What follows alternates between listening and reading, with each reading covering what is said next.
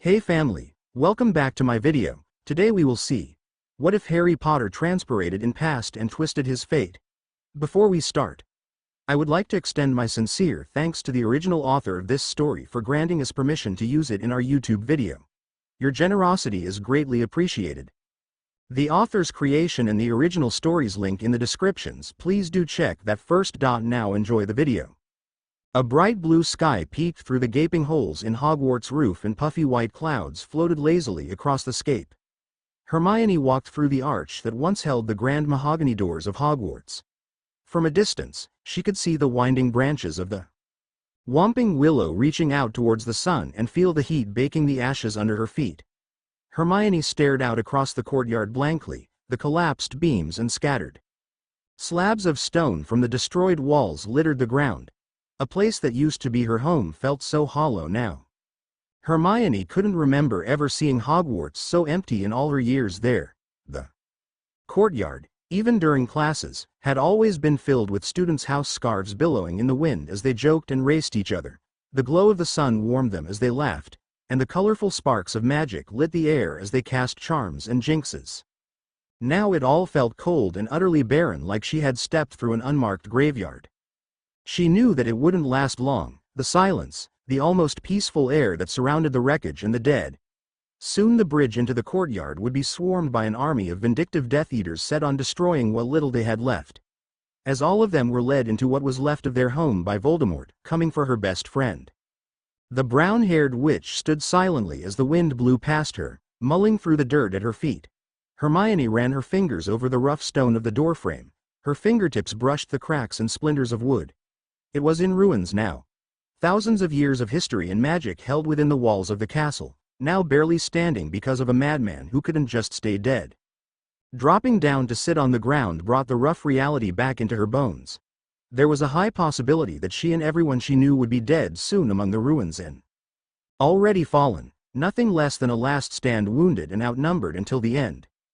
Bringing her knees to her chest, Hermione noticed the torn holes in her jeans and bloodied and scraped skin of her knees underneath. It seemed like such an insignificant injury while surrounded by the remains of her home and the bodies of her friends and fellow Order members. She wrapped her arms around herself tightly, trying in vain to keep out the unwelcome warmth of the summer day. She didn't think the cobblestones should be covered in the blood of innocents, and she hated that the breeze carried the unmistakably heavy stench of dark magic and unforgivables. Her eyes watered and she expected tears to roll down her face, but nothing came. Hermione stayed quiet, watching nothing in particular and feeling a gnawing emptiness in her chest. She blinked, and behind her eyes, there was the voice, his voice playing in her head. I know that many of you want to fight, some of you may even think that to fight is wise, but this is foolish.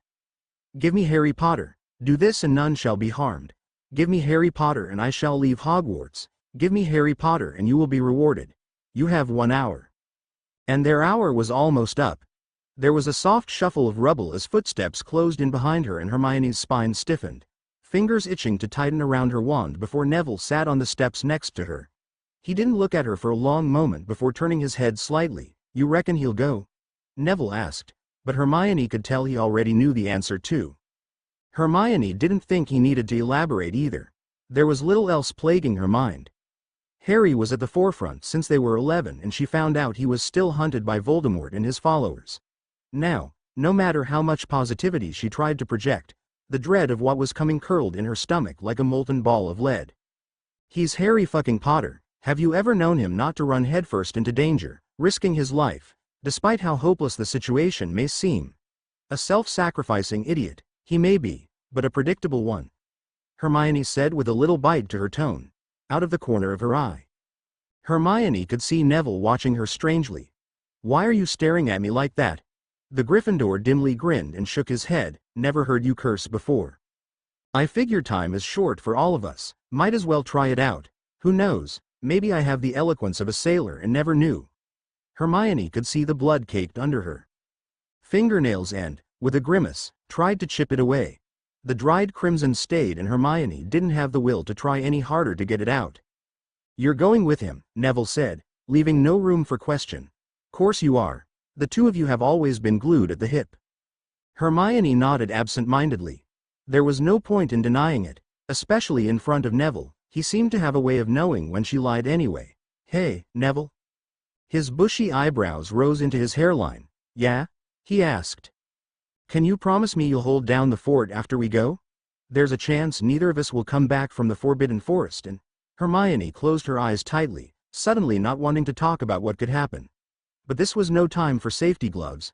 Peering up at him, Hermione whispered, "We'll do whatever we can over there, but, well, I wouldn't want anyone else to keep this place together.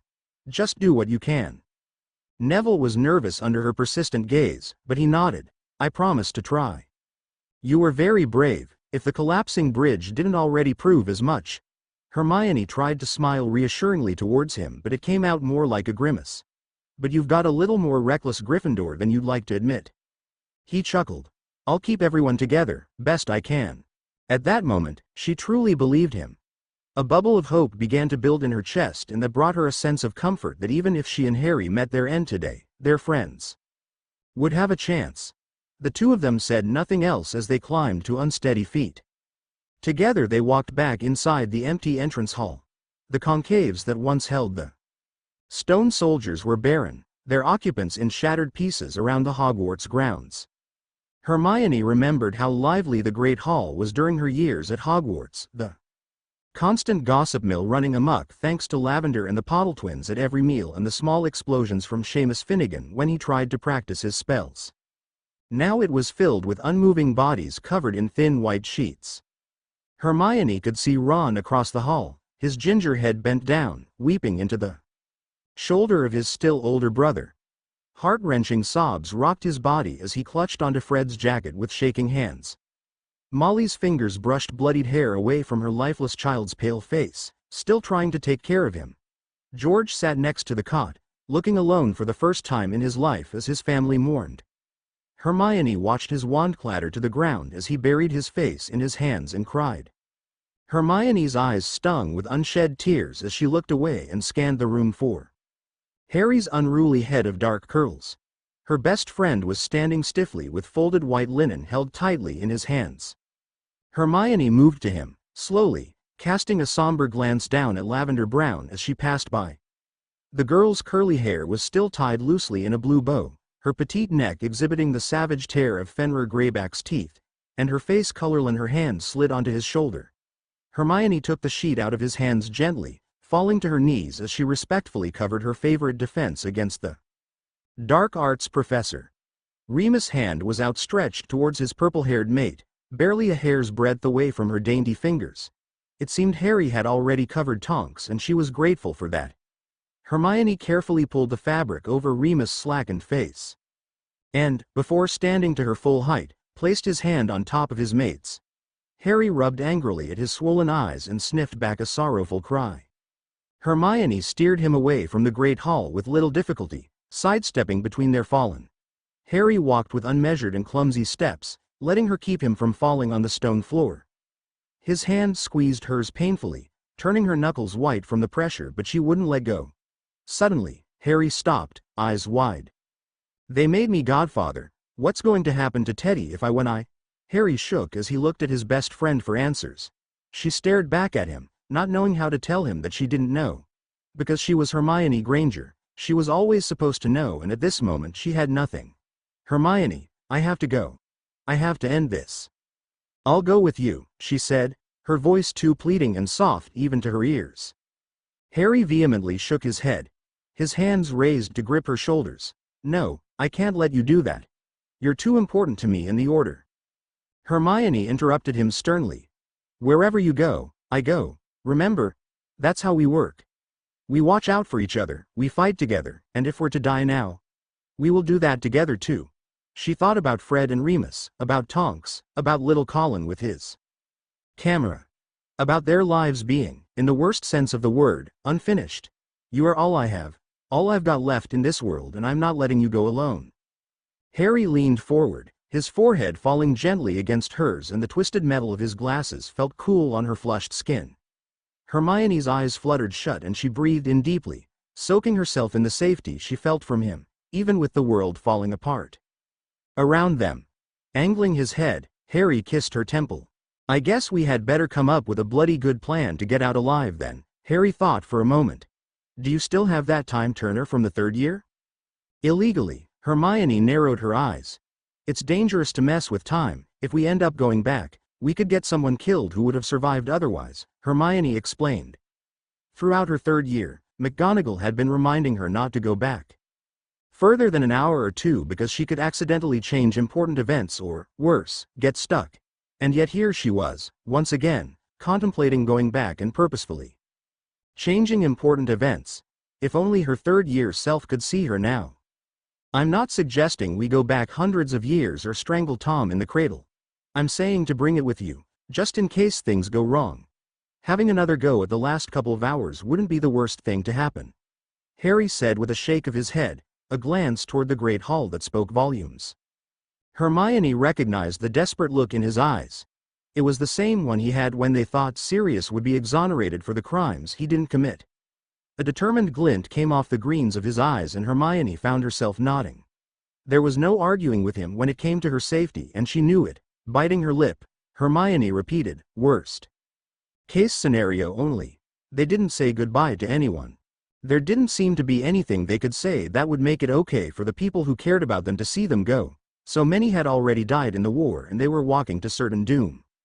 Hermione didn't want to see the sadness grow behind Ron's eyes as he tried to choose between staying with his grieving family and going with his best friends into the Forbidden Forest, especially after the Horcrux hunt. Whether it was right or not, making this choice for Ron was an unspoken decision Hermione and Harry agreed on. Avoiding groups of wandering survivors, Harry and Hermione took the steps two at a time towards Hermione's sanctuary, the library. The books were scattered over the ground, ripped pages floated on the breeze as the floor-to-ceiling windows were shattered on the hardwood floor.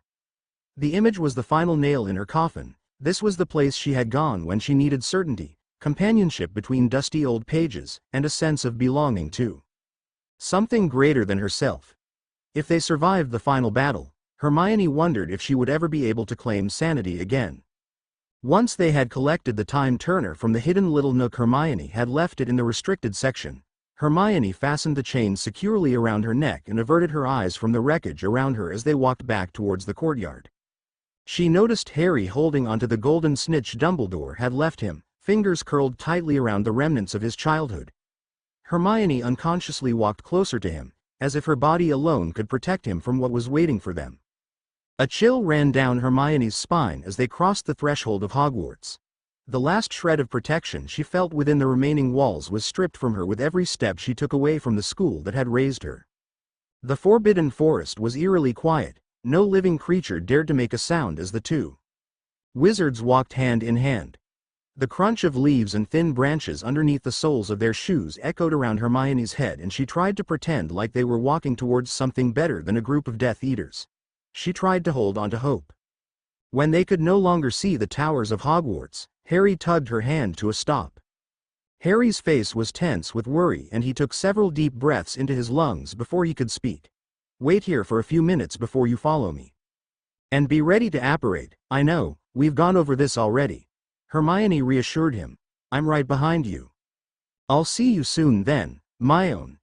Harry disappeared in the underbrush without another sound and Hermione snuck behind him a few moments later. There was a hum of energy in the air, dark and ominous, leaving goosebumps along her arms. Hermione ducked lowly, the soft ground almost touching her knees, as she watched her best friend linger at the edge of the clearing. The fear she felt for him was almost alive, breathing and growing beneath her skin.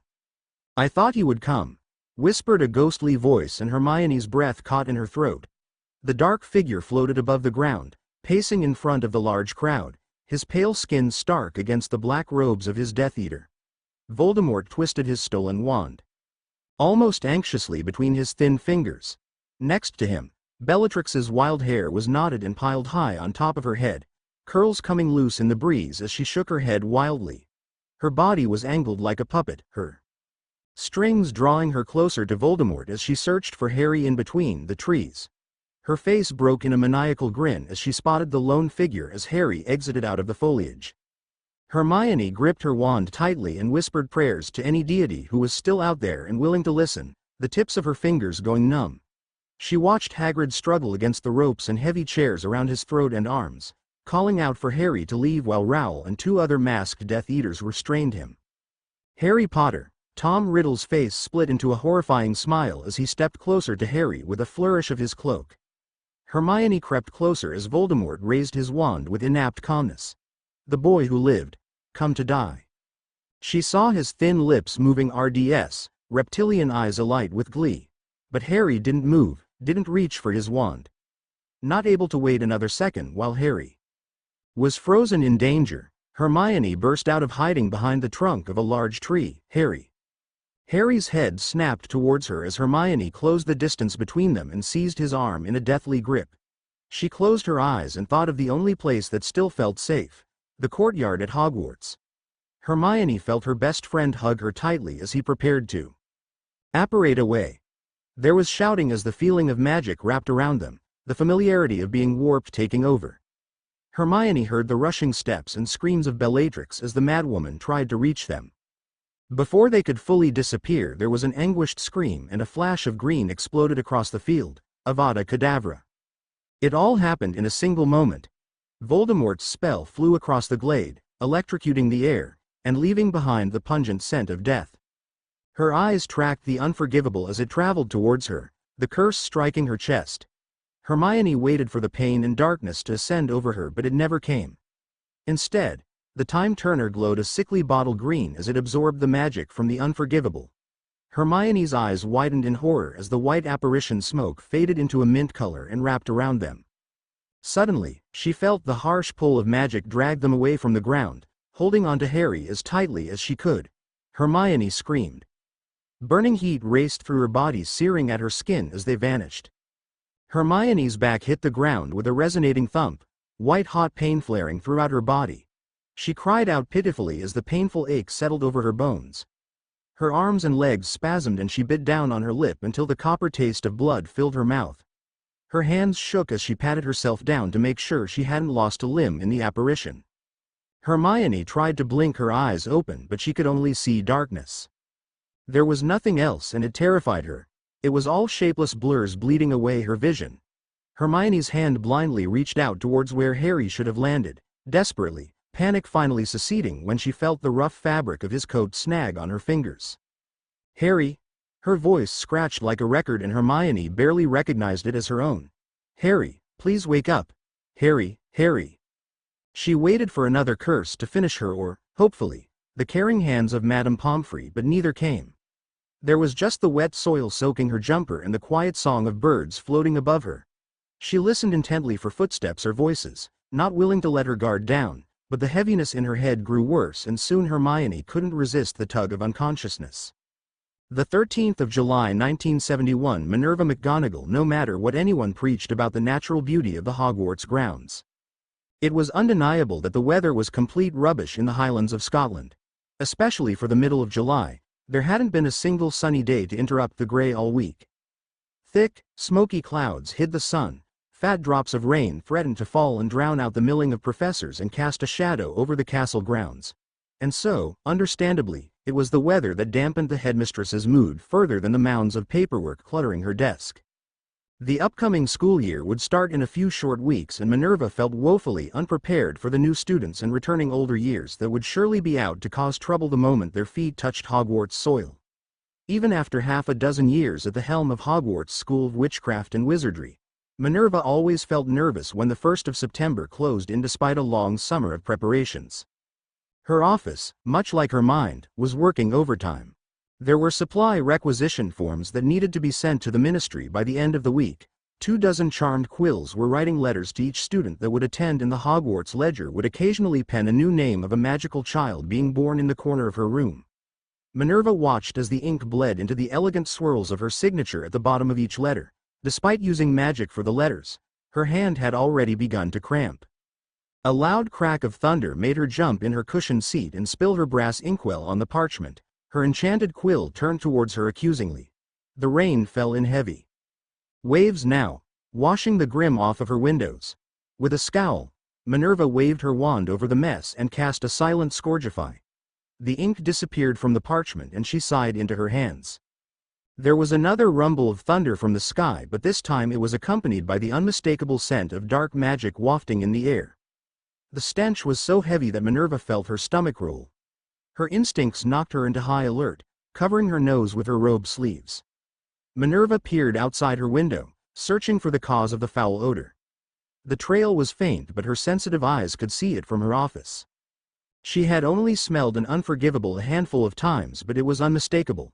She hurried down the stairs, passing the Phoenix and running to the nearest staircase leading outside. Minerva was grateful that this hadn't happened with vulnerable first years or curious older years at the school. Small mercies, indeed. Minerva held her wand at the ready as she walked faster towards the dense forest.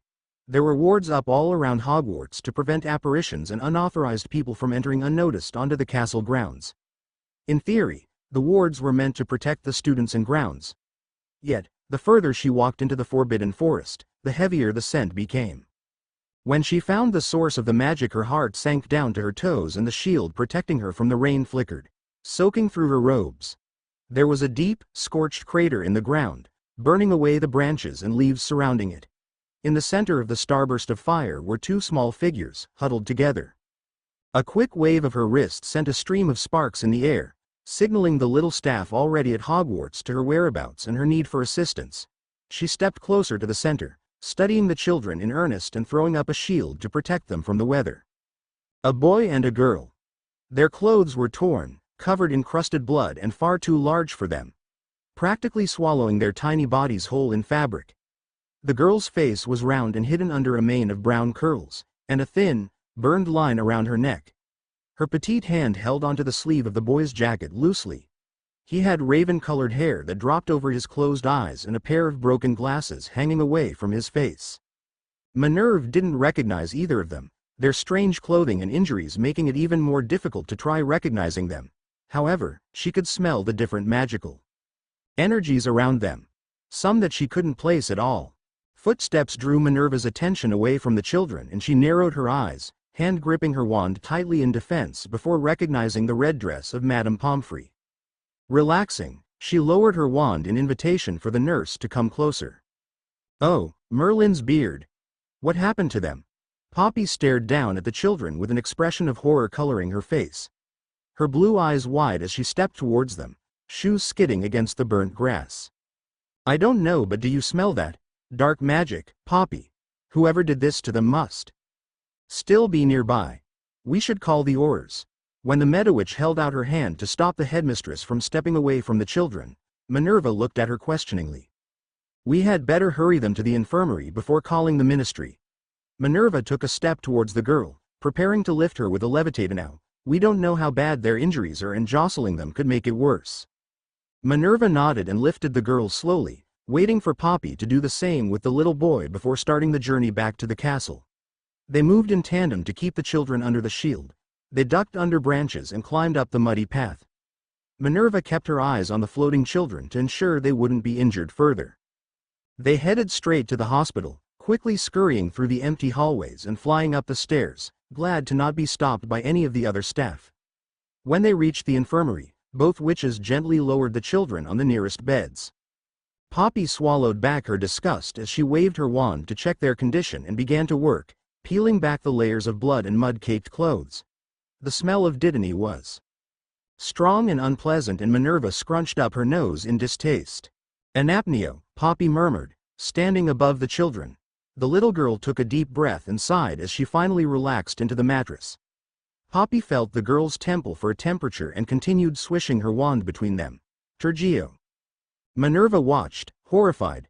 What could possess someone to hurt innocent children so badly, and how did the two of them end up on the Hogwarts grounds? The 14th of July 1971. Hermione Granger. Hermione's eyes fluttered open, sun rays shining into her eyes. Cringing away from the light, she glanced around the familiar hospital wing with a sigh of relief. She recognized the lumpiness of the bed and she could smell the Skele-Gro floating in the air. Hermione couldn't remember anyone saving them from Voldemort or carrying them out of the Forbidden Forest after her apparition failed, but looking around the brightly lanterned hospital, the sheer relief of being somewhere safe started to fade. The last time she had been in the hospital it had been covered in wounds and the stench of potions and spells was thick enough to make her eyes water. But as she looked around, all Hermione saw were the empty cots littering the room, none of them being put to use. There were no moans of pain, No hurried steps as potions were carried between patients and no violent stench of blood. Just the crisp, clean sheets of the beds. Jolting bolt upright in the bed, Hermione felt dizzy as she looked around for Harry. Panic ate away at her chest when she couldn't spot him immediately. Harry had to be there with her. If he wasn't, then that would mean he was. She froze. Hermione refused to think what it would mean if he wasn't lying in a hospital bed next to her. Hermione felt too weak to get out of the bed fully, but her eyes were alert and searching as she forced herself to stay sitting up. Finally, her chocolate eyes landed on a small boy twisting on the bed next to hers. Short legs kicked at the wool blankets as he turned, restlessly, in his sleep. A groan escaped him and Hermione drew closer on instinct. When she pulled away the fabric from his face, Hermione gasped, loud enough to draw attention to herself. Harry was there, but he wasn't the Harry she was expecting to see laying there. In the traditional sense, he was all there. Unruly dark hair, an angry scar on his forehead, granted it was more faded than she had ever seen it, and a slight frown pulling his mouth even as he slept. Except it wasn't the 18-year-old soldier that dozed away in front of her, it was the 11-year-old boy she had met on the Hogwarts Express all those years ago. With the sudden and unexpected realization that her best friend had somehow reverted to a first year again, Hermione desperately tried to find her wand or a mirror to look at herself. Anything that could provide her with a reflection. Before she could find either, she spotted the well-dressed witch in the doorway, staring at her imploringly. Sighing in relief, Hermione sat back against the metal headboard of her bed. She felt the calming presence of her favorite transfiguration professor settle over her. "Professor McGonagall, thanks sirs you're here, what's happening?" she asked. "I was hoping you could tell me that, miss." Worry sunk into the young girl in the hospital bed and she shook her head in confusion. When she didn't feel the weight around her neck, Hermione reached up to grasp the time turner in her chubby hands. Horrified when she found nothing but the air in its place and felt the sharp sting as her fingers touched a fresh burn line around her throat, she pulled her hand away. "Granger. Hermione Granger," she replied quietly, eyes downcast. "Miss Granger, I'm sure you understand my uncertainty concerning this situation. You appeared out of thin air, injured, and we had to rush you and your friend here before we lost you." Minerva furrowed her brows as she continued to look at Hermione. "Now I realize you know who I am, but I don't recall ever meeting you before." "Yes, Professor. I do believe that Harry and I have made quite a mess of things. I don't know how to even begin to explain." Hermione started, not wanting to wake the sleeping boy next to her with her hysterically rising voice. Godric knew how long it had been since he could sleep in an actual bed without worrying about Death Eaters finding him. "Miss Granger," her former transfiguration professor pressed lightly, "please try. We were fighting Voldemort in May of 1998. Minerva looked at her quizzically and Hermione felt her eyes water. "We were in the Forbidden Forest and I tried to apparate us away to safety, but I think the killing curse must have hit my time turner and..." She choked on a wayward sob before she could stop herself. "Then I woke up here, like this." "Voldemort is only a story to scare children." Minerva raised a knowing eyebrow when Hermione vehemently shook her head. McGonagall rubbed the bridge of her nose while she mulled over the story. "Am I right to assume that you are not actually an 11-year-old then?" "No, ma'am, I'm 18. We found this next to the two of you." Minerva pulled a broken snitch out of a pocket in her robes. The ball had a deep gash melted towards the hollow center. On the surviving side, there was a text that Hermione could barely read. She made out the words, "I open at the close," in neat script. "Do you know what it means?" Shaking her head, Hermione handed the little Quidditch memorabilia back. "No, it was a gift to Harry from a friend. Left to him in Dumbledore's will," she added mentally and filed it away for later. Harry stirred and Hermione watched him as he carefully pushed himself up on his elbows, gaping at his fingers and miniature hands in the process. When his eyes finally found hers, he blinked several times, taking in the 11-year-old girl he had met so long ago. Harry gaped at his best friend. "I'm either dreaming or the afterlife is a lot weirder than I was led to believe. I do believe a more accurate explanation of your situation would be that you traveled back in time and found yourself as a younger version," McGonagall offered as Harry tried to assess the situation properly. "Although I suppose if this was the afterlife, it would be quite strange indeed." "How far back have we gone?" Hermione asked quietly, not entirely sure she wanted to know but needing the information anyway. What year is this, Professor? 27 years, I believe. Give or take a couple of months. Hermione and Harry exchanged worried looks before glancing back at Professor McGonagall. Harry collapsed back onto the mattress with a resigning sigh. It is currently July of 1971. Hermione remembered Sirius talking about the best years of his life, the years the Marauders and Lily had attended Hogwarts. Back in Grimmauld Place. They had all started Hogwarts in September of 1971, he had said. Hermione could practically see the wheels turning in Harry's head as he tried to accept what was happening to them. She could feel a low buzz of excitement would see his parents, Sirius and Remus again, alive and well. Something came to her attention then, chewing on her lip. Hermione frowned. Professor, we have nowhere to go. Neither of us has been born yet and won't be for almost 9 years. Harry looked over at her, his green eyes widening at the same realization. What do we do? I had a brother, Robert. His children would be about your age now. I suppose you could take their place and stay here with me until you find your way home. I have a contact at the Ministry that can resolve the problem of identification and such. At their questioning looks, McGonagall waved a dismissive hand. Robert and his family perished several years ago. No one will question it. Thank you, that's very kind of you, Professor. Are you sure we won't be a burden on you? Hermione smiled gratefully. Minerva McGonagall had always been a good person in Hermione's time, but it seemed she was extraordinarily kind and selfless even before. Which shouldn't have come as a surprise to anyone who knew her. You cannot call me, Professor, any longer. You're to be my niece and nephew. It's Aunt Minerva to both of you. Their newly surrogate aunt said with a kind smile curling at her lips. You'll have to go by my family name, of course. Harry and Hermione McGonagall, we finally get to be siblings legally, Harry said with a teasing smile playing on his face as he continued to try and adjust in the uncomfortable bed. Harry had always been her brother, even if they didn't share a last name until this bizarre moment. After some deliberation, they decided several characteristic changes were necessary to make sure that James and everyone else wouldn't notice the family resemblance. Hermione squeezed Harry's hand as Minerva waited patiently for him to be ready. Harry touched his black hair lovingly for a second before bowing gently to expose his head to Minerva's wand, the dark strands turning a honey caramel shade that matched Hermione's. He pulled at the locks before pushing them away from his face and dropping back into the pillow with a huff. Hermione tried not to close her eyes as the wand pointed towards her.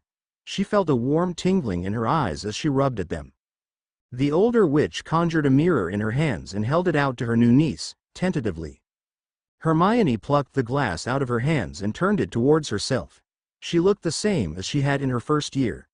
Untamable hair that sprung every which way, olive skin, and wide eyes.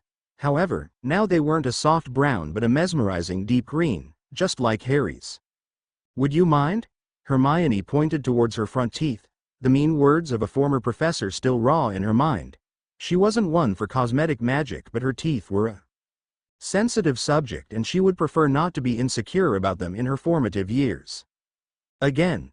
Minerva raised a questioning eyebrow but nodded primly and Hermione felt her gums burn for a second. I'll leave you two to become adjusted.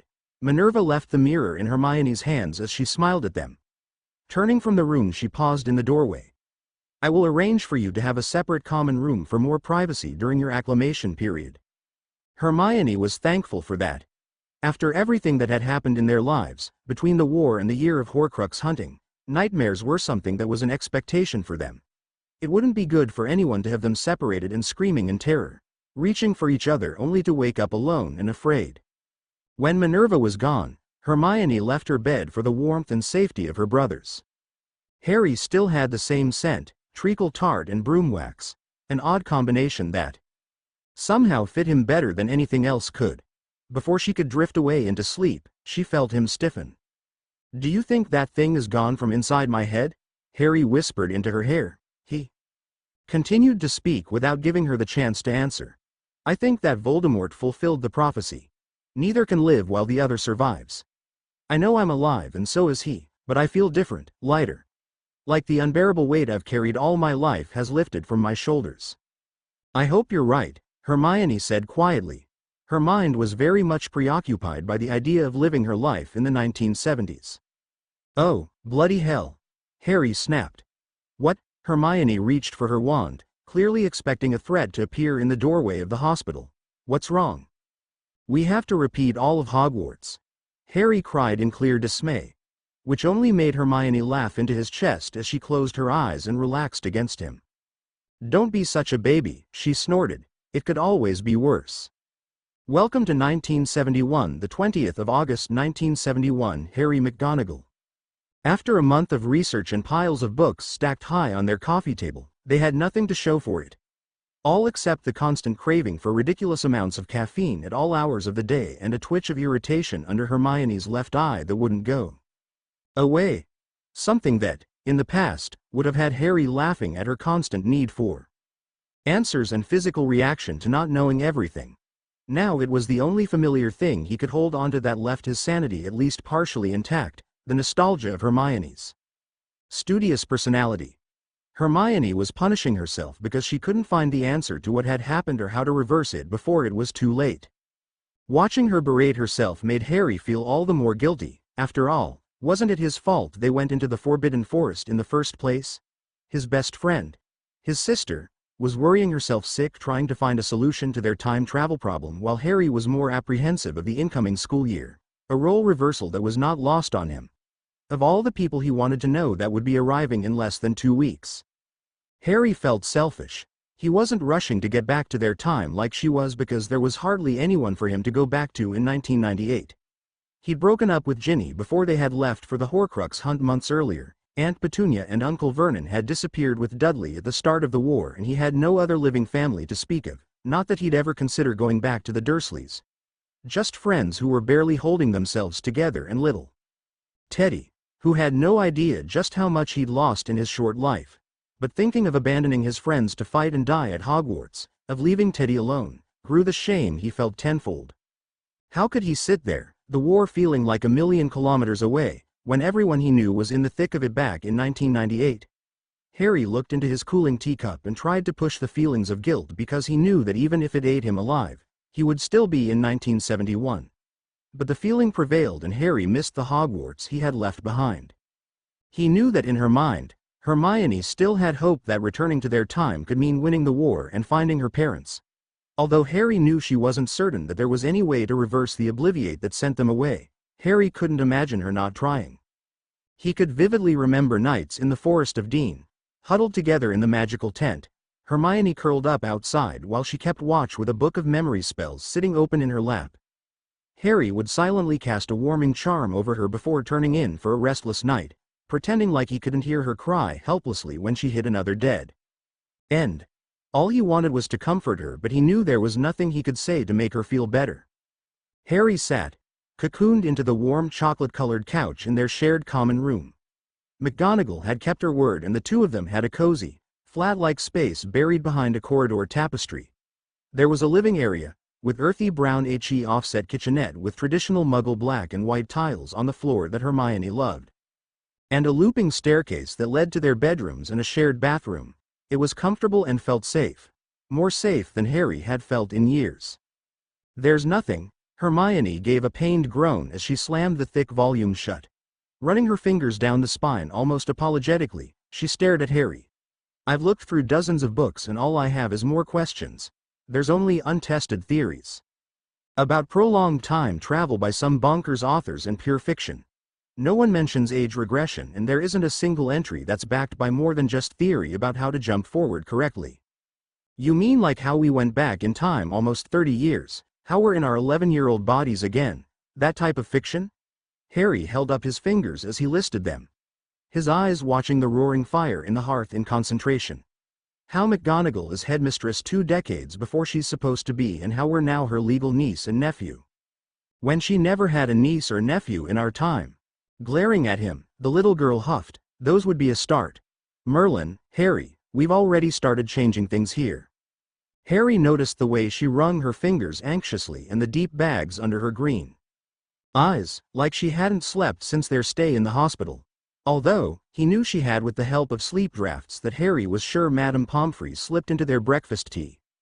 A forgotten croissant was pushed away from her, Pieces flaked and picked off like an uninterested little bird. They had spent enough of their lives together for him to recognize the signs of her exhaustion. "You should eat something." Harry nodded at the pastry with hopeful eyes. Hermione waved him away as she reached for another book instead. Movements sluggish and shaken as she recoiled from the small plate he tried to place in her hands. "Please, my own. Don't call me that," she snapped suddenly. Her eyes widened when she faced his shocked expression. Pulling at a loose thread in her sweater, Hermione softly said, "I mean, I don't know what I mean. I'm sorry, just don't call me that anymore. It upsets me." Chewing on his lip, Harry smiled reassuringly. He and Ron had started calling her my own during their early years at Hogwarts, and it had caught on with their other friends and the Weasley family. People they may never see again, at least not in the way they knew them in 1998. He could understand why she wouldn't want to be reminded of the life they had left behind. Harry made a mental note to avoid calling her by the painful nickname. He'd think of something else, something new but just as special. "How are you holding up with all of this?" she asked, her mothering instinct kicking in. "I can't imagine how hard this must all be for you, knowing that your parents and Sirius are alive." Hermione paused, looking at him with wide, apologetic eyes. "I'm sorry. It's all right. I haven't been able to not think about it. I get to meet them and talk to them. I can play Quidditch with my dad and Sirius. I can go to Hogsmeade with Remus and my mum." Eyes sparkling as he thought about all the things that were possible for him. "This time they're real and not just a production of the Mirror of Erised or a dream I can wake up from. I can be with them." Hermione nodded with understanding before she looked at him with worry. Shaking her head, she pushed aside the thick books. "You aren't thinking about changing the future to prevent everything that's going to happen, are you?" Standing up from the couch in a rush, Harry tried to keep his voice down. "Of course I am. How could I not be? We may not want to admit this, but we were losing the war, Hermione. Half of Wizarding Britain was in ruin when we left. A demented tattoo artist was having a field day killing Hogwarts students by the dozens, and everyone we care about was gone.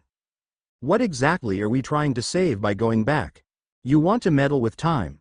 What if we end up erasing ourselves from the future, or we make it worse? We could create a paradox that swallows up our entire existence." Jumping up from her own seat, Hermione waited for Harry to deny her accusation, but when he didn't, Hermione pulled his pacing body to a stop. "Running into action without thinking through all the possibilities is what got us in this mess in the first place. We need to think everything through. No, Voldemort is what got us in this mess. Now we have a chance to save my parents and my godfather and Remus and countless other lives, to destroy his horcruxes and prevent his rise to higher power altogether." Harry looked at her with renewed hope, something she hadn't seen on his face in a very long time. "We can do this, Hermione. We change things, then what? Where do we even start? Who do we tell about the future?" Hermione asked before softly grimacing. "What if we get erased? It's a risk we have to take. Too many lives are at stake not to try." Hermione nodded her agreement, but inside she was screaming.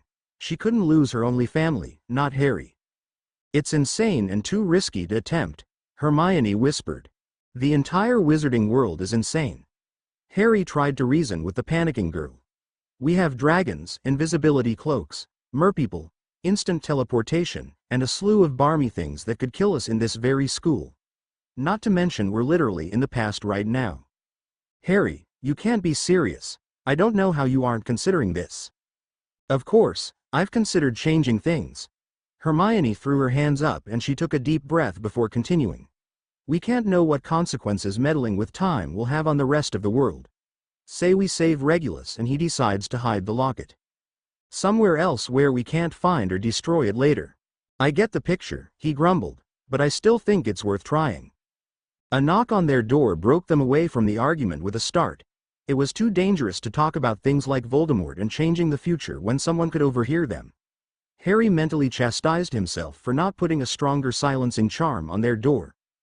Picking her wand off the table, Hermione followed behind Harry as he headed to the door, a disarming spell at the tip of her tongue. She visibly relaxed when the door swung open to reveal Minerva. "I'm not interrupting anything, am I?" the headmistress asked with her eyebrows curiously raised. "I apologize for not stopping by sooner this week. I've been busy preparing for the school year. So many letters to send and staff to oversee before the students get here." "Not at all," Harry lied almost convincingly. "What can we do for you, Professor?" At McGonagall's stern look, Harry blanched and corrected himself quickly. "Aunt Minerva." Harry felt an odd sense of relief that she still had the same ability to scare him with a single look that she did when he was actually 11. What a funny thought that was. Harry stepped aside from the doorframe as Minerva swept inside the room, scrutinizing eyes following the scattered papers and open treatises. "I see you've been looking into your current situation more in depth," she said, clearly amused by the overwhelming amount of texts. "Find anything interesting?" "I'm afraid there's been little success," Hermione conceded. "It has been brought to my attention that you need school supplies and the correct sets of robes for the coming year. I thought perhaps that the three of us could take a trip to Diagon Alley today and get whatever it is you need." Their aunt offered kindly. Eyeing the wand hanging loosely between Hermione's fingers, she smiled. "We aren't going to make a stop at Ollivander's then?" "Actually, I need to get a new wand. IT1. Harry looked down at Draco's wand and quickly looked away to avoid the memories that came with their time in Malfoy Manor. Subconsciously he glanced at the unblemished skin of Hermione's inner arm, trying to find the disgusting slur and relaxing when he saw nothing but her unblemished skin. After Minerva practically threatened to glue their mouths shut if they continued to argue with her about galleons, it was decided that she would be paying for everything they needed, as she was their family and their guardian now, she'd said. Together the three of them stepped through the flow in their common room and found themselves walking through the leaky cauldron. The two children were distracted by the sight before them. Diagon Alley was more colorful and alive with noise and color than Harry remembered ever seeing it. Bright shop signs hanging over the doors, announcing themselves as a place to buy sets of quills, brooms or textbooks for Hogwarts classes. Young first-year students hung onto their parents' hands as they walked quickly between stores, taking in the view with large eyes. They all pointed at merchandise windowsills and dragged laughing parents to look at baubles and trinkets. He wondered when the magic of Diagon Alley had worn off for him. Harry remembered the first time he had been here, with Hagrid, to collect his supplies after his 11th birthday. It was so long ago in his mind that everything seemed like a dream, hanging in the back of his head where the little remnants of his childhood wonder remained. Hogwarts and being away from the Dursleys for months were the most important things to him at the time. Now he knew better than to let himself be wrapped up in the beauty of magic. Because there was a darkness coming and Harry was determined to stop it this time around, before it spread too far. No matter what Hermione told him, there was no world where he couldn't try to save the people he loved from their fates. They moved from shop to shop, picking up pewter cauldrons, telescopes, glass files and every book on the list. Much to Minerva's surprise, Hermione flipped through the pages to make sure there weren't any drastic differences from the ones she had memorized. Harry just rolled his eyes and told her that it was, in fact, like that every time they went into Diagon Alley together. Their aunt was beyond pleased to know that they were both talented in Hogwarts subjects, Hermione more so than her brother, and had an interest in continuing their studies of choice after graduation. Harry as an Auror and Hermione as a professor. Aunt Minerva left them to be seized for their robes, needing to take care of some headmistress business, equally as important and secretive of a task. Harry waved to his best friend as they were separated into a boys' and girls' section of the fitting room, which still didn't make any sense to Harry since they were getting the exact same robes, but he was never one to nitpick. Harry sighed while Madame Malkin's assistant pinched and pinned the black clothes over his legs. Harry ran his hands through his hair, not able to hold his eyes over his own reflection for too long. He missed his dark hair, it had always felt like a piece of his father with him. And it was a bit on the frightening side to see oneself as a child again. "Don't touch that, you rotten child," a woman's screech came from the front door. Harry's head snapped up, afraid that he had accidentally pushed something over in his distracted state. In the mirror he saw a pinch-faced woman and her son walking through the door. It took him a moment to realize why he had been so alert when he heard the voice. He would recognize that screeching anywhere from his time at Grimmauld Place. Her onyx hair flowed freely down her shoulders, an elegant curl at the end, and several tendrils having turned gray. She wore expensive robes, glinting jewelry caught his attention before he continued to study Walburga Black. She didn't have as many wrinkles or anger spots on her face as the painting in 12 Grimmauld Place did, although her horrid shrieking was still as Loud and unpleasant. At least this time she wasn't going on about pureblood superiority and cursing his family. Harry almost didn't notice the short boy standing by his mother's side, hands clasped tightly in front of him as he avoided looking at anything that wasn't his shoes. A black fringe covered his forehead and he blew it lightly out of his eyes. Harry stared at his godfather, an 11-year-old boy who looked scared of his mother instead of outwardly rebellious. He had a round face, still slightly pudgy, but Harry knew he would outgrow it. His midnight-colored hair was unnervingly messy, just like the man Harry remembered. He wondered if Sirius had always simply enjoyed the quiet rebellions throughout his childhood. Sirius had talked about Walburga a handful of times while hiding out in Grimmauld Place, never once calling her his mother, and right now, Harry understood exactly why. Walburga was not a kind woman, let alone mother to him. She didn't move to comfort her jittered child or stop glaring at him as he quietly apologized for touching a colorful vase by the front desk. "Wait for Madame Malkin right there." Walburga pointed at an ottoman next to the platform Harry stood on. "And don't cause any trouble or else you'll find out what happens to misbehaving children." She pushed him in the direction of the seat and Sirius followed, without a word. When his mother disappeared through the door, presumably to find Orion and Regulus or do some shopping of her own without her eldest, Harry turned to his future godfather eagerly. It was so strange to see the haunted man Harry knew in his teens as a young boy, not troubled by the deaths of his best friends and imprisonment in Azkaban. Even after the verbal lashing from his mother, he looked more alive than Harry ever remembered seeing him. Harry held out his hand as he whispered, "Hello, I'm Harry McGonagall." Sirius Black. The boy shook his hand, a small smile curling his lip, and Harry noticed the redness on the back of his fingers. Likely from a hit with his mother's purse. "McGonagall, like the headmistress of Hogwarts? Are you a first year too?" Harry nodded, wondering if there was a scale of oddity for his life and where this encounter would rank if he were to ever write it all down. "She's my aunt." "What house do you think you'll be sorted in?" Harry asked with a hidden smile. Sirius looked bashful, but a frown twisted his face. "I'll be sorted into Slytherin." "Where do you think you'll end up?" "Gryffindor."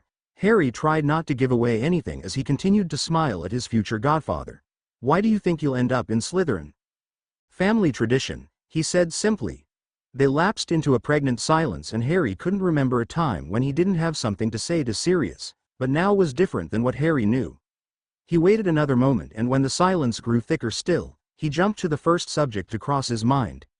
"Did you hear that the Bulgarian team is trying to make it to the World Cup this year?" Sirius snorted, tense shoulders dropping. "Ruddy job they've been doing this season. No chance for them to even see the World Championship Cup, let alone take it home." He relaxed as Sirius did. They talked about Quidditch for a while, who their favorite players were and the best plays they've seen. Harry kept up as best as he could since the majority of his Quidditch knowledge was years away. He didn't have to try very hard to keep Sirius talking. The boy came alive the longer they talked.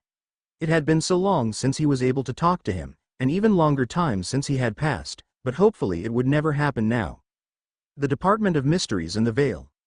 Harry would get to talk to Sirius whenever he wanted now. "Are you almost finished?" Hermione called out from behind him, a large bundle of folded summer and winter robes, and he spotted the second boy. Harry saw her face twist in confusion before she identified the dark head of Sirius. "Oh, hello there." Harry watched his godfather sweetly smile and wave at the petite girl. Thinking quickly, he introduced the two of them. "Sirius, this is my twin sister, Hermione." "It's really nice to meet you, Sirius." Hermione held out her hand towards him, trying to balance the clothes in the other. Sirius shook her hand gently, before pulling it up to his lips to kiss her knuckles and repeated her sentiment. Harry was well on his way to being shocked. Sirius in their time was sarcastic and crass. The boy he had met today was quiet and talked back politely. Harry wondered if his attitude would change once he met James and Remus or if it was hidden somewhere inside, waiting to be given the freedom in Gryffindor to do as it pleases. "Do you have any siblings?" Hermione asked politely. Even though both she and Harry knew that he did. This time around Harry would make sure that Sirius had the chance to protect his brother from the Dark Lord and make amends for their mistakes with each other. Harry wondered if there was something he could do to create his own protection over the Black brothers. "I do. His name is Regulus. He's a year younger than me, so he won't be at Hogwarts until next year. But he's great, the quiet sort though." Sirius grinned as he thought about his younger brother, and Harry's mind solidified in his promise to keep Regulus safe in any way. "Does he like Quidditch too?" Harry asked, his tone making it clear that it was a deal-breaker if Regulus didn't feel the same love for the sport that he and Sirius do. Sirius shrugged. "Not really, he loves flying and watching though. Sometimes I think that when he gets on a broom he'll never come back down." His voice was tinged with affection. Hermione's brows scrunched up and Harry recognized it as her thoughtful expression. Her face lit up and Sirius smiled back sheepishly. "So I suppose that makes you the Quidditch star and him your #1 fan, then?" His godfather nodded quickly before inclining his head to the side, blinking his eyes before speaking clearly. "I'm not sure, I don't really like Quidditch." Harry blanched. He remembered talking to Sirius about his time on the Gryffindor Quidditch team with his dad. It was one of the things that still made Sirius smile after his time in Azkaban. It was his favorite thing to write to his godfather about when he was away at Hogwarts, besides his parents. "What?" he gasped. Sirius laughed, throwing his head back freely. "I'm only joking. I love it. I'm planning on trying out for my house team as soon as I'm able." Harry breathed out a sigh of relief and waved his hand frantically in front of his face. Soundlessly. Hermione stared at him oddly, then turned back to Sirius with a playful scowl. "Way to go. You almost gave my brother a heart attack." "Apologies, mate." Sirius clamped his hand over Harry's shoulder in a show of comfort. The boy turned towards the curly-haired girl, his eyes crinkling as he smiled at her. "Hermione, do you like flying and Quidditch too?" Harry snorted, rolling his green eyes. "She's terrified of brooms." "I am not scared of brooms. I'm scared of falling hundreds of meters to my death off a bloody broom." Hermione stomped her foot childishly, turning her nose up at her brother.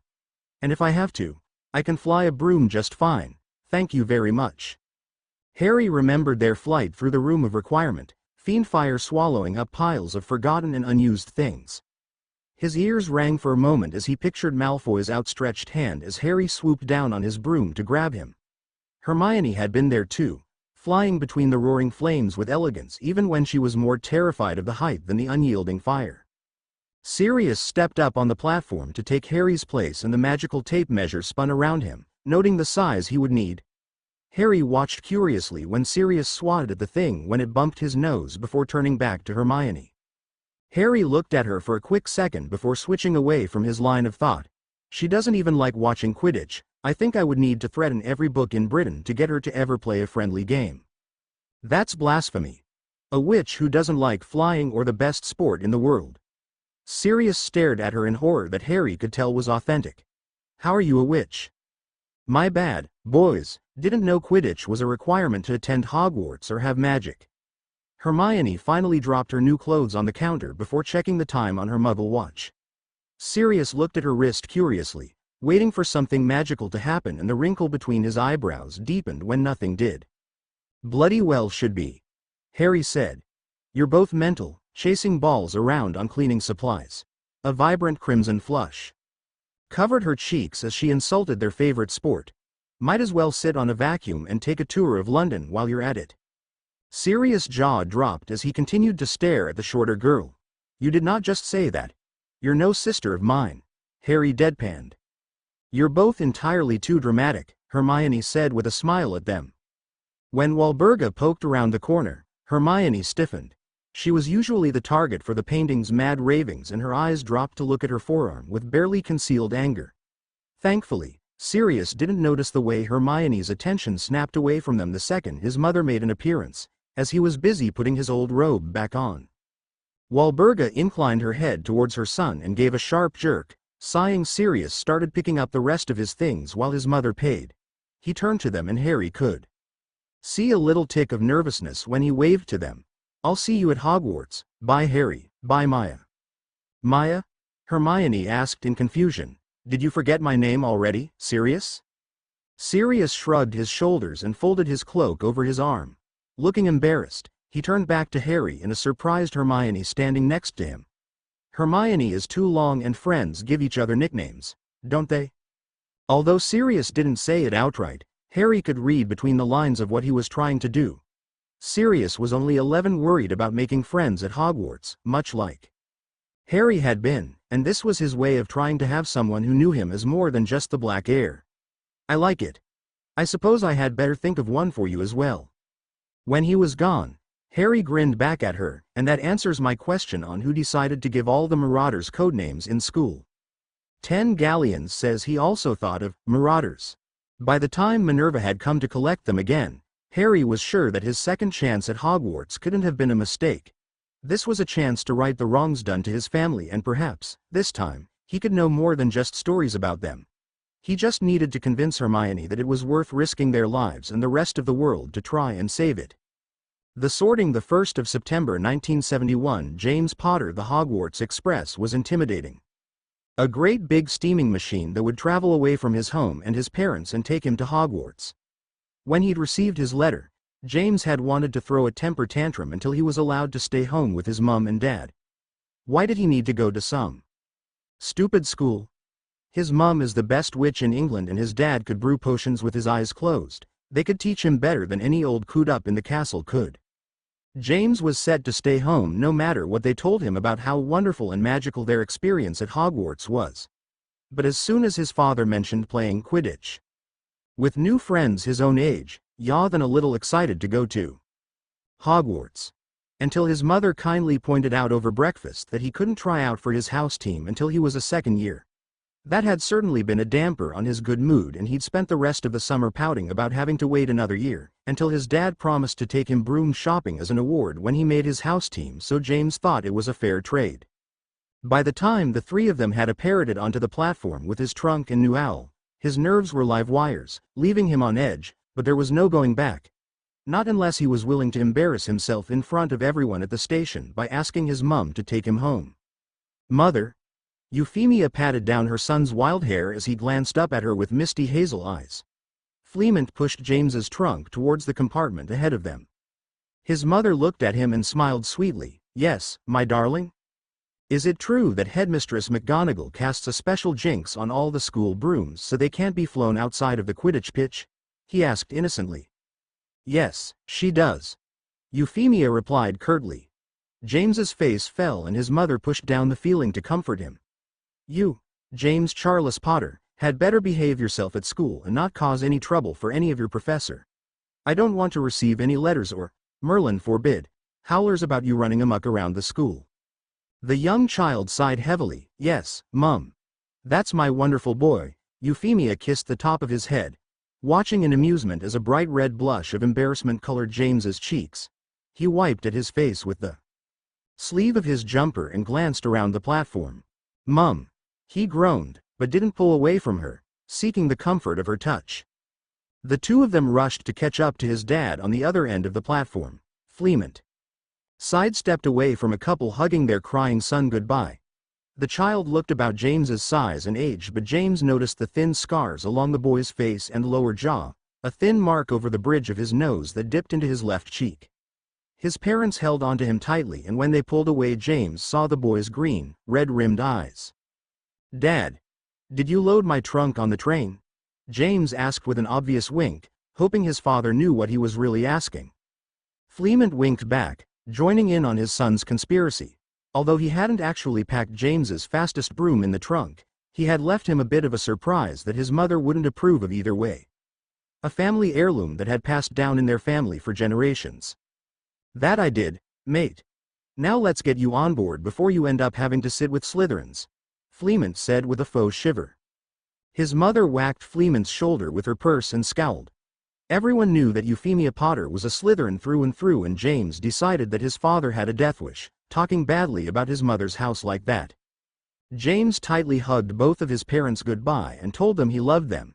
He tried not to cry because he refused to start his first day among his Hogwarts peers while crying, but the burn in his eyes wouldn't go away.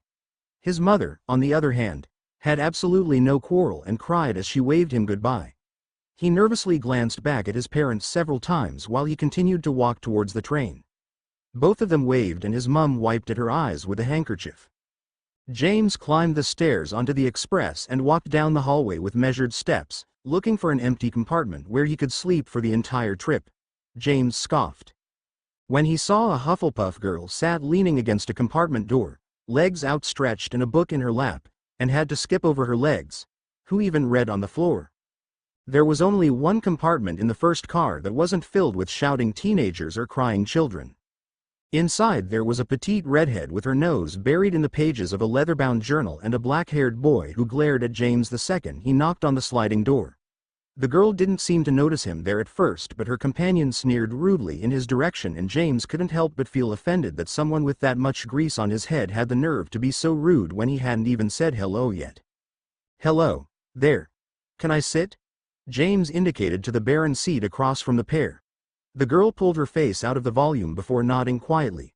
She had the most beautiful bottle green eyes he had ever seen, and her hair was long and slightly curly and the most brilliant shade of fiery red. She reminded James of the mermaids Muggles described in their storybooks. "What's your name then?" snapped the boy next to her. "James Potter. And you are?" He tried to stay polite in front of the pretty girl who sat across from him. James didn't want to be mean to her friend, or worse, lower himself to the Git's level unless the greasy-haired boy kept being rude to him. Then all bets were off. She pointed to herself and then her friend, introducing both of them with a lovely smile that made James's heart beat faster. "I'm Lily Evans and this is Severus Snape." "It's nice to meet you," he smiled back, although in all honesty, James wasn't all that pleased to meet the boy next to her. He seemed to have a permanent scowl on his face and an allergy to good hair maintenance. "Excuse me," said a new voice from the door. "Do you mind if I sit with you guys? Everywhere else is full." When the occupants of the room didn't oppose his request, the boy walked inside and sat next to James. He held out his hand. "I'm Sirius Black." Severus rolled his eyes at the new occupant, likely knowing how famous the Black family was in the wizarding world and not being all that impressed by Sirius.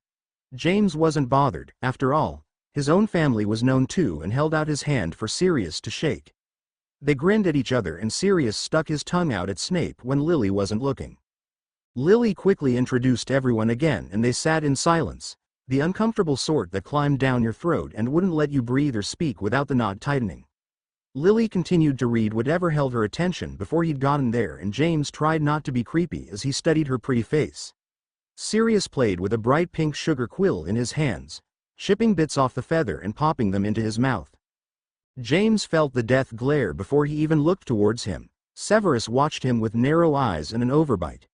Sirius looked between the boys curiously and asserted himself next to James, showing his loyalty between the two of them. Clearly the other boy felt like something was off with Snape as well.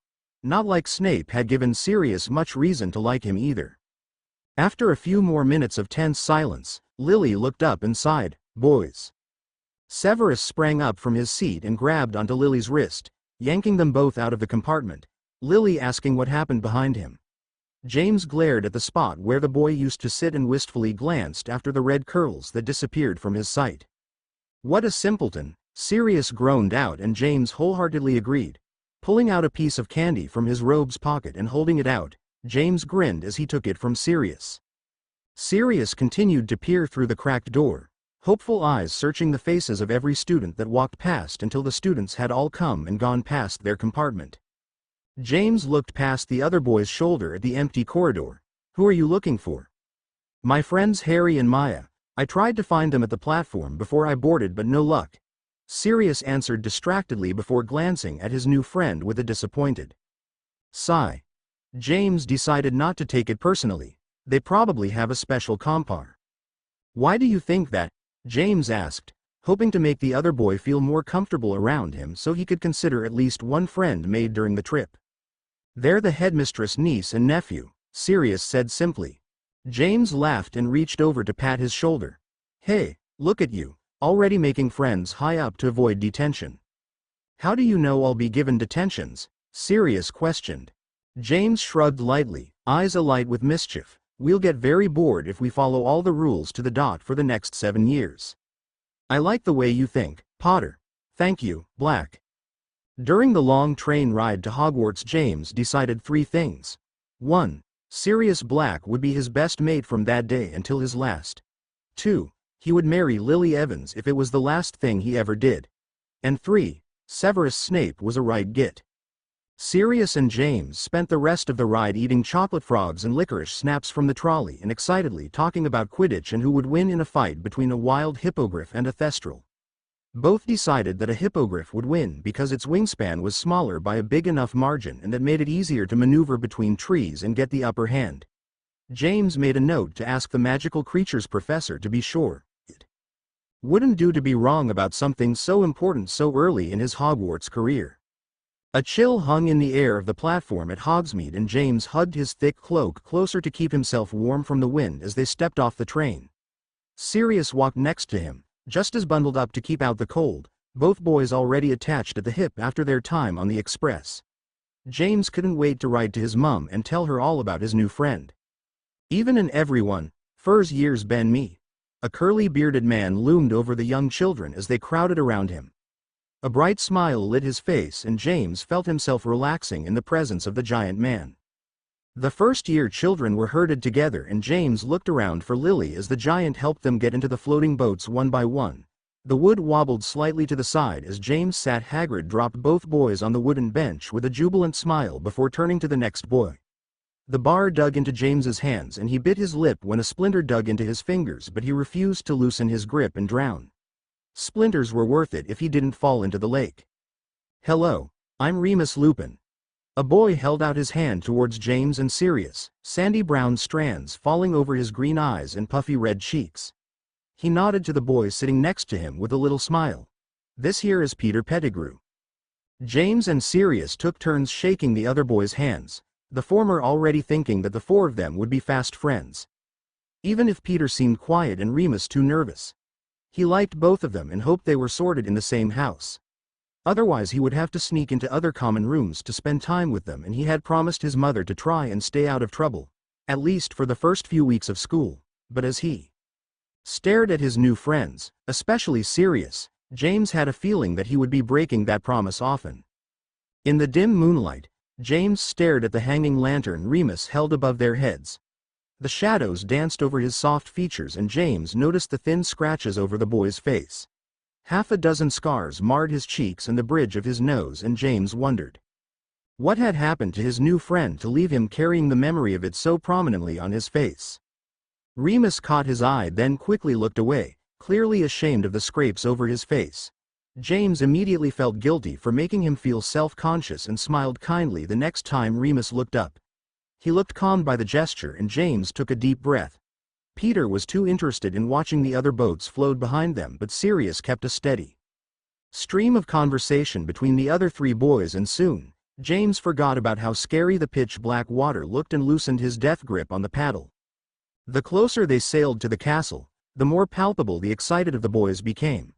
James didn't know why he'd been so scared to come here in the first place. It seemed stupid now that he'd wanted to miss out on all of this to stay home, as the bubble of excitement continued to grow in his stomach. By the time they climbed out of the boats, he felt like he was bursting at the seams. Looping his arm around Sirius' neck, James pointed to the door, onward to the castle. "You're so weird, mate." But Sirius rushed to the door with him nonetheless, doing a terrible job of hiding his own excitement at finally being at Hogwarts. Remus pulled Peter by his wrist out of the boat and the pair of them rushed after them. "James, Sirius, wait for us." James bounced on his heels, his cheeks feeling like they're about to split from his smile as the two boys finally caught up with them. Hagrid waited until all the first years had gathered at the door, squinting his eyes as he looked over them to make sure no one was missing or sick by the shore, before leading them towards the Great Hall. James, Sirius, Remus and Peter right at the front of the group. Harry watched the magical boats wade over the black water, moving closer to the boathouse at the end of the castle grounds with trepidation. He had already met 11-year-old Sirius and thought it had gone well, but he had no idea what to do when he met his parents for the first time. It had seemed so easy to open his mouth and start a conversation about Quidditch with his future godfather that day, safely tucked away in the robe racks where Death Eaters in Azkaban couldn't touch them, because it had been something they already shared in the future, and it was a comfortable place for Harry to start. In the 2 hours or so he had spent with Sirius, Harry had felt more weightless than he had in a very long time. But the more time that passed since their meeting, the more Harry started to feel the importance of what they were trying to do. Sirius' life, Harry's entire family, was in his hands. He wanted that shy boy in Madame Malkin's to grow up into his sarcastic and snappish personality. Harry wanted Sirius to grow up without living almost half his life in a cramped prison cell being tortured by Dementors for a crime he didn't commit. He wanted Sirius to know his brother was a hero who loved him and died fighting against Voldemort. Harry needed to focus on stopping Voldemort before it was too late, and that meant there could be no distractions. Harry knew that at this time Lily would still be best friends with Severus, while James would still think of Peter as a brother. Both of which were issues he needed to handle, and Harry didn't want to think about what both of those men would go on to do in the future. The betrayal and the blood that would haunt them for years to come. That still haunted Harry. Hermione had agreed to try and change time, for him. He knew that. He'd argued with her until she refused to hear anymore, but she wouldn't budge. Until, one night, Harry had fallen asleep in their common room while she was having afternoon tea with Minerva, exhausted and emotionally drained. He couldn't remember what he'd dreamt about, only that when he'd woken up his throat was raw and Hermione was sitting on the corner of the sofa next to his head. She was crying and slowly reached to brush his hair away from his sweaty forehead. "Okay," she had whispered. "We'll try." Harry hadn't asked what she'd seen in him that day that had changed her mind. He was just happy he wasn't alone. Harry turned back to the little boats. Peter and Severus would be part of the change they were attempting. Whether that meant ensuring they wouldn't turn to Voldemort or ending them before they could cause irreversible damage, Harry wasn't sure. There would be a time when he would consider killing someone, but when he thought of Sirius in Madame Malkin's, he knew he could do it if it came down to it. Hermione leaned over the metal railing, her eyes intently following the boats as they docked into the small boathouse next to the castle. Harry shakily reached towards his sister's hand, intertwining their fingers and squeezing tightly. Maya rubbed soothing circles on the back of his hand. "They'll be coming in soon. We should head to the stairs and meet them there," Maya said, feet firmly planted and unmoving despite what she had said, patiently waiting for him to be ready. Wouldn't want to make Aunt Minerva upset by disappearing on her on the first night. Harry nodded and let himself be pulled along. They reached the stairs to the great hall just as the first years did from the other end of the hall. Harry looked up at the familiar stone soldiers that lined the walls and tried not to remember those soldiers laying in chunks all over the courtyard in their version of 1998. "Welcome to Hogwarts," McGonagall said sternly to the clumps of waiting students. "Now in a few moments you will pass through these doors and join your classmates, but before you can take your seats you must be sorted into your houses. They're Gryffindor, Hufflepuff, Ravenclaw and Slytherin. Now while you're here, your house will be like your family. Your triumphs will earn you points, any rule breaking and you will lose points. At the end of the year, the house with the most points is awarded the House Cup." Harry hadn't told their aunt who his parents are, but it had slipped out once that they were part of the 1971 first-year students. It wasn't that he didn't trust her, it was more about what would happen if he and Maya ended up screwing up the timeline and suddenly there was no Harry Potter. Or, Merlin forbid, no love between James and Lily Potter. Sirius stood next to James and Remus with a look of unease, and Harry remembered how his godfather had been treated because of his Hogwarts house sorting. His gray eyes filtered around the room until they landed on Harry and Maya. He smiled broadly and tried to wave them towards the already forming group of Marauders. Harry's fingers tightened almost painfully around Hermione's as he watched his father and godfather wrestle, Remus telling them to calm down before they hurt or embarrassed themselves. Peter stood to the side and patted Remus' arm consolingly when he couldn't get the other two to stop playing around. Harry averted his gaze from the scene and he felt Maya's confused eyes settle on him, but she didn't question him. He appreciated how accepting his sister was when it came to his feelings about anything from disliking his tea to standing a handful of steps away from his very much alive father. She could tell that he wasn't ready and she didn't push him into anything. It was why he loved her so much. Hermione was always there to support him. "There you two are. I was getting worried that you'd gone and abandoned me to the first years alone." Hermione felt her brother jump as Minerva's hands landed on each of their shoulders, steering them away from the rioting children as they clambered into the great hall. "I'm sorry, Aunt Minerva, we got carried away watching the boats dock," Harry mumbled, not looking into her knowing cat-like eyes. Minerva left them at the foot of the stairs. "Don't make a habit of being late, little ones." They quickly nodded as they stood at the front of the crowd of nervous first years. "There. Was something surreal about standing underneath the hovering candles and waiting to decide which house would be your home for the next 7 years. The sorting hat was eagerly placed on a stool in the center of the raised platform that led to the professor's table, every eye in the great hall was glued to the ratty hat as it opened its rough, fabric mouth and began to sing. "Try me on and I will tell you where you ought to be. You might belong in Gryffindor, where dwell the brave at heart, their daring, nerve and chivalry, set Gryffindor apart. You might belong in Hufflepuff, where they are just and loyal, those patient Hufflepuffs are true, and unafraid of toil. Or yet in wise old Ravenclaw, if you've a ready mind, where those of wit and learning will always find their kind. Or perhaps in Slytherin you'll make your real friends. Those cunning folks use any means to achieve their ends." The hall erupted in cheers from professors and students alike as the song came to an end. Hermione and Harry clapping along with the other first years. They listened and watched as several witches were called to the front of the room in alphabetical order, each going to a different house. Sirius Black. Minerva read out from the enchanted parchment in her hands, her eyes searched out the anxious face of Sirius and, when she found him, nodded towards the stool. Harry caught James giving him a reassuring shoulder squeeze and his heart warmed at the friendship already nestled between them. Sirius moved through the other students waiting to be sorted. His legs scissored up the steps in quick successions. Harry could see his curled fists in the sleeves of his robes. When the boy sat on the wooden seat and the hat was placed on his head, there was a hum from the brown fabric. Harry watched Sirius' eyes squeeze shut as he breathed in sharply. Sirius' nose was scrunched as he kept his eyes closed and waited for the decision that would change his life to be called out. Harry looked towards the Slytherin table. As he expected, the group looked bored and waiting for Sirius to join them, an inevitability in their eyes. A head full of white blonde hair drew his attention. Lucius Malfoy had always looked like the type of person who liked to drink his morning pumpkin juice in a crystal champagne flute. But there was something different about him now that Harry couldn't understand. Perhaps it was the age, but his face portrayed clear unenthusiasm while his body was pivoted towards Sirius with keen interest. Gryffindor. Sirius almost fell off the chair as he rushed off the platform and to the table under the red and gold lion banners. Thunderous applause came from 3 of the tables. The 4th only gave a courteous clap and whispered among themselves.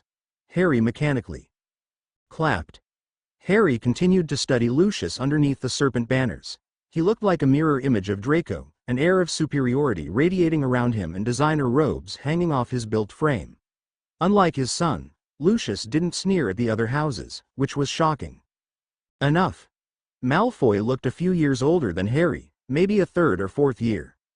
Hermione and Harry waited, holding hands like they really were children again, hoping that their mere presence hadn't changed the timeline already. Sirius was where he should be, 3 more to go. A little part of Harry hoped that Peter wouldn't be sorted into Gryffindor, if only to have one less person to worry about. Lily and Remus both took the lion mantle with pride, happily accepting the congratulations from their new family as they sat. Sirius continued to look shocked to be anywhere other than the green and silver sea of purebloods across the room, no matter how many other students were sorted into their houses. And while he kept his mouth shut, Harry could see the joy bubbling under the surface. "Harry McGonagall," Minerva said with more than a little pride in her voice. Up until that moment Harry hadn't really thought about whether or not he would end up in the same house as last time. A lot had changed since his original sorting almost 7 years ago. He had been betrayed, tortured and a fugitive for long months. He had fought in a war and seen both friends and enemies die. What if his place wasn't among the brave anymore? What if this time he wasn't meant to be anywhere? The hat barely grazed his brown hair before it shouted, "Gryffindor." Pleasantly surprised, Harry sat at the very edge of the table. The stool, her back stiff and face impassive. He remembered a time when she had confided in him that the sorting hat almost placed her in Ravenclaw. And, if anything, she was even smarter and more inquiring than the last time she was 11. Could you be a lion or an eagle? Harry saw the mask flicker to reveal her insecurity. So many interesting things inside your head, little traveler. Better be Gryffindor. He breathed in a sigh of relief when she rushed to sit down next to him with a small smile. Both Harry and Hermione took calming breaths when Peter sat gingerly next to Sirius. Harry crushed her hand as he tried to control the anger coursing through him. Soon after, James joined the future Marauders and it was suddenly too much for Harry to handle. Seeing them all sat there, together, unknowing of all the tragedy that would befall them. Severus Snape. Lily turned in her seat to stare at her friend as he climbed the stairs in quick steps. Harry noted his father's already present frown. The hat plopped down on Snape's head and shouted, "Slytherin." A moment later, Sirius growled at the green table when they cheered obnoxiously loud for Snape before turning back to their individual conversations, and James leaned over to see Lily's disappointed expression more clearly. After the last of the first years were sorted, the feast began. James and Sirius pushed food towards Remus, and Harry realized that the two of them had already taken the werewolf under their wings, committed to taking care of him whether he did or didn't want them to. Remus laughed into his arm when Sirius placed an entire apple pie on his plate. James passed Lily the salt with a smitten little smile. Harry watched them laughing over their plates, and suddenly it was too much. "Do you want to get out of here?" Harry said slowly to his sister, picking at the dinner roll next to his plate without appetite. "I'm not that hungry, and well, it's just getting to be too much all at once." His head began to swim and the fork slipped between his fingers and dropped to the table as his hands shook. Hermione knew him well enough to know when he needed help without asking up front. "Yeah, let's go to the astronomy tower and take a breather. There's too many ghosts in here." Harry looked at her gratefully, and together they stood from the table. Several of their classmates shot them confused looks, and Sirius stared at them with his eyebrows raised.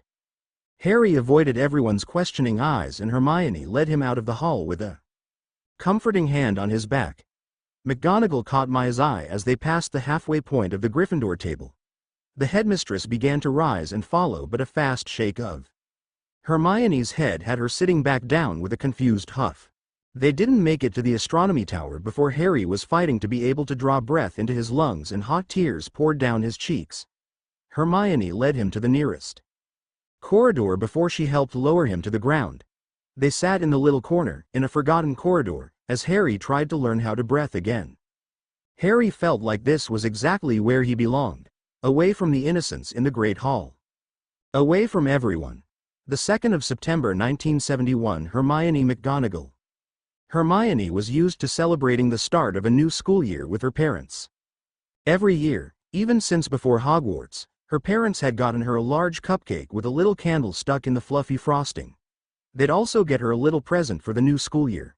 It was usually a book she had been eyeing all summer, or a new autumn jumper to keep her warm at Hogwarts. It was one of her favorite traditions with her parents, and it was exceptionally hard this year without them. Knowledge, Hermione found, could be precarious. The first time her best friend had ever had a panic attack, they were 13, and the Daily Prophet had printed, "Mass murderer Sirius Black had just escaped from Azkaban." They were on the way to divination of all things. After it was over, they didn't talk about it. Even Ron had dropped the subject without question. Last night had been different than that.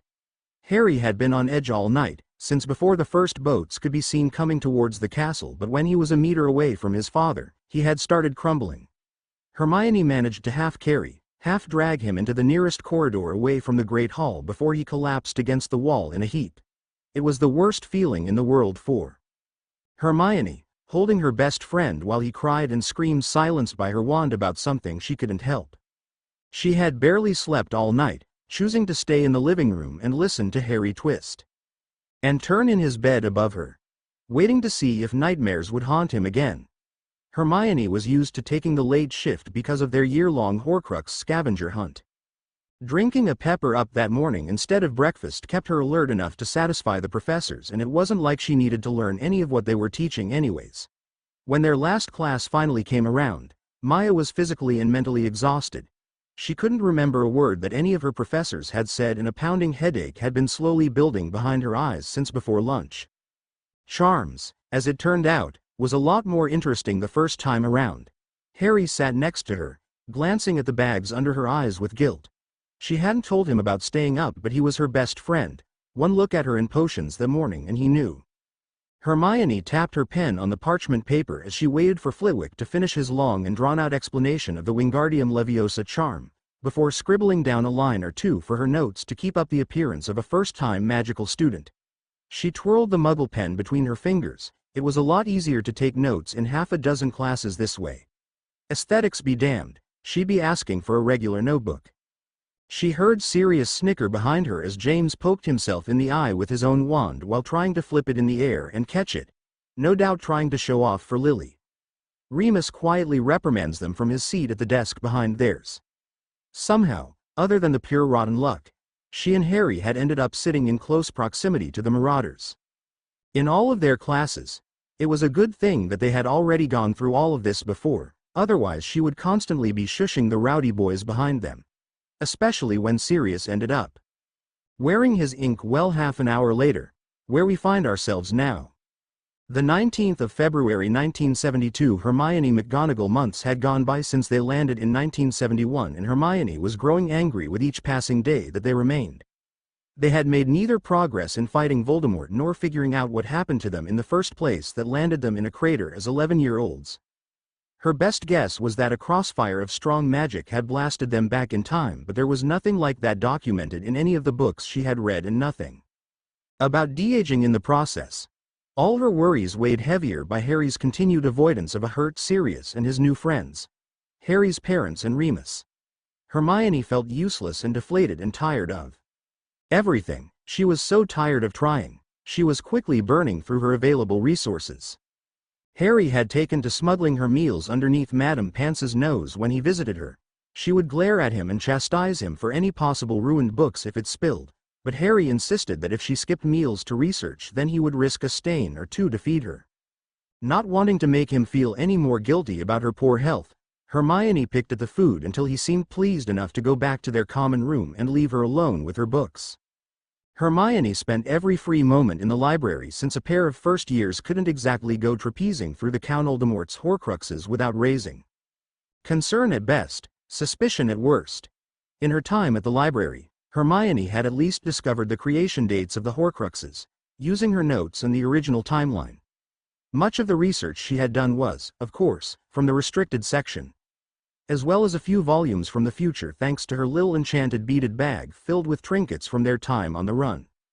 Hermione had found her magical bag in Hagrid's possession back in January. As it turned out, the fickle accessory had come loose off her shrinking body and been flung out into the woods for Fang to find after their whirlwind trip.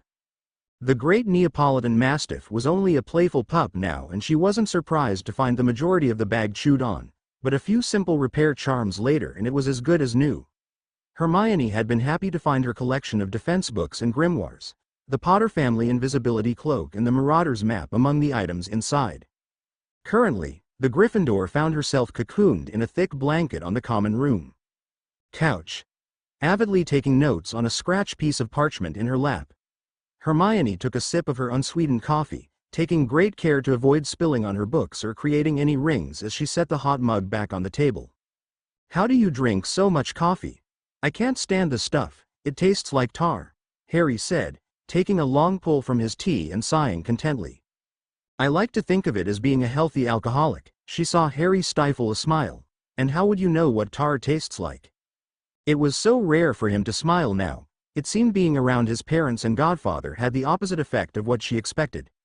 Harry was awkward around them. Even after the day in Madame Malkin's with Sirius, he couldn't spend prolonged periods of time with them.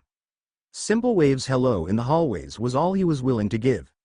Hermione hadn't expected him to be inseparable from them, but she did think Harry would be more excited to be with them. "There's nothing healthy about the amount of caffeine you ingest daily." Hermione shrugged his jabs away with a roll of her eyes. "You know there's more caffeine in tea than there is in coffee. So between the two of us, you're the one with the problem." "I'm English," Harry said. "Unlike some people, I'm drinking in the name of our people." "You're being ridiculous." In all seriousness, digging in between the pages of her The Tales of Beedle the Bard copy, Hermione pulled out a blank parchment. Waving her hand over it she cast a silent apparicium to reveal the concealed list. She held out the paper towards her best friend.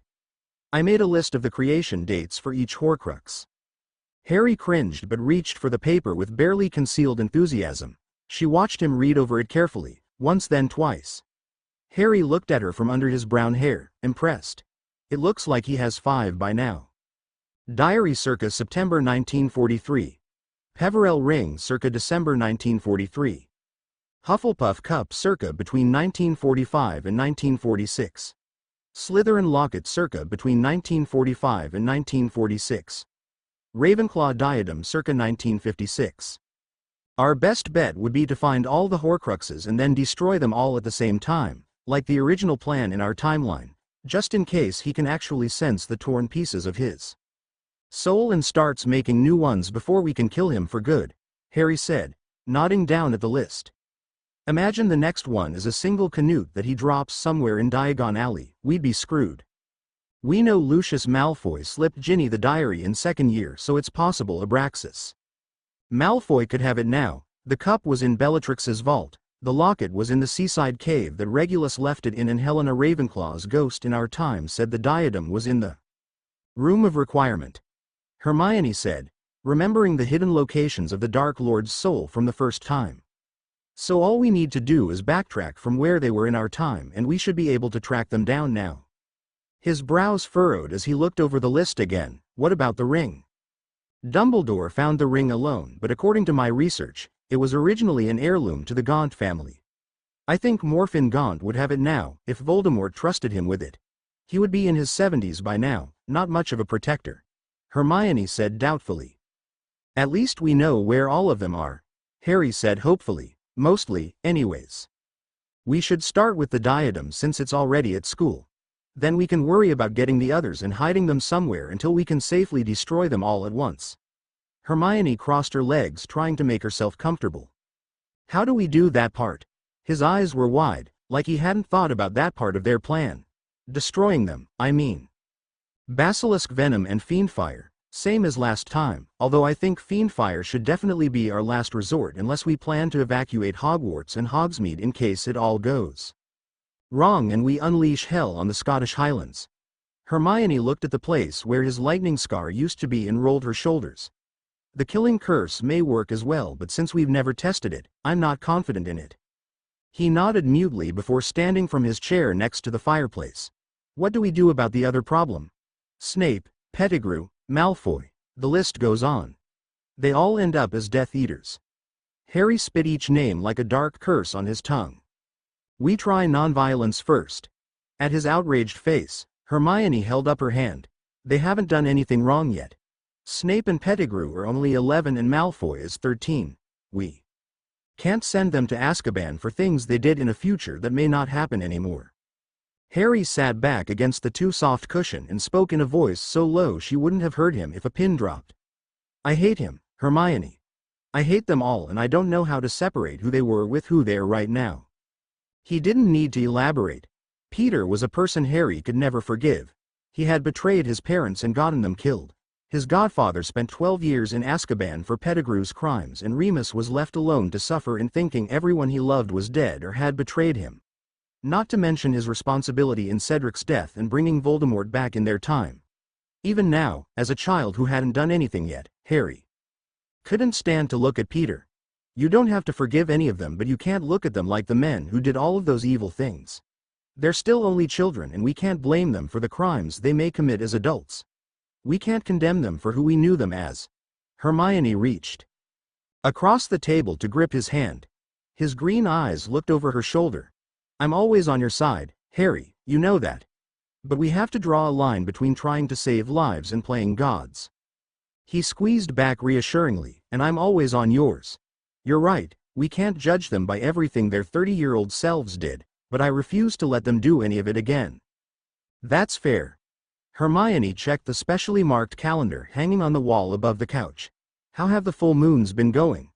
Harry blanched, and Maya regretted asking the question so abruptly, but she knew it was important to keep track of the cycle. It's been a right nightmare. He's alone all night, screaming through the transformation and in terrible pain. Without the Wolfsbane potion, he has no control over himself as Moony, and without my father and Sirius there with him, he has no comfort or affection. Not to mention that after the full moon, he has to keep quiet about all the pain he's going through. Harry said, I know we have to keep our distance until Remus can trust us, but it's killing me to watch him like this. Do Yaming with you to the Shrieking Shack? Hermione asked softly. She didn't mention how she didn't know how they were supposed to earn Remus' trust when Harry wouldn't go within 10 meters of the Marauders. No, Harry immediately shook his head towards his sister. I love and trust Remus with my life, but Moony is dangerous when all he's known is imprisonment and loneliness. Harry, you don't have to protect me. I can take care of. A knock at the door cut through their common room and Hermione snapped her mouth shut. She began stuffing her books into the disillusioned crate next to the couch. Can you get that? And interact with people? Harry snorted as he took the stairs 2 at a time, hurrying up to his bedroom as he called down. No, thank you, good luck though. Hermione opened the door and peered up at her aunt from underneath her bangs, a confused little frown pulling down the corners of her mouth. Minerva stood in front of the portrait with a deep scowl over her face. Come in, please. Hermione stepped aside as her aunt gracefully floated into the room. Is something wrong? You weren't at dinner tonight. As a matter of fact, neither of you have been at any meals this entire week. Her voice was tinged with concern and Minerva sat primly on the couch. I rarely see either of you in the Great Hall. I'm sorry to have worried you. I've been caught up in the library. Constant research has been a friend of mine as of late, she said. Truthfully, Harry isn't comfortable in the Great Hall by himself, and with me being too busy, he's been keeping me company at the library. There's people there that he's just not ready to be around, for one reason or another. What are those reasons, Hermione? Hermione sighed and rubbed at the ache between her eyebrows. Minerva could be trusted, but Hermione and Harry had decided that the less people who knew their story, the better. No. One could interfere with their plans if nobody knew there were plans to interfere with. But if there was anyone who could be trusted to know anything about them, it was Minerva. His parents and his godfather are there. She glanced up the stairs to make sure Harry hadn't come down while they were talking. He thought he could handle seeing them all the time, but it's affecting him more than he thought it would. You never talk about the time you came from, but I can see the hold it has on you, the fear. Minerva looked around their common area. It's difficult to explain how we feel. Hermione crossed her legs. This place feels like walking through a graveyard sometimes. We knew a lot of these people in our time, whether as friends or foe. We saw some of them die, saw others end lives, a flash of the wispy Silvergate swallowing up Sirius passed through her head and her eyes dropped to the floor. That day seemed so far from the boy she saw running the halls of Hogwarts. I would hope the two of you aren't scheming something I would disapprove of. You aren't, are you? Her eyes narrowed, lips pursed. Do you think there's a way for us to go home? To our time? She asked genuinely instead of answering. She was positive that Minerva wouldn't approve of what they were planning on doing. Changing the future. Back to the people we left behind. I don't know. I think you being here could irrevocably change the future you came from. Which I'm sure you're already aware of. Minerva reaches to grasp her hand. But I expect to see you at meals from now on. It's not healthy to stay locked up. Minerva's voice conveyed her no defiance accepted attitude, and Hermione nodded silently. I'll talk to Harry and I promise we'll try to take our meals with everyone else. Minerva's eyes dropped to where Hermione knew the stacks of books were hidden. Hermione, I hope you and Harry know exactly what you're doing. Me too. The 1st of March 1972, Remus wasn't in any of his classes the day of the full moon or the day after, as usual. Hermione had expected as much, and the last few months had become an unspoken routine between them, but every month it felt just as painful to see his empty seat between the rows where he would sit, avidly listening to everything like it was a gift that he even could. And with the world's views on werewolves, she could understand why he thought his time at Hogwarts was so special. As an 11-year-old, Remus was more reclusive. He talked with the other Marauders, but other than them, he kept to himself, keeping his sandy head down in class religiously, writing down every word the professors said and walking behind James and Sirius in the halls like his new friends could hide him from the rest of the school. Hermione had seen him studying in a private little nook in the library often enough, but she couldn't bring herself to build up the courage to cross the distance and go to him. Something about his studious and quiet demeanor reminded her too much of the Professor Lupin she had known in her 3rd year, and that reminder kept her at a standstill. Hermione supposed that as time went on and he got older, Remus would gain a type of tolerance for the unbearable pain of turning into a werewolf once a month. It had been Harry's idea to start keeping track of the days when he would turn so they could watch over him until the other Marauders figured out his secret and could help him through it. She knew the boy he was now would later become her friend and order comrade. And, at last, nothing but another body on the floor of the Great Hall. He was the same person, just younger and more afraid of who he is, so it stood to reason that he would act relatively the same as his older counterpart. In the handful of times Remus had talked about his life with the Marauders, he had made it seem like the weight he constantly carried on his shoulders in the future hadn't been there until the First War had taken its toll on them. Like he hadn't developed his self-hatred and lived for a while. Now, she knew it hadn't been the truth. Remus had been telling her and Harry sweet, little lies to bring them hope in the face of a war that had taken too much from them already and was sure to take even more. Hermione could still see it pulling him down to the ground when he practiced wand movement in class or leaned over the table to make a potion, albeit the heaviness was not as large, but it was there nonetheless. Despite knowing who he was and would be, it seemed like Hermione wasn't able to separate them. Between the Professor Remus Lupin who had taught her defense against the dark arts and the Remus Lupin who sat a row behind her and tried not to jump away when his friends playfully hit him because he had real injuries that flared on contact. But now that they've started to change time, perhaps that Remus Lupin would never come to be at all. Hermione shook herself out of the memories of Professor Lupin and glanced behind her, over Sirius' ridiculously pinned-up dark hair, his wand sticking out of the bun, at the empty seat next to Peter. Hermione turned back to look at the roll of parchment that stuck out of her bag before tuning into the lecture to take more detailed notes. Hermione didn't need them for herself, she had gone through all of this before and saw it as a refresher course, but Remus hadn't done any of this before and she wasn't about to let him fall behind because of the full moons. Hermione listened intently, not willing to miss anything that could be useful to Remus in the future. Her quill moved seamlessly against the parchment sitting on the desk in front of her. She usually used smuggled Muggle pens for her notes, but Harry had thought that it would be obvious who made the notes since she was the only one who used them. It wouldn't do them any good to have Remus know they were aware of his condition this soon. Harry sat next to her, staring off into the distance, a crinkle in his forehead. He ran an aggravated hand through his shang it away from his glazed eyes. Hermione noted that he could use a haircut soon or he would be able to stick his hair in a bun like Sirius. You misspelt anaphylactic and hypersensitivity, Hermione whispered to Harry while Madame Pomfrey gave her lecture. After herbology lesson went wrong, McGonagall had decided to invite the nurse to lecture each year on safety in the classroom.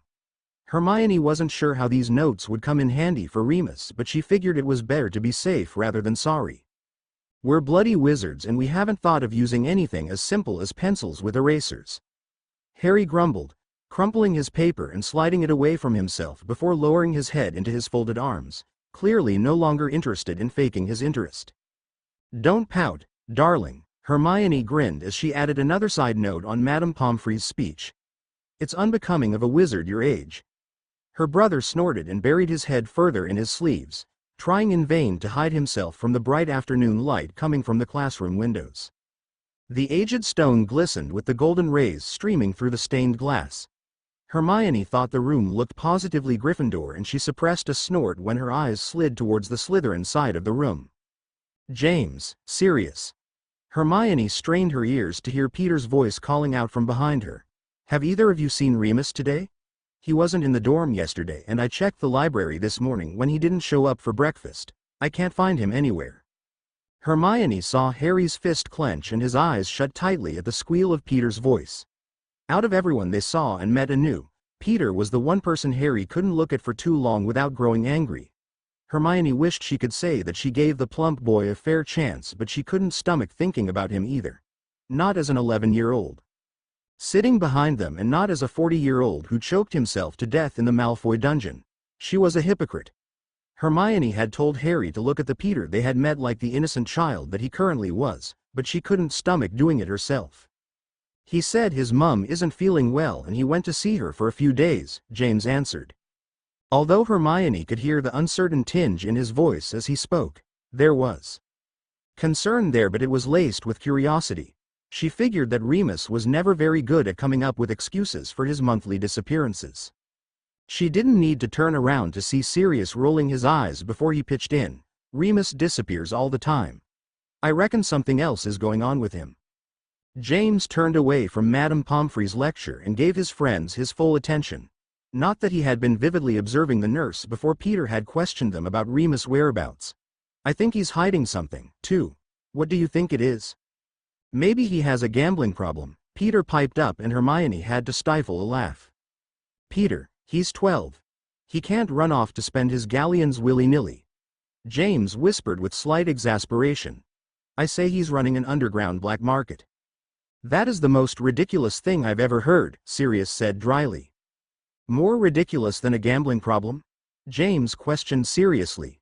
There was a minute of silence before Sirius grinned back, yes. Hermione heard something that sounded distinctly like someone being hit over the head with a thick roll of parchment. Then she heard James's satisfied voice asking his friend quietly. All right. What do you think it is then, smart one? Hermione saw Sirius shrug out of the corner of her eye. He was lounged back in his chair, tipping it over precariously. Maybe he just gets tired of all these dull lectures and hangs around in Hogsmeade stuffing his face with chocolates while we sit here. Merlin knows I would if I could. Hermione couldn't help it. She snorted loudly into her hand. It was absolutely hilarious to think that Remus Lupin would ever willingly miss a class for any reason. Despite his famous love for sweets. He lived and breathed knowledge, just like her. It was one of the reasons they'd bonded in the first place and why she took notes for him while he was gone. But most of all, Hermione really didn't want Remus to feel like any more of an outsider than he already did because of his condition and the stigma the wizarding world had against werewolves for something they had no control over. Sirius leaned forward, a frown on his rounded face. Even as a child he looked aristocratic, with a sharp nose and wavy hair. Hermione supposed that came from being raised a black. Find something funny, Maya? Just your usual antics, Sirius. Maya saw Harry twitch but he kept his head down. Oh, I see how it is. I've come here to learn and you've insulted me. You have undermined me and ruined my education. I expect a written apology, at least several meters of parchment, of course. Sirius pressed a hand over his heart and fell in a swoon into the back of his chair. James snickered next to his best friend. Bite me, Black, Hermione said with a roll of her green eyes. Sirius smirked and bared his teeth, nipping at the open air. Harry shuffled his feet under their table and Hermione could see the stiffness in his shoulders. He smiled politely when she nudged him but it didn't reach his eyes nor did he look up.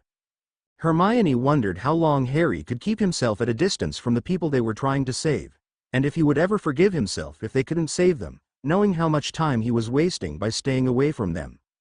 The 2nd of March 1972 Remus Lupin Remus' whole body ached. Every step sending flares of pain up his legs and back but he pushed himself to walk faster towards the Charms classroom. Full moons always left him dead tired and with a pounding headache behind the eyes for days before and after. Thankfully, Madame Pomfrey was understanding and gave him as many potions as he needed to heal faster after every turn. Without her he would look like a monster on the outside too. Wouldn't that be a sight? A bloodied boy covered in self-inflicted scars stumbling through the halls covered in tattered clothes and bruised wrists from the magical shackles used to keep others safe from him. Remus grimaced at the mental image, knowing it would certainly end the new friendships he had made in his time at Hogwarts. It was already a shock to Remus to have friends in the first place with his condition and everything that came with it. Remus spent the majority of his life before meeting Sirius. James and Peter, alone. He had his mum and dad but they were always working, trying to make ends meet so he wouldn't go without. He didn't have anyone his own age at home since his parents were afraid he would accidentally tell someone he was a werewolf or infect them and that wouldn't be good for anyone. Everyone knew that no one liked werewolves, let alone enough to be friends with one. When he rounded the corner and spotted the open door to Professor Flitwick's classroom, he crept closer, not wanting to disturb whoever was already inside. Remus hadn't gotten out of the infirmary as fast as he wanted to that morning and in a few minutes students would fill the hallway for the start of lessons. But today would be the only day he could catch the culprit. Or he would have to wait another long month to try again. Although, culprit wasn't exactly the right word. Whoever it was hadn't done anything wrong but what they had done was enough to cause the panic inside Remus to rise every month. Every month when he came back from his stint in the Shrieking Shack and the following overnight at the infirmary, there would be a neat stack of loopy written notes on his desk.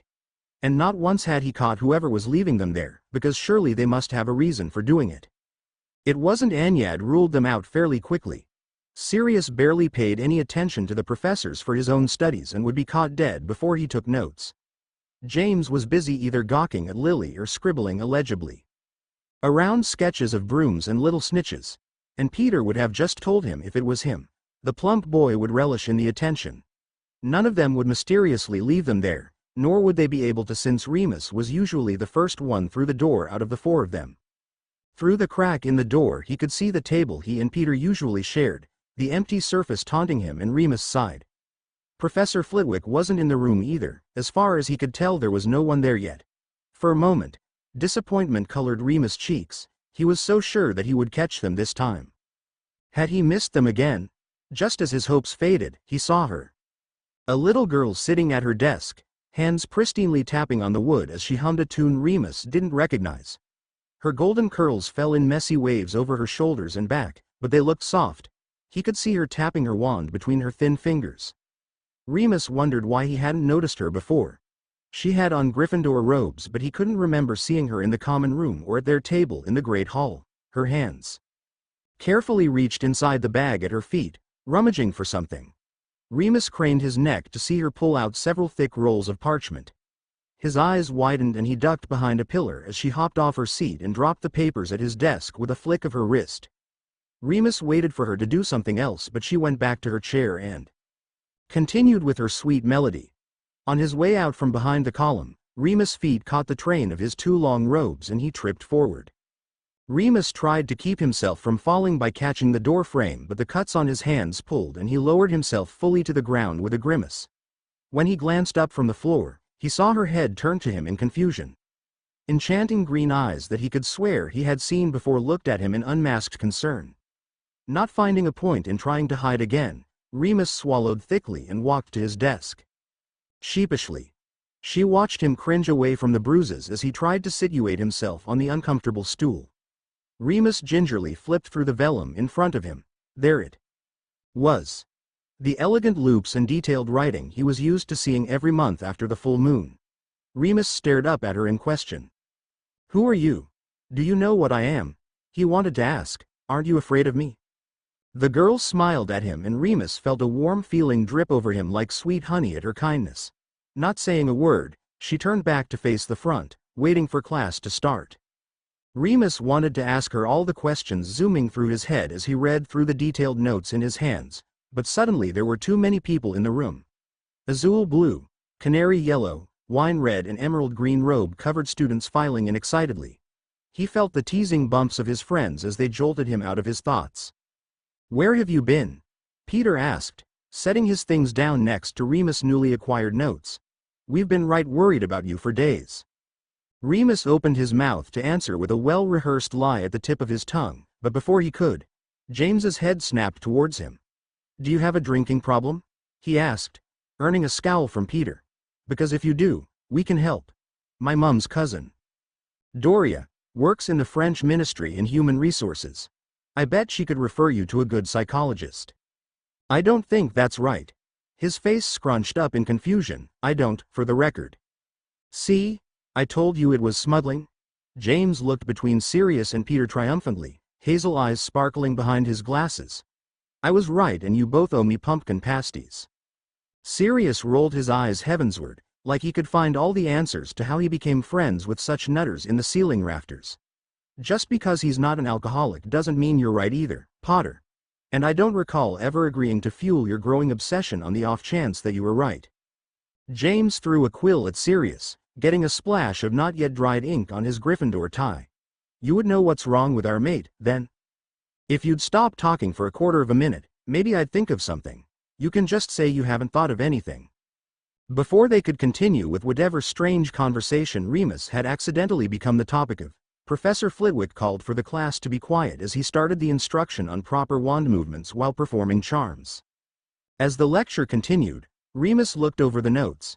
It gnawed at him how she knew to take notes for him while he was gone and he couldn't even remember her name. Remus elbowed Peter and kicked the back of Sirius's chair. Remus pointed his quill at the head of Honeycurls that sat in front of Sirius, hoping she wouldn't hear him and think him an ungrateful creep. "Who is that?" Sirius glanced at the girl bent over a fresh parchment and whispered back, "That's Hermione McGonagall, goes by Maya. She's the headmistress's niece." "And how do you know that? Has our Sirius taken a fancy to the young miss?" James grinned and rammed his shoulder against the other dark-haired boy who just rolled his eyes. "No, you dolt. I met her and her brother at Madame Malkin's over the summer." Sirius nodded towards the boy sitting next to her. Harry introduced us. Haven't seen much of them around though since the sorting. They always seem to disappear outside of classes." At his friend's curious looks, Remus glanced down at the pile in his hands nervously. Remus wasn't sure if he should tell his friends about the notes she made for him or keep it a secret. Then again, what would he say? That he was getting notes for the classes he was missing because he was transforming into a monster once a month and couldn't attend them himself? He shook his head, shoving the notes carefully into his book bag. "Just wondering, is all. I didn't recognize her and she's got Gryffindor robes on." "Now that you mention it, it is odd that she's never at the tower." James frowned. "Yeah." Sirius didn't say anything else for the rest of the class. Remus spent the rest of the day trying to pay attention to their professors. He wanted to ask Maya so many questions, but anytime he tried to catch her between classes, she would slip into a crowd of students or his friends would drag him somewhere else and he'd miss his chance. He found the whole situation rather vexing. She was avoiding him, but she had taken the time to help him every month without seeking recognition or even a simple "thank you" from him. Remus just couldn't understand what her motives could be. Oh, how she knew he needed help anyways. In the following months, Remus didn't find notes on his desk first thing in the morning. It had been a shock to walk into their charms classroom and be the only one there, a small part hoping that Hermione would be in her seat already. The first time it had happened he was disappointed and unpleasantly surprised. It was one of the constants of his life and he still hadn't gotten the chance to ask Hermione why she did it. Later, on those same days, he would find notes shoved into a side pocket of his bag. Month after month, Remus didn't fall behind with his assignments because he always had the notes she wrote for him packed away with his own. Hermione never came close enough to him, yet the notes still appeared on his desk or in his bag each month like clockwork. The 13th of May 1972, Hermione McGonagall. Ever since Remus caught her leaving the customary notes on his desk, she'd been having a hard time avoiding the persistent little werewolf. Iowent, where you would show up to their first class half an hour early and she had to loiter in the halls until other students decided it was close enough to the start of class to come in. More often than not, Hermione ended up handing off the papers for Harry to slip into Remus' bag sometime during the day. For a while, Hermione had thought about stopping. Surely, he could take care of himself without the notes from her, but her conscience wouldn't let her, especially not after they had a full seminar on magical creatures during one of his missed days. It had been so much information at one time that even she had trouble keeping up with the long-winded speech. It was 3 weeks until school let out for the summer, then she could spend all of her time in the library, surrounded by books without the anxiety eating at her stomach any time she thought about Remus waiting around the corner for her. If he asked her why she did it or if she knew about him, what could she possibly say without creating a dozen other questions? She turned the page of the herbology textbook without seeing the words printed on the cardstock page. Hermione was certain that she'd already read the book in her lap anyways. There was nothing in it, there wasn't anything in any of them that was useful to her at all. Hermione felt like she was just going around in circles trying to figure out what had happened to them, and it was driving her mad. Perhaps she should ask McGonagall. Hermione glanced at the clock and decided that Minerva must be done with her headmistress duties for the day. Then it hit her. Hermione bolted upright, causing the chair underneath her to fall onto the floor. She couldn't be bothered to pick it up as she searched through the books on the desk. There had been one book that she had initially dismissed as theoretical nonsense, but looking through the pile now, how could she be so stupid as to dismiss it? When they had first arrived, she had noticed little things were different. Nothing terrible to set off an alarm in her head, but they were noticeable changes nonetheless. Minerva McGonagall was headmistress years before she was meant to be, and Albus Dumbledore was still the Transfiguration professor. Lily Evans liked riding a broom. Severus Snape wasn't good at potions. Lucius Malfoy didn't keep a constant sneer on his face. Looking at those things now, she felt like a total numpty. Some of them were easy to ignore. Snape could find his passion for potions later on, and Lily could develop a fear of brooms. But she had chosen to ignore the bigger differences like McGonagall because they worked in her favor. How could she not have figured it out sooner? Of course things would be different here. Hermione exhaled loudly when she spotted the torn binding of the book she was trying to find peeking out from under a pile of scrolls. Grabbing the book and throwing her bag over her shoulder, she ran out of the library, smiling apologetically towards Madame Pants as she passed. She ran past several groups of students. The moving staircases froze as Hermione sprinted towards her common room, apparently sensing her distress. When she could see the portrait hole, Hermione pulled to a harsh stop. When the painting was happy with her password, Hermione shuffled inside. Harry was sitting on the couch, looking dejected at a flyer for Quidditch tryouts. When he heard the door slam shut, Harry was on his feet with his wand in hand before she could announce herself. Hermione held her hands up in surrender, panting heavily from her run from the library. "Bloody hell, woman, you about gave me a heart attack." When he lowered his wand, Hermione sprawled in a chair, catching her breath. "What's got you in such a rush?" "I figured out where we are," she finally said, excitement returning to her voice, "and you are not going to believe this. We're in 1972, it's not exactly new information," Harry said, brows furrowed. "No, Harry. Not when, that's not the only place we went." Opening the book to the correct page, Hermione tapped the golden and sparkling drawing. "I said where we are." "What am I looking at?" he asked. "Have you heard about the multiverse theory?" Harry shook his head, looking down at the turning planets overlapping. "According to Muggle scientists, the multiverse is a hypothetical set of various possible universes. So any choice we make, there's a theoretical split in the road where another version of us took the other option, thus creating a new universe." Hermione heard him mumble something that sounded suspiciously like, "hypothetical my ass," but chose to ignore it. "And you think we've landed in another universe?" Harry questioned.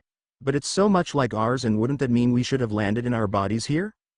"This one was probably the closest variation to ours. Maybe the difference that influenced it is that Minerva is headmistress or anything else really, but that doesn't really matter anymore." Hermione shrugged. Anyone who knew half as much as they did about Albus Dumbledore knew he wasn't exactly a saint and wouldn't have been trusted to run a school.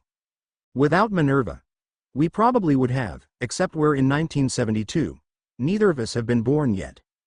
Harry scratched at the back of his neck, studying the glowing picture. "So what now?" "For one, we can stop worrying about accidentally erasing ourselves or creating a paradox by messing with things," Hermione said. "Whatever we change could leave us blindsided to new things that may happen in this future because things are different here in ways that aren't always obvious." "That's a comfort," he said sarcastically. "It is, in a way. We know more about where and when we are than we did yesterday," she offered hopefully, and Harry smiled. "I count that as a positive." Fly high, the 4th of September 1972. Hermione McGonagall. It was technically the first day of second year. While classes had started 2 days earlier, a pixie cage in care of magical creatures had been left ajar by a curious student, and an infestation of the annoying little things had forced all the professors to talk about creature safety rather than their respective subjects. Hence, to Hermione at least, the 4th was the official start of second year. After spending the whole summer studying, researching and religiously collecting books on anything related to alternate universes with Harry, she had a few things figured out. Sadly, none of them helped her figure out how to send them back to their world or make up Harry's mind about whether or not he wanted to go back at all. Firstly, their original universe and the one they had landed in were similar in both magical and Muggle history and politics. They seemed to have the same scientific advancements, and even celebrities remained virtually undisturbed except a few minor discrepancies. What surprised Hermione was their time travel and de-aging. Although she supposed that the Time Turner was responsible for the former, nothing in her dusted pages could explain the latter. Second, Harry was being an idiot and had been refusing to try out for the Quidditch team all summer, and that was something she needed to rectify before it was too late. Hermione wasn't a fan of the deadly game in any fashion, but she knew it meant the world for her brother to retain something normal in his life, especially when they were surrounded by ghosts. Lastly, the two of them had no way to go back and needed to start living the second chance they were given. No more avoiding people who were long dead to them because they were alive again, and Hermione wanted to know them. Most of them for the first time. "Harry?" Hermione called from the kitchenette. "Do you want tea?" "Some Earl would be nice," he answered, clearly distracted. When she dropped the ready mug in his hand, Harry eyed her suspiciously. "All right, what's bothering you?" "Nothing," Hermione said defensively. "I just thought you could use the warmth." Sip, paling slightly at the flavor but continuing to drink regardless. Satisfied that it wasn't laced with anything like a sleeping draft, Harry went back to reading through the Quidditch magazine in his lap. Hermione tapped the handle of her cup anxiously, waiting for the right opening. As if he could sense her staring, he dropped the magazine unceremoniously on the cushion next to his legs and turned to her. Maya, drawing out her nickname. You're terrible at acting inconspicuous, out with it. I think you should try out for the Gryffindor Quidditch team, she said in a rush. I think it would be good for you to have something outside of lessons and homework. And Voldemort. The messy-haired boy leaned forward on the couch, his elbows digging into his knees. Are you, Hermione Bloody Granger, asking me to? He cut himself off abruptly at her wide eyes. I'm sorry, love, I wasn't thinking.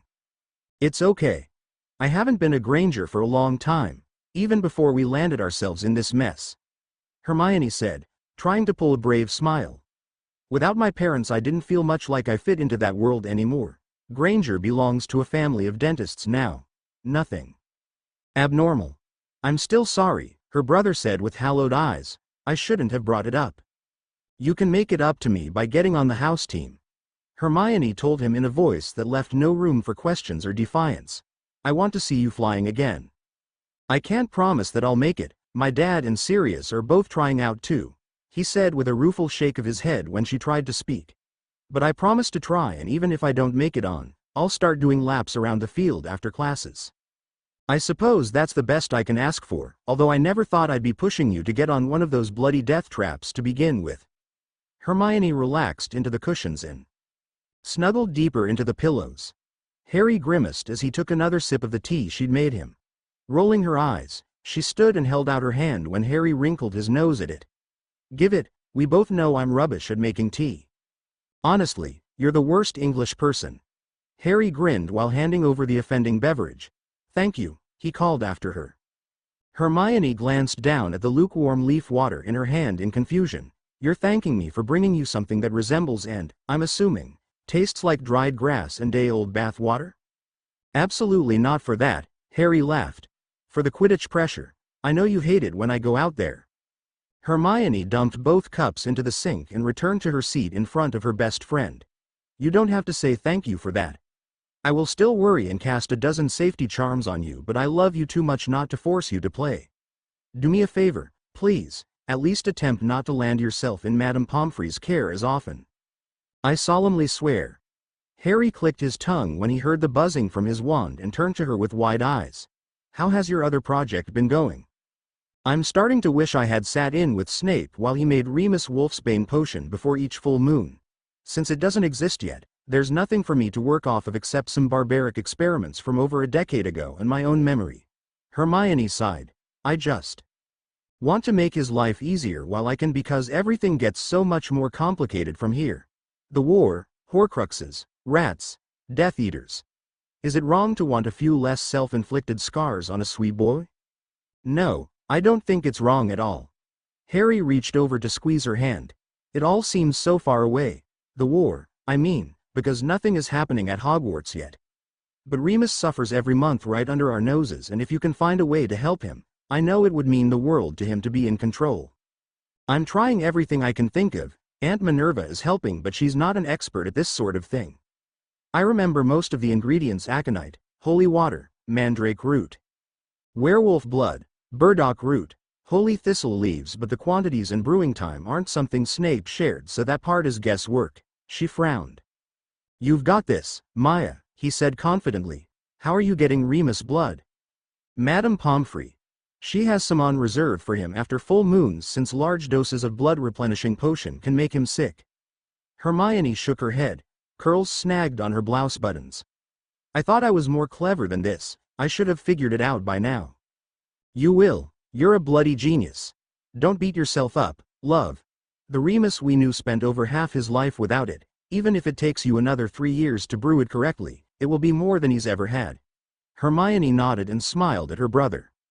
You're right. I need to wait for the mandrake to reach peak potion maturity before I can try again, but I won't stop until I've got it. The wand buzzed again. Class starts in 5 minutes. We're going to be late, Harry shouted as he blindly reached out to find his book bag. The one time you're actually worried about being late? Hermione mumbles as she swung her bag over her shoulder. Do I want to know why you suddenly care so much? I've always cared. Thank you very much. Hermione quirked her eyebrow. Together they rushed down the emptying corridors, past bemused paintings of elder witches and wizards and lost first years. Hermione shouting for them to ask the portraits for directions to their classes before they missed too much. Harry rolled his eyes and laughed. He found some comfort in it. Same Hermione as always. They were late to Transfiguration, but with Dumbledore still teaching, neither of them were afraid of getting detention. The clock chimed several minutes before the siblings tumbled through the door, tripping over their own feet.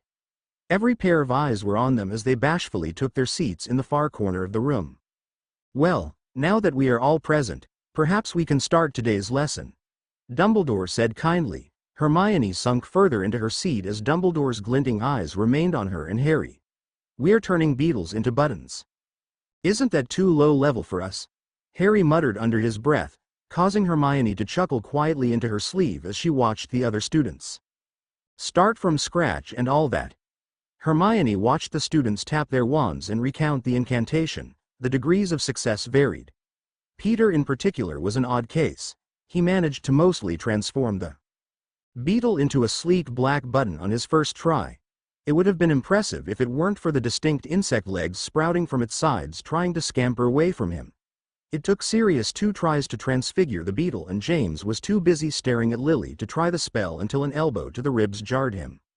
Hermione turned back to study her own little beetle. The creature sat in its glass container, poised to scurry away should she let her guard down. It was an ordinary bug, brown hard shell and beady eyes peering up at her, pincers pointed towards her hand poised to attack. Hermione held the knob on top of its enclosure. "Do not worry, Miss McGonagall. It is only a harmless insect." Dumbledore stood by her desk, hands folded neatly behind his back as he bounced on the balls of his feet. She was suddenly aware of the several pairs of wandering eyes that were pointed in her direction.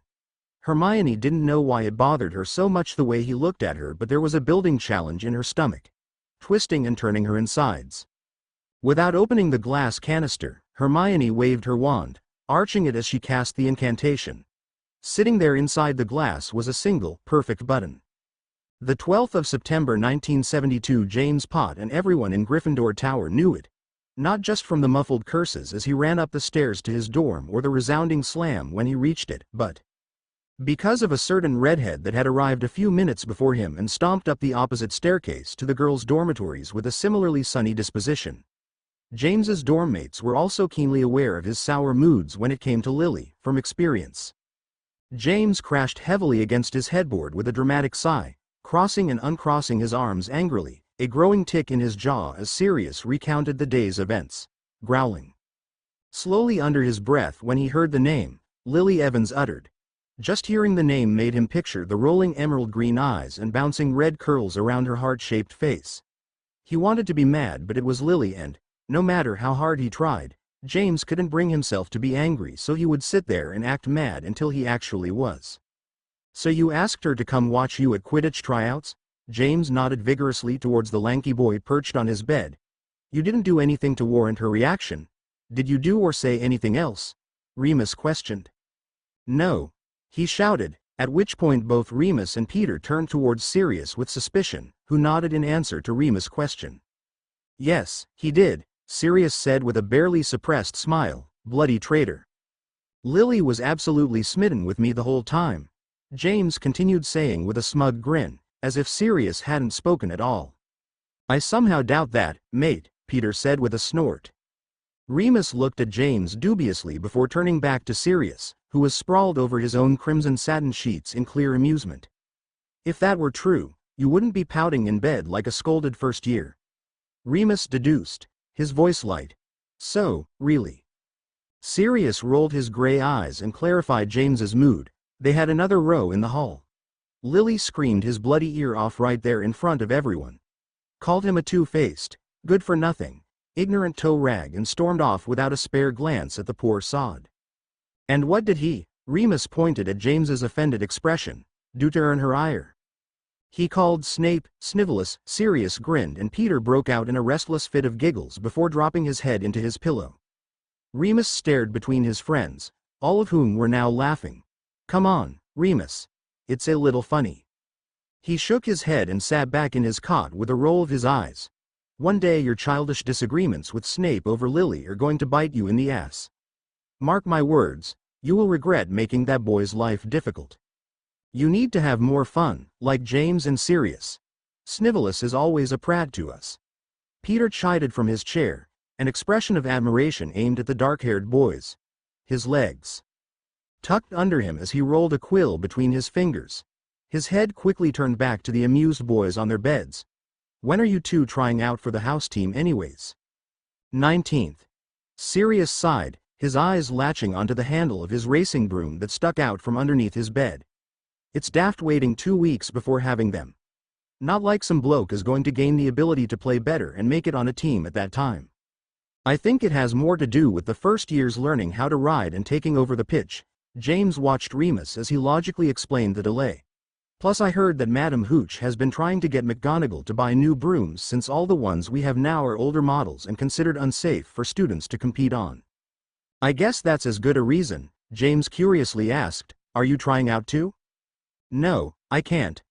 I would be gone too often." Remus shrugged, throwing off his robe with ease. His long legs stretched out in front of him as he reclined into his own bed after a long day of lessons. Remus ran a finger over the bridge of his nose. Where James knew was a faint, old and knitted scar Remus didn't talk about. Sirius seemed to notice the stiffness in their friend as well and looked helplessly down at his socks, not knowing how to delicately breach the topic. "Where do you go every month?" Peter's nose scrunched up and James could see the peculiar wonder behind his muddled blue eyes. "You always disappear and never answer any of our questions when you come back." "I'm going to see my mum," Remus said tightly, his voice emotionless. The answer was practiced. "Memorize." Like a mantra repeated any time they asked. "She's very sick, you see."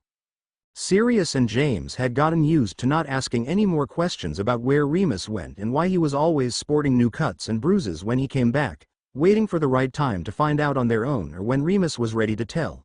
It was the answer he had given them all throughout the first year. Anytime James, Sirius or Peter would try to hatch Remus out of his book-bound shell, the sandy-haired boy seemed to only bury himself further. When they asked him to study for a charms or potions exam the night before, he would check his watch anxiously and mutter regretful words to get himself out of staying in the common room until the golden streams of lights faded through the windows. "I'm going home today. My mum's gotten worse, but maybe if you ask nicely, Frank and Dorcas could share their notes with you. They're at the top of their class, so I'm sure they could lend you a hand with studying." James and Sirius would have to drag their distracted best mate to Quidditch games because they knew Remus always wanted to go, but he got too caught up in a book and forgot what time it started. During every game they would cheer loudly, jumping and rooting for their favorite players. It was something they shared and enjoyed together, except sometimes Remus would flinch from their touch, cowered away from their thunderous voices, and tell them that he couldn't go because he was visiting his mum that night. "I can't go to the game tonight, I'm leaving before curfew starts. I can't be late or I'll miss my ride out of Hogwarts and won't get to see my mum." When the four of them had snuck into the kitchens after midnight for birthdays and often just because of Peter's sweet tooth, to try and bribe the elves to give up a few leftover cauldron cakes, Remus would always laugh and lick the chocolate off of his fingers, until one night Remus had thrown up after just smelling the sweets and couldn't stomach even a bite of his favorite chocolate cauldron cake. James remembered asking him if he was okay and Remus' face contorting in shame and embarrassment before he stared down at his shaking hands with ire that James couldn't imagine seeing anywhere else. "I guess I'm the sick one now, eh?" Every time Remus would turn them away, James would become suspicious and concerned. A few days later, James would forget about his questions because once Remus was back, everything went back to normal. Then a few weeks later, it would begin again, a seemingly endless cycle. From their places around their dorm, Peter and Sirius looked unconvinced. James wasn't entirely sure he believed Remus' flushed face either. Remus pushed himself further into the mattress, away from his friend's gaze, as if he could disappear if he tried hard enough. "She gets sick a lot," Peter pressed not unkindly, but the continued focus on his excuse made Remus visibly uncomfortable. "Is something else going on that you aren't telling us about?" James chimed in quickly, hoping to lessen the tenseness of his friend's shoulders. "I hope she feels better soon, mate. I know how anxious and moody you get before you go for a visit, but if something else is the matter with her or you, I hope you know that we're your friends and you can tell us whatever it is. We'll be here for you, no matter what. Remus smiled toothily, eyes crinkling in the corners, the uncertainty behind them. I hope so too, and I promise that nothing else is wrong. Thank you, James. The nonchalant posture in Sirius changed and he leaned away from his bed, studying Remus critically for a moment before nodding his head mindlessly. Who do you think will make it on the Gryffindor team this year? Sirius asked, changing the subject instead of pressing any further. They slipped into easy conversation, discussing Quidditch like normal teenage boys should. Although the rest of the night was loaded with forced laughter between Sirius and Remus. James tried his best to keep it as light as he could and hoped to lessen the strangeness stuck between them. It was obvious that the boys knew Remus was lying to them about what was going on, or at least keeping a secret, but he wasn't ready to tell them. Not only was James growing more concerned, but he couldn't rid himself of the gut feeling that Sirius was suspicious about Remus' home life just like he was. James also suspected that Sirius was judging from his personal experience with parents projecting their feelings physically, but he never brought it up. He wanted his best mates to tell him about things in their own time. James wouldn't pressure either of them into telling something they weren't ready to, but something about Remus told him that the time had come and gone for him to share. There was still hope for Sirius to tell him about his home life, but there was that feeling again, that gwaining in James's gut that told him Sirius wouldn't share either. Maybe it was time for them to take matters into their own hands and figure out Remus' secret on their own. After that he could deal with Sirius opening up about his family. If James had any say in it, both of his mates would be feeling more weightless before long. By the way, Remus mused hours later, the dying embers of the fire flickering across his features as the boys tucked themselves into bed. Peter had fallen asleep an hour earlier, nestled in his pale sheets and thick blankets. What exactly is a toe rag? James shrugged and tapped his chin in thought, eyebrows bowing. I'm not sure, but it sounded like a compliment, so I've decided to accept it as one. Potter, I don't think anything could sound like a compliment when being screamed by a furious girl. Sirius said. Face it, you're getting nowhere with Evans. Remus turned his light off and James watched him shift around until he found a comfortable position on his bed, fluffing his pillows several times and tucking the quilt under his chin. With a sigh, Sirius chuckled before dropping back into his mountain of pillows with a content sigh. You look nice today. James screamed suddenly towards Sirius, startling the dark-haired boy, and Peter surged at the loud noise and fell off his bed with a pained moan. Sirius threw a pillow across the nightstand separating their beds. Tosser, what is wrong with the both of you? Remus groaned. The 19th of September 1972, Harry McGonagall Hermione didn't react when Harry woke her with a large, goofy grin and a colorful candle-skewered treacle tart slice. He didn't know exactly how many to put on the sweet. Was she turning 12 again, or was she venturing close to her 20s? Hermione seemed to be in the same state of confusion, so he had foregone the numbered candles. After a minute, Harry, losing the smile plastered over his face, stepped further into her tidy room. I have to get ready for class, Maya muttered as she threw the duvet away off her legs and slid out of her bed, completely ignoring the offered sweets. So should you. Hermione pulled at her pajamas, discarding them on her messy covers. The two of them had gotten over seeing each other change a long time ago, but Harry turned his face away to give her more privacy anyways. It's your birthday. Plus, we've done this before. You won't fall behind just because we decide to celebrate this morning instead of skipping off to Transfiguration. Hitching her skirt up her legs and buttoning her blouse, Maya set her fingers on tying the crimson tie around her neck. Technically, I won't be born for another 7 years, so it doesn't make sense to blow out candles and such. Technically or not, it's the 19th of September, which means it's your birthday, Harry said tersely before taking a deep breath and continuing hopefully. I know we haven't really celebrated our birthdays since 4th year, but we can start again. Maybe we can even talk Aunt Minerva into letting the elves bring us butterbeer. Hermione turned, her face downcast. Harry hated seeing her wearing anything other than a smile on her face. To him at least, it didn't feel natural for her not to be happy. The thought seemed almost funny to him then. They had been through a war, their friends and family had been dying around them for years, and yet this was something utterly unbelievable to Harry. But Hermione had given up so much for him, and it felt like so long ago that they'd just been happy for a moment. Comfortingly, he pulled her into a bone-crushing hug. I want to celebrate you being alive. I know you do, Maya held him without question, burying her face in the muscle where his shoulder met his neck. I think it would be nice to have something to celebrate again. Speaking of, aren't tryouts for Quidditch today? Sighing, Harry's thoughts drifted to his racing broom sitting vigil in the hall closet, a gift from Aunt Minerva, in hesitant want. He wanted to play again, he wanted to fly again without being chased by Death Eaters or Dementors or bloody-spelled bludgers. Yeah, they're later today. Hermione smirked. I promise not to turn your broom in if you go to tryouts. Scoffing, Harry threw her book bag towards her. Who would you report it to?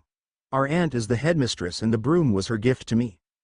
Catching the heavy strap, Hermione groaned when the contents spilled over their common room floor. You're a royal prat. Sorry, he blushed in embarrassment and bent down to help her collect her things. Maya cringed when he shoved a book into the bag without looking, her hands stopping his before Harry could do any more damage to her organization. Harry rolled his eyes and pulled everything out again for her and placed it on the bed. I'll see you in class. She waved him away with her hand, separating her things into little piles based on usefulness, and the books went into a neat, alphabetical stack. He noticed that she placed the Tales of Beedle the Bard in the front pocket and zipped it up. Hurry or you'll be late, and I don't want us both in detention for your clumsiness. I'll see you soon, Harry called out as he raced down the stairs and stepped through the portrait hole. He waved at the ghosts within it and turned to head down the hall. Harry, wait. He stopped before she had to chase him down any further. You forgot your robe. Hermione held out the black material and rolled her eyes when he stuck out his tongue as a thank you. Honestly, he would forget where his head was if it wasn't attached to his shoulders, or Hermione wasn't there to tell him where he'd left it. Kissing her forehead lightly, Harry hurried the rest of the way down the hall before he turned and shouted, "Harry birthday!" Harry could hear her laughter follow him until he disappeared towards the moving staircases. The steps shifted and shook underneath his feet, but he held the banister until the movement stopped. In the hall ahead of his class, Harry spotted a grinning James Potter as he strutted across the hall to where a peeved Lily Evans and glaring Severus Snape stood. It was odd to Harry, watching his father be rejected by his mother again and again.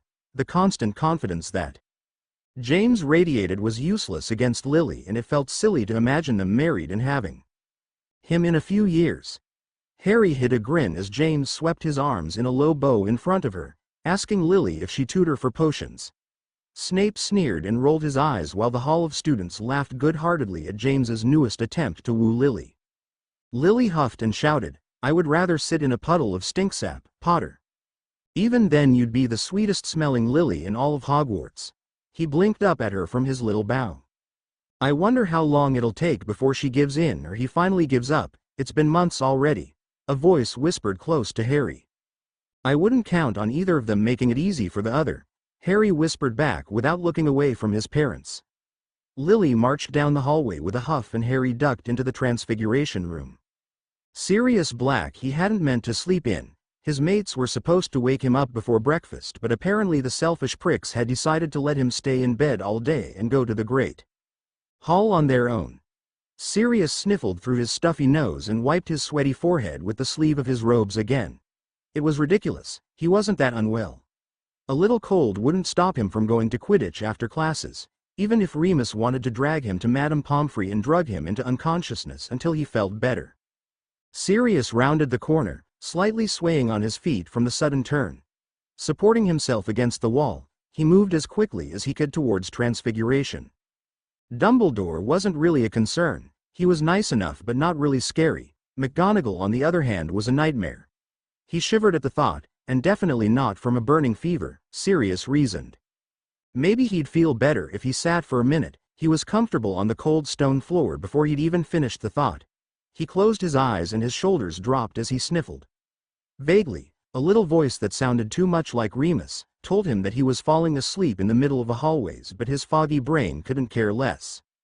Happy birthday. Sirius jumped as a jubilant boy ran past him, remaining oblivious to Sirius on the floor. He recognized him as his friend from the robe shop in Diagon Alley. The black-haired boy turned to where Harry had come from in curiosity. His sister stood in the middle of the stone hallway, honey-colored curls flowing freely around her head. Maya's skinny arms crossed over her chest to keep away the morning chill and a wide smile over her face as she laughed at her brother. Sirius took notice of the open door behind her. The painting complained about leaving her hanging open. Sirius curiously leaned further against the cool wall as he watched her walk back towards what looked to be her common room. He knew she was a Gryffindor, even if she wasn't always sitting in front of him in lessons. He could see her scarlet striped tie from his little cove. Now that he really thought about it, he had never seen Harry or Maya in Gryffindor Tower and rarely at the Gryffindor table in the Great Hall during meals. They were like classroom ghosts, coming and going with the professors. Sirius didn't see them talking with any of the other students either unless it was a forced partnership for a class. Even then, Harry and Maya would often work around it and pair up with each other anyways. A fit of throat-searing coughs knocked him away from his thoughts and he shivered. Sirius felt the uncomfortable scratching in his throat worsen as he tried to gulp down air between hacks. Squeezing his watering eyes shut, Sirius tried to balance himself. Warm arms wrapped around his shoulders and Sirius swooned into the hands that reminded him of summer. Warmth. Cracking his gray eyes open and wincing away from the light, Sirius was met with the worried face of one Maya McGonagall. She smelled like old parchment paper and coffee. "Are you all right, Sirius?" Sirius tried to nod, but the hallway was tilting and spinning while the sun sent shocks into his eyes and made him flinch. "You're burning up." "I'm okay," he muttered, trying to help her with his weight so she wouldn't have to drag him wherever Maya had decided to take him. "I have to go to class." Maya hummed and squeezed his shoulder as she guided him along the hallway. "I know you mean Quidditch tryouts, you dolt." She dropped Sirius as gently as possible on the couch at the far corner of the living room, his wide eyes taking in the room. Cream-colored wallpaper covered the bare walls and a rustic-lit fireplace against the wall across from the door. The fabric couch was comfortable and covered with embroidered pillows in varying shades of blues and greens. The table was littered with rolls of text and thick, heavy-looking volumes that Sirius would never willingly pick up. Maya disappeared into an arch for a few minutes and Sirius could hear the opening of cabinets and moving of glass vials. When she returned, her hands held out two small bottles to him. She sat on the edge of the cushion, by his extended legs. "This is a sleeping draught. It will only last a few hours so you can make it to Quidditch tryouts on time." Uncorking it, she held out the amber liquid. The potion smelled clean and sweet. He reached for it and, without thinking about it too much, threw his head back to swallow the contents of the bottle. He pointed to the other vial that she set on the corner of the table. "What's that one?" Maya shook the flask of bloody-looking slush. "Pepper up for when you wake up." "Why don't you live in Gryffindor Tower?" he found himself asking, a slight slur to his words. Shifting his head to try and find a comfortable position on the mountain of pillows. Maya reached behind him to straighten them out for him. Maya paused her preening and rolled her shoulders in indifference. "Having your aunt be the headmistress has perks. Not having to share a bedroom with 3 other people is one of them. But don't you want to make friends?" Sirius' head was filled with pleasant fuzz and he couldn't focus on her. Her green eyes and fluffy hair blurred into the room around her until all he could see was the shining emerald color. Soon he was snoring lightly. Distantly he felt the drop of a fluffy blanket over him and he snuggled further into it. Before he let sleep overtake him fully, Sirius decided that she was rather pretty for a girl. Sirius looked around the vaguely familiar room, pushing the blanket away from himself. He sat up. In the chair closest to the fireplace was another person. Wild hair in a loose braid and an uncountable number of loose tendrils falling over her shoulders and into her face, much to her obvious annoyance as she blew them away. Maya's legs were draped over the arm of the chair, hanging a few inches above the floor, and her eyes were shut. Sirius remembered sitting in the corridor, the swimming vision and the kind girl with her own common room. Sirius heard the chime of the clock from the tower and realized how long he had been asleep on Maya's couch. He made a note that he should be more weary towards drafts given to him by just anyone. Classes were over and that meant Quidditch tryouts would be starting soon.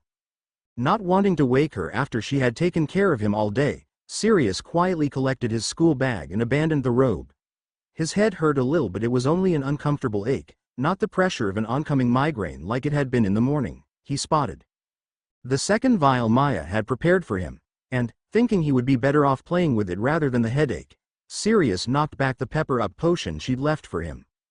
Before Sirius could sneak out of the room, he remembered what he had heard in his feverish state before Maya had come to his rescue.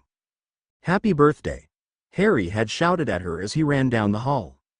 It was Maya's birthday and she had spent it in her living room, watching over a sick and sleeping boy she knew in passing and sleeping in a chair. Digging in his bag, he pulled out a medium-sized box of Honeydukes sugar quills. They were a sweet mixture of 8, his personal favorite. They were supposed to be a gift for Remus since he loved anything chocolate and constantly bit at his own ink-filled quills. Then again, Sirius thought, Maya deserved a birthday present from him after she'd spent the whole day taking care of him. He left the colorful box on the couch cushion and closed the door behind him tightly. The halls were filled with eager students hurrying towards the pitch, either to watch or try out. Now in better health, Sirius weaved through the crowd without a second thought, a buzz of growing adrenaline in his veins as he thought about what it would feel like to be flying on his broom and hopefully wearing the Gryffindor team colors soon. When he reached the changing room, Sirius quickly swapped his robes for the padded Quidditch outfit provided by Madame Hooch. Sirius raced out into the sunlit playing field with an excited grin. There were at least a dozen second years who wanted a spot on the red and gold team. The older kids would be trying out another day. The stands weren't occupied, people choosing to sit on the grass for a closer look instead. Hey! James waved him over, protective gear covering his lanky figure from head to toes. We didn't think you would make it out today. You look better, Remus supplied. You don't look ready to drop in a puddle of drool anymore, and from what I can see, you're no longer ready to blow over from a light breeze. Outraged at such an outlandish accusation, Sirius huffed. I do not drool, Remus Lupin, nor will I blow over, Sirius repeated with a cheeky grin. Remus pushed his gear-cocooned chest jokingly. Tell that to the charms homework you ruined a fortnight ago when you nodded off. Ignoring James and Peter as they mouthed to one another about how ridiculous their friends were and waved their arms between them with over-exaggeration, Sirius bared his chest like a proud peacock showing off his battle wounds. If you didn't want it to be slept on, dear Remus, you shouldn't have left it on my bed. Remus sighed overdramatically as he began enunciating his words, his voice obnoxiously loud as he shook his head theatrically. Which is why I didn't, I left it on my bed. On the other side of the room from yours. Perhaps you should check which bed it is you're crawling into at night before you make yourself comfortable. Potato, potato. Sirius quoted an upset Lily from their potions class earlier that week. My bed, your bed, James's bed. Not like they aren't exactly the bloody same except for a slightly different shade of Gryffindor pride. James stuttered, not expecting to be pulled into their conversation. Sirius, are you colorblind? The shades are red and gold, and your bedsheets are black. Sirius waved him away with his hand, mumbling something about not knowing the difference in the dead of night. Name one person who says, potato, conversationally, and I will cut off my foot and swallow it whole, Remus said with a completely serious expression. Before Sirius could think of any of their Muggle-born housemates who could possibly use the word, Remus and Peter were pushed off to the side and away from the large group of padded boys and girls ready to play. One after the other, they all took to the crystal-clear blue sky, all of them lifting off easily enough to satisfy Madame Hooch. Sirius easily spotted the familiar back of Harry McGonagall's messy caramel head. The boy looked like a natural, his body perched forward and stiffly waiting for the start of their practice game. I want a nice, clean game from you, Madame Hooch shouted up at the poised players, divided into 2 teams to play a friendly tryout, before she blew her whistle. Game on. James veered to the left, bowing low against the current created by the other flyers. Sirius spun away from a bludger and watched it whiz past his head and crash into the handle of Frank Longbottom's broom, almost knocking him off the magical wood. Avoiding several second years who were either too scared to try scoring or were looking down trying to find a safe place to land, Sirius gripped his broom with a deathly grip and narrowed his eyes through the sky, searching. The quaffle soared through the air and missed Sirius by only a few centimeters, landing gracefully into James's outstretched arms. Together, they flew quickly past the opposing players, smoothly looped between them, passing the ball between them with ease. Sirius arched his arm back and aimed for the left hoop. The keeper dove, but the quaffle rang through the golden circle, barely brushing the keeper's fingers. Sirius pumped his fist towards James with a wide grin over his face, energy swirling into his body as they continued to guard each other. James remained ahead, which was perfect with Sirius. He was better at watching his best mates back than leading a charge. They moved in sync through the sky. Marlene McKinnon had joined them and stuck to their open side, whacking away any bludgers that came near them with a leather-wrapped bat. Sirius heard Marlene's voice on his side, dive left. The three of them scooped towards the ground. A bludger hot on their trail, Marlene jerked horizontally behind them as Sirius and James came back up to face the goals. Sirius glanced back to see her gracefully batter the ball in the direction of another player before rising quickly to their level and lagging behind to watch their back for more. The air bit at Sirius' face, burning his eyes the faster he went, but the exhilarating feeling was worth watery eyes. When their quaffle landed into the middle hoop, Sirius could hear the joyful screams drifting up from the spectators on the ground. Before his small team could regroup, Madame Hooch called them to a halt. "Harry, McGonagall has caught the golden snitch. The game is over. All players please return immediately to the ground and expect results within the month."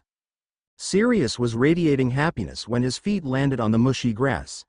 His eyes scanned the crowd when he caught a quick glimpse of his younger brother next to a group of Slytherins, his black hair short and spiked away from his face, eyes wide as he had been watching his older brother show off his flying skills. Not for the first time since Regulus came to Hogwarts, Sirius wanted to go and give his kid brother a hug but held himself back because of the other Slytherins hanging around. James panted next to him. "Did you see that? You were amazing." Peter clapped as Sirius pushed his sweat-drenched hair away from his face. "Sirius, that spin you did was mental. I don't know how you managed to hold on." "Thanks, Peter, it's all in the wrists and thighs." Sirius twisted his hands, the bones popping. He turned away from his brother, eyes downcast. In the corner of his eye he saw Harry, still perched on his broom and hand curled around the golden ball wiggling between his fingertips. Maya waved him down with a bright smile, and a little part of Sirius wondered if she would say anything to him about his incident in the hallway, his stay on her couch, or maybe the gift he had left her. A pair of fingers snapped in front of his distracted face. "Sirius, are you even listening to us? I thought compliments were how you managed to stay young and beautiful." James joked, an arm slung over Sirius' shoulders. He pulled away from the scene of Harry and Maya embracing. "What was that, Jamie? I thought I heard you badmouth the next Gryffindor chaser." "I asked if I could have a sugar quill," Remus said, looking at him oddly, as he pulled his attention away from James. "Please?" Sirius' eyes were subtly drawn back to the girl with coiled chocolate hair. Maya caught his eye and sent him a saccharine smile, and Sirius responded in kind, although he knew his wasn't as bright. "Sorry, mate, I ran out this morning." Remus shrugged at his friends before asking, "Hopefully, we could go down to the kitchens and celebrate with whatever sweets the elves have." Ions. The 3rd of October 1972. James Potter. "Did you hear? Harry McGonagall made Seeker," Peter said from where he sat on the rug by his bed and flipped to the next page of Quidditch Weekly. "I didn't even know that the headmistress had children, let alone ones in our year. They're her niece and nephew." "Peter, we've told you this before," Remus commented offhandedly as he revised his completed homework for the 3rd time that afternoon. "Oh," the chubby blonde boy said sheepishly, glancing towards Sirius and James with wide eyes. "I must have forgotten since the last time." Sirius tossed a miniature quaffle in the air and caught it before it could fall on his face. He caught the snitch in record time. "I'm not surprised he made Seeker. Our house team is going to wipe the floor with all those Slytherin gits," he said and threw the ball again, ignoring Peter. "Marlene is going to be a great beater, too. Made one hell of a bodyguard during tryouts." James pitched in, smoothly snatching the quaffle midair before Sirius could grab it again, then tossed it over his shoulder at Remus. Remus dodged easily and let the small ball roll underneath his bed, eyes still following the words on the scroll in his hands without pause. "You were a very coordinated team out there. I wouldn't be surprised if you started running drills together." "That's a wonderful idea, happy to help," he gave a little two-finger salute. "What about the two of you? Are you going to be competing over who's a better chaser?" Peter said, going down on his knees in search of the ball underneath Remus' perfectly made bed. "Don't think so," James responded without a thought. It was true, Sirius and him were closer than just best mates. They were brothers in every way but blood and family name. They wouldn't let something like a friendly Quidditch competition get in between them. It also helped they were on the same team, so they would share their victories. Jamie's right, Sirius nodded and turned to the other boys. Remus, do you think we should tell Evans that James is only tied for Star Chaser of the Gryffindor team? James straightened and glared between Sirius and Remus, although the grin on the other dark-haired boy's face betrayed his seriousness. James rolled his eyes when his best friend began to chuckle, but Remus still hadn't made a sound. I've got to go. I didn't realize how late it had gotten, Remus said, a tone of panic in his voice. He picked up an overnight bag from the corner of his bed, carefully placing his assignment back on the nightstand as he went. I'll see you Monday. The three boys chorused back their rehearsed goodbyes, wearing theatrical smiles, and waved as they waited for Remus' footsteps to disappear far enough away from outside their door before jumping into action. James jumped off his bed. Let's go. Sirius grabbed his wand off his nightstand and James tugged on his shoes, haphazardly knotting his shoelaces so they wouldn't come undone. For a moment James thought about taking his invisibility cloak, but the others didn't know about it yet, so they left the warmth of the dorm without it. They stumbled over each other as they hurried down the steps before reaching the common room. It was still fairly crowded by the older years, so James didn't think Remus noticed the disturbance behind him as he ducked out of the fat lady's portrait. James led the way as they snuck the last few meters and hid behind the portrait, peeking out unnoticed. We're good, he didn't see us, Sirius whispered as Remus rounded the corner. They waited a beat before stepping out and closing the portrait behind them. They spotted their friend down the hall as Remus' shaggy head ducked into the transfiguration room. James held Sirius and Peter from following as they waited for their maid to come back out. James was more than a little shocked when Dumbledore stepped out of the room. Sirius turned to look at James with a frown of confusion and James shrugged back in answer. Dumbledore led Remus out of the castle, a hand on the young boy's shoulder, as he steered him out through the halls. Remus' head lowered and his feet dragged behind him as he walked with their professor. Where do you think they're going this late? Sirius clamped a hand over Peter's mouth and James shushed him fervorously. Sirius whispered over Peter's head, he's right, it's a little late for a lovely moonlight stroll through the courtyard. What do? We keep following them. They walked past the greenhouses and when they made no sign of stopping in the clear field, James tugged his friends to a stop behind a glass wall in the last flower-lined house.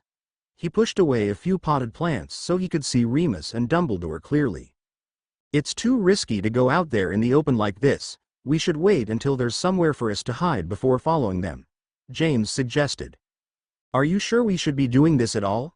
It feels like Remus' personal thing and we shouldn't poke our heads into it, no matter how curious we are, Peter squeaked out. He's our best friend, Sirius said, not taking his eyes off the retreating figures of Dumbledore and Remus as they bled into the horizon. I don't like any of this. It's past curfew. Where could Dumbledore possibly be going with him? We're going to find out.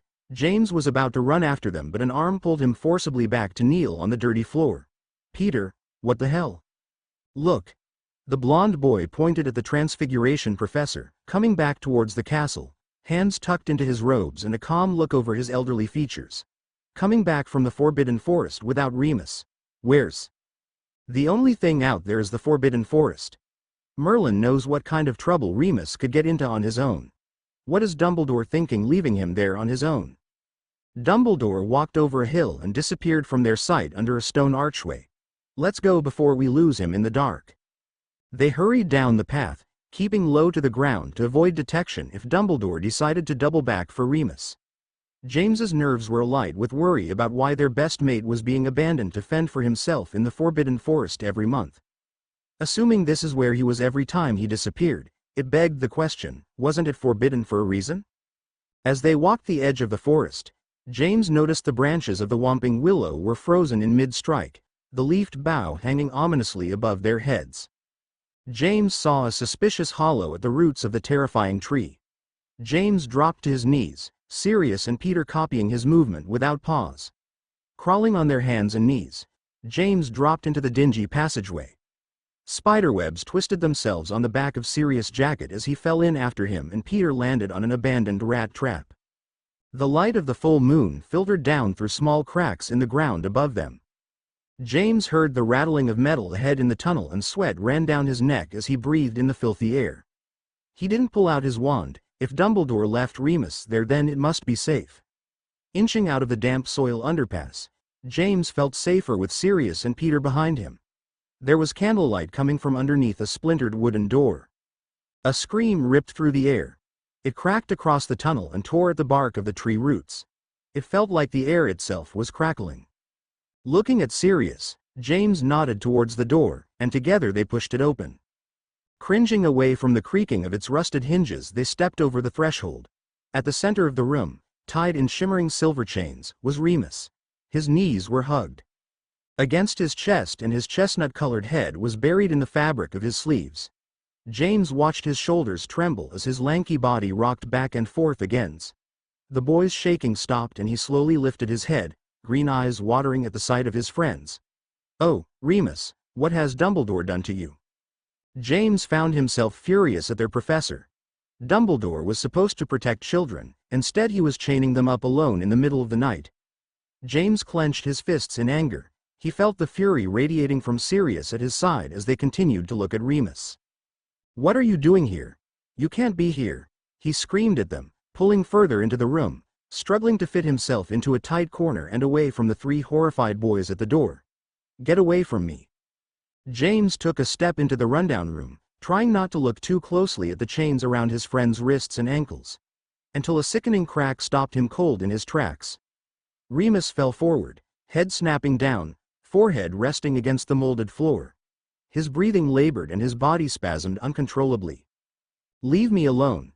Get out of here," Remus growled out as his arms splintered back, his back arching and the plain t-shirt he had been wearing tore into ribbons. "Go away, all of you.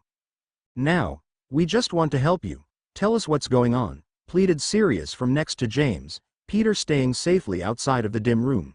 Remus bared his sharpening front teeth. "Out." His voice is nothing more than an animalistic snarl towards them. "Run." James was frozen as he watched the quiet boy he lived with scratch at his own flesh, ripping gashes against the already scarred skin. He didn't hear the yelp behind him until Sirius tried to grab onto his arm as he was dragged back and out of the room. James panicked. Drawing his wand, he pointed it at the door which Sirius and Peter were pulled through. He glanced back at Remus and placed himself between his friend and the door. Even with his back towards Remus, James could still hear and smell the torn body, but he didn't move away. He would protect his friend, even with his suspicion about what was going on with Remus, the condition that James was realizing his mate had. There was a sudden yank of metal and James jumped, turning to the boy who was no longer there. In his place was a creature that James remembered reading about once. The werewolf had deep cream-colored skin underneath the thick brown fur covering his body. James could feel his hands shake as the wolf paced in his magical prison of chains. "Remus, hey mate, it's me. It's James. Everything is going to be okay." Not Remus snapped his jaws at James and jerked forward in an attempt to tear at him, causing James to stumble backwards, right into a waiting pair of arms. He struggled at first, wanting to stay with his hurting friend, but a frazzled Sirius and Peter kept his attention long enough for the girl to raise her wand. Protega. The little bushy-haired witch cast her spell. The soft blue mist covered the door before she reached for the handle and slammed it shut, locking it with a flick of her wand for good measure. "What were you three thinking, walking in on a werewolf during a full moon like that?" Hermione McGonagall whispered harshly. Earlier Hermione McGonagall. "Harry." Hermione tried to rouse him, but the exhausted boy dug himself deeper into the couch cushion, mumbling incoherently. "Harry, wake up. Your father and godfather have decided to barge in on Remus' monthly visitor." Hermione dove for the window, searching for the three troublesome figures that snuck towards the frozen Whomping Willow. Glancing back to her slumbering best friend and back to the suicidal idiots, Maya grabbed her wand and rushed out of the door, closing it behind her softly. Thankfully, the willow hadn't managed to shake off the petrification charm Dumbledore had thrown at it by the time she ran through the grounds. Gryffindors, courage and stupidity are close enough to be interchangeable. The eerie familiarity of the tunnel startled her. She hadn't ventured inside it since her third year. Ironically, Peter, Sirius and Remus also starred in that nightmarish scenario. She briefly wondered if these boys would turn her hair gray before her 20th birthday. She spotted the choppy blonde hair of Peter first, cowering away from the steps leading into the Shrieking Shack's bedroom. Hermione could hear James and Sirius trying to talk to Remus as he screamed back at them. Hermione's heart broke when she heard the snaps of bones. Remus was a good person, he didn't deserve this. If she could only hurry up in figuring out the Wolfsbane potion, it would make his life so much easier. Suddenly, clarity fell over her. If Fenrir Greyback showed his face at that moment, she could use an unforgivable without regret. Hermione wouldn't hesitate to kill the man. No, monster. Who bit a 3-year-old child out of revenge for their parents speaking out of turn? Peter whimpered as she passed by him, hissing a warning to stay where he was and not move a muscle.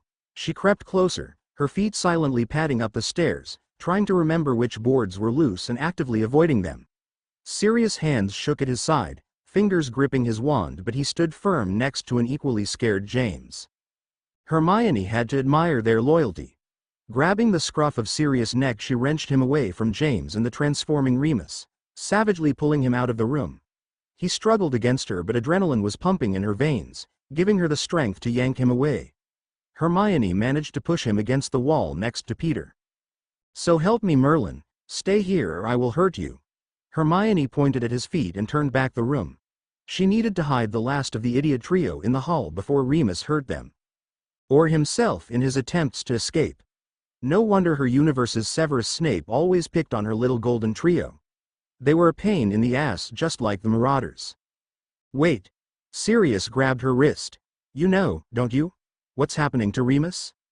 "I'll explain when I get James out of there, unless you'd rather stand here and chat while he's stuck in a room with a werewolf." She snatched James by the back of his jumper and yanked him into the hall, casting a protection shield as she stepped out of the room. Remus wouldn't be able to get out of the room if he somehow broke through his chains. Chains. Hermione would have some serious words with her aunt about the boy's treatment. "What were you 3 idiots thinking, following a professor into a creepy house and walking in on a young werewolf during a full moon?" She whispered harshly. "What's next on the agenda? Swimming with the giant squid? Knitting jumpers with acromantula webs? Werewolf?" Peter's eyes were the size of saucers and he glanced rather nervously towards the door she had warded. Nodding, Hermione tried to drown out the screams coming from the room. "You have to know that he would never hurt you willingly, but the wolf isn't his free will and does whatever he damn well pleases." Hermione knew that eventually the 3 of them would be running alongside Moony in the forest as animagi, but right now it wouldn't do any good for them to wander into the shrieking shack while virtually defenseless. James moved towards the door again, but Hermione stepped in front of him, stopping him, her hands pushing gently against his chest. "That's our friend in there," James shouted, which only made the howling grow louder and more persistent. He pointed his wand at her unsteadily. "Get out of the way or I'll curse you. Remus being able to smell and hear you is why he's hurting himself," Hermione said, ignoring the wand. Sirius looked furious and James matched him. He would rather hurt himself than accidentally scratch or bite you and turn you into a wolf too. "Stay out here and keep quiet, it's better for Remus that way." They looked at her THNE each other before James slowly lowered the wand. Sirius slumped against THHIS nails with sudden interest. "How do you know all of this stuff about werewolves, and Remus in particular? And how did you cast that charm? It's a 4th-year spell." James piped up from his new seat on the floor, legs stretched out in front of him. "I read," Hermione said simply, sitting next to the door and listening to the waves of pathetic whimpers that flooded out. Her heart was in shreds over the pain Remus was going through and she sighed heavily, promising herself to look harder into the potions section in the library. After she ignored their continued prodding, the boys talked quietly amongst themselves, leaving her to draw in the soft dirt with the tip of her wand. Eventually, Peter slipped into uneasy unconsciousness while James and Sirius were too busy listening to their friend howl to bother her. Hermione wondered how much longer it would be until sunrise. Several hours later, Hermione heard the weight on the floorboards in the room lessen, shift and then stop altogether. Climbing to her feet, she lifted the barrier and threw open the door. The sound startled Peter out of his nap, James and Sirius already peering over her shoulder to see inside. Remus lay on the floor, moaning in pain and exhausted. His clothes were shredded and he weakly tried to open his eyes before flinching away from the sunrise light. Hermione tapped the chains at his wrists and ankles with the tip of her wand. "Take him to the infirmary quickly. Aren't you coming with us?" Hermione wasn't sure who asked, but as James and Sirius lifted Remus off the floor, her eyes swam in red. Anger drained her face of color. Peter dropped his cloak around the sleeping boy. No, Hermione clenched her jaw. I have to talk to my aunt about these. She kicked at the bloodied chains lying around Remus. Sirius looked at the chains in clear disgust. Good. The 4th of October 1972, Remus Lupin. He blinked his eyes open, and when the familiar hospital wing came into focus, Remus relaxed into the mattress underneath his sore limbs. It felt so good to sink inside the feathery warmth after spending the night on the splintered floor in excruciating pain. Wait, mattress? Remus spread his shaking fingers on the soft fabric of the hospital sheets and pushed the pillowed surface under his head until it bounced back up. This wasn't right. He was used to waking up alone on the cold ground of the shrieking shack, covered in aches and bruises. He was not used to waking up to the scent of disinfectant and lemon. Had Dumbledore gotten him back? His body snapped forward and his back lifted entirely off the scratchy blankets because it hadn't been Dumbledore who got him back to Hogwarts at all. Remus remembered his friends. James and Sirius had been there. He remembered smelling Peter, but he hadn't seen the boy. The three of them had seen him change. They had seen him go feral. Primal fear dug deep into his mind, his heart, his very soul. What if in the haze of the full moon, the monster that came out had bitten one of his friends? This was awful. Everything would fall apart. The friends he had made and even the school he was allowed to attend because of McGonagall's kindness would disappear. Remus' breathing felt rushed, quick expels of air that dizzied him quickly. He tried to focus on the bland curtains around his bed, but the blue blurred and bled into one blob of meaningless color. Hey, Moony. About time you woke up. We've been going mad with worry for you. Sirius strolled into the sectioned-off space. A steaming plate balanced in one hand. He pulled the fabric closed with the other and took a seat on the chair next to Remus' bed. Since you missed breakfast, I thought I'd bring you some peace offering?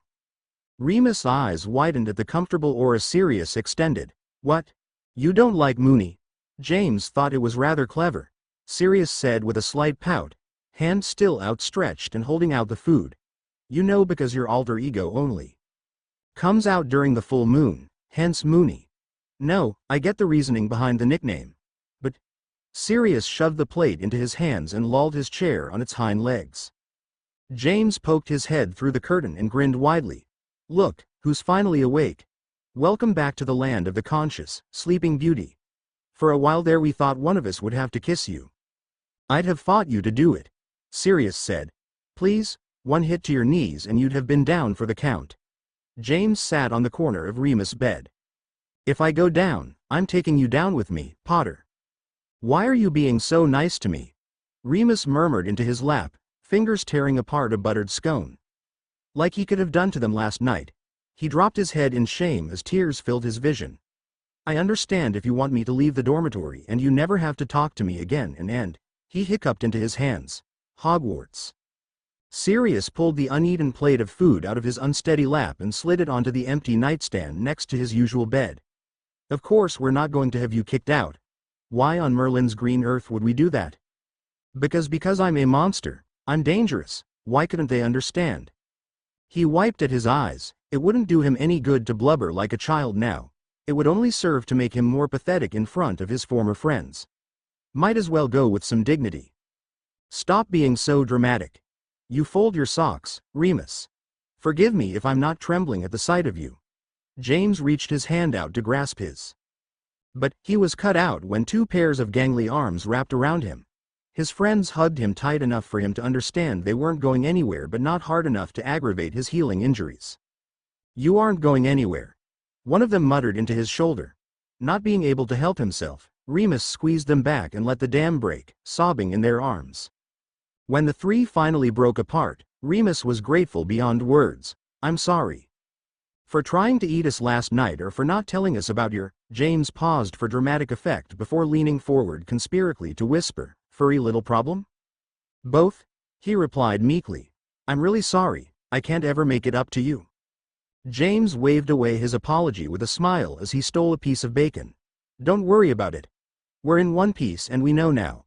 Although, I should warn you, you drooled on Peter's cloak while we were bringing you here, so we don't want it back. Sirius tried to swat James's stealing hand away, then glanced between James and his friend in the hospital bed. Hermione knows about you too. I'm betting that she's told her brother, if he didn't already know too. Remus exploded again. What little reassurance he had started to feel thanks to James and Sirius was very quickly drained out of him. What? They must hate me now. Mate, she yelled at us for making you hurt yourself and then stormed off to scream at her aunt and Dumbledore for chaining you up, so I reckon you'll be okay. James nodded along with Sirius, looking a little afraid of the curly-haired witch. Speaking of, why didn't you tell us you were into that sort of thing? Chains and all? Remus was shocked when James didn't flinch away from him as he playfully whacked him behind the head. They talked about what he had missed during the day of his potion-induced slumber. James tried to convince him that Lily had magically fallen in love with him during the day, while Sirius told him about a rampaging dragon that ate Snape. The boys' story featured Dumbledore skinny dipping in the Black Lake and Frank Longbottom marrying Emma. Vanity in a secret ceremony performed by a mountain troll. The ridiculousness of James and Sirius' imagination proved to Remus how dedicated his friends were to making him feel normal.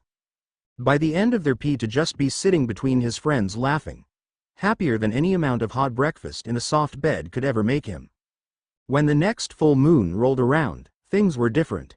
The magically strengthened chains disappeared after Hermione found out, but there were several wards put around the shrieking shack to keep him inside and other people out until sunrise. Madame Pomfrey always expected him the next morning, potions in hand and an arsenal of healing spells for his self-induced wounds. A bar of chocolate usually sat on the nightstand waiting for him when he woke up too. But the best part about what happened that night were the other boys: Sirius, James, and Peter. They didn't treat him any differently like he feared they would. They still joked with him, stole and hid his books if he didn't pay enough attention to them, and every morning after the full moon when he woke up in the hospital, they would be there. Plates of breakfast food and wild stories about things that Remus knew couldn't have happened in 12 hours. If anything, things had gotten better. Full moons were, and always would be, a nightmare, but he was treated more humanely, and that meant the world to him. Remus had wanted to thank Hermione for all she had done the night of the incident, but she had gone back to avoiding him and pretending like he didn't exist. At first he had been scared that being a werewolf was the reason for her cool exterior, until he got the next set of neatly written notes on his desk, like from before he found out she knew. Notes he had been receiving every month. All Remus could do was wonder, how did she find out in the first place? All I want for Christmas, the 13th of November 1972, Hermione McGonagall. Mandrake, Mandrake. The bloody screech of a plant has disappeared. Where could the stupid recipe be? Hermione mumbled under her breath, her finger scanning the potion's ingredients list as she flipped page after musty page in search of the right one. Here's one: mandrake and aconite, but no burdock root or holy thistle in sight. How am I supposed to brew the damned thing if I can't find any bloody instructions? She slammed the cover shut with a groan, once again finding the contents of the potions book empty for the potions recipe she was looking for. There were only basic ideas and theories that no one ever cared enough to expand. Her head made a small thump when her forehead hit the cover before she lifted it and slammed it back down with a groan. Maybe if she hit her head against it enough times, all the information would just seep in through her forehead. All Hermione wanted was some proper direction on how to brew Wolfsbane. Was that too much to ask for? If you're looking for a root-based potion, a voice drawled from behind her, and Hermione spun to face the dark-haired boy leaning against the shelf. I would suggest looking in one of the Earth Elemental volumes. Where can I find those, if you don't mind telling me? She asked him, her brow furrowed when she couldn't think of the answer herself. Do I look like a library catalog to you, McGonagall? Ask Pants, it's what she's there for. Hermione bit down on the urge to remind him that he had, in fact, been the one to push her towards those particular volumes in the first place. The least he could do was give her some answers. Thank you for the idea, Severus, Hermione said. Snape humphed in reply, and Hermione rolled her green eyes without noticing. When he turned away, Hermione stepped away from her own table to follow him through the shelves. What are you looking for so earnestly, if I might ask? Resource for the herbology essay. Hence why I'm in the section where the herbology is, Snape said, in a voice that clearly told her she was an annoyance for him. What are you researching so thoroughly? Snape nodded to the stack of discarded books on the table behind her, humoring her. I can recall mandrake or thistleroot being on the list of plants Professor Sprout assigned. It isn't for a class, it's a personal endeavor. She blinked when Snape snorted. Nothing too interesting, just an old home remedy I'm trying to improve. How riveting, he said, although Hermione could tell he was anything but interested.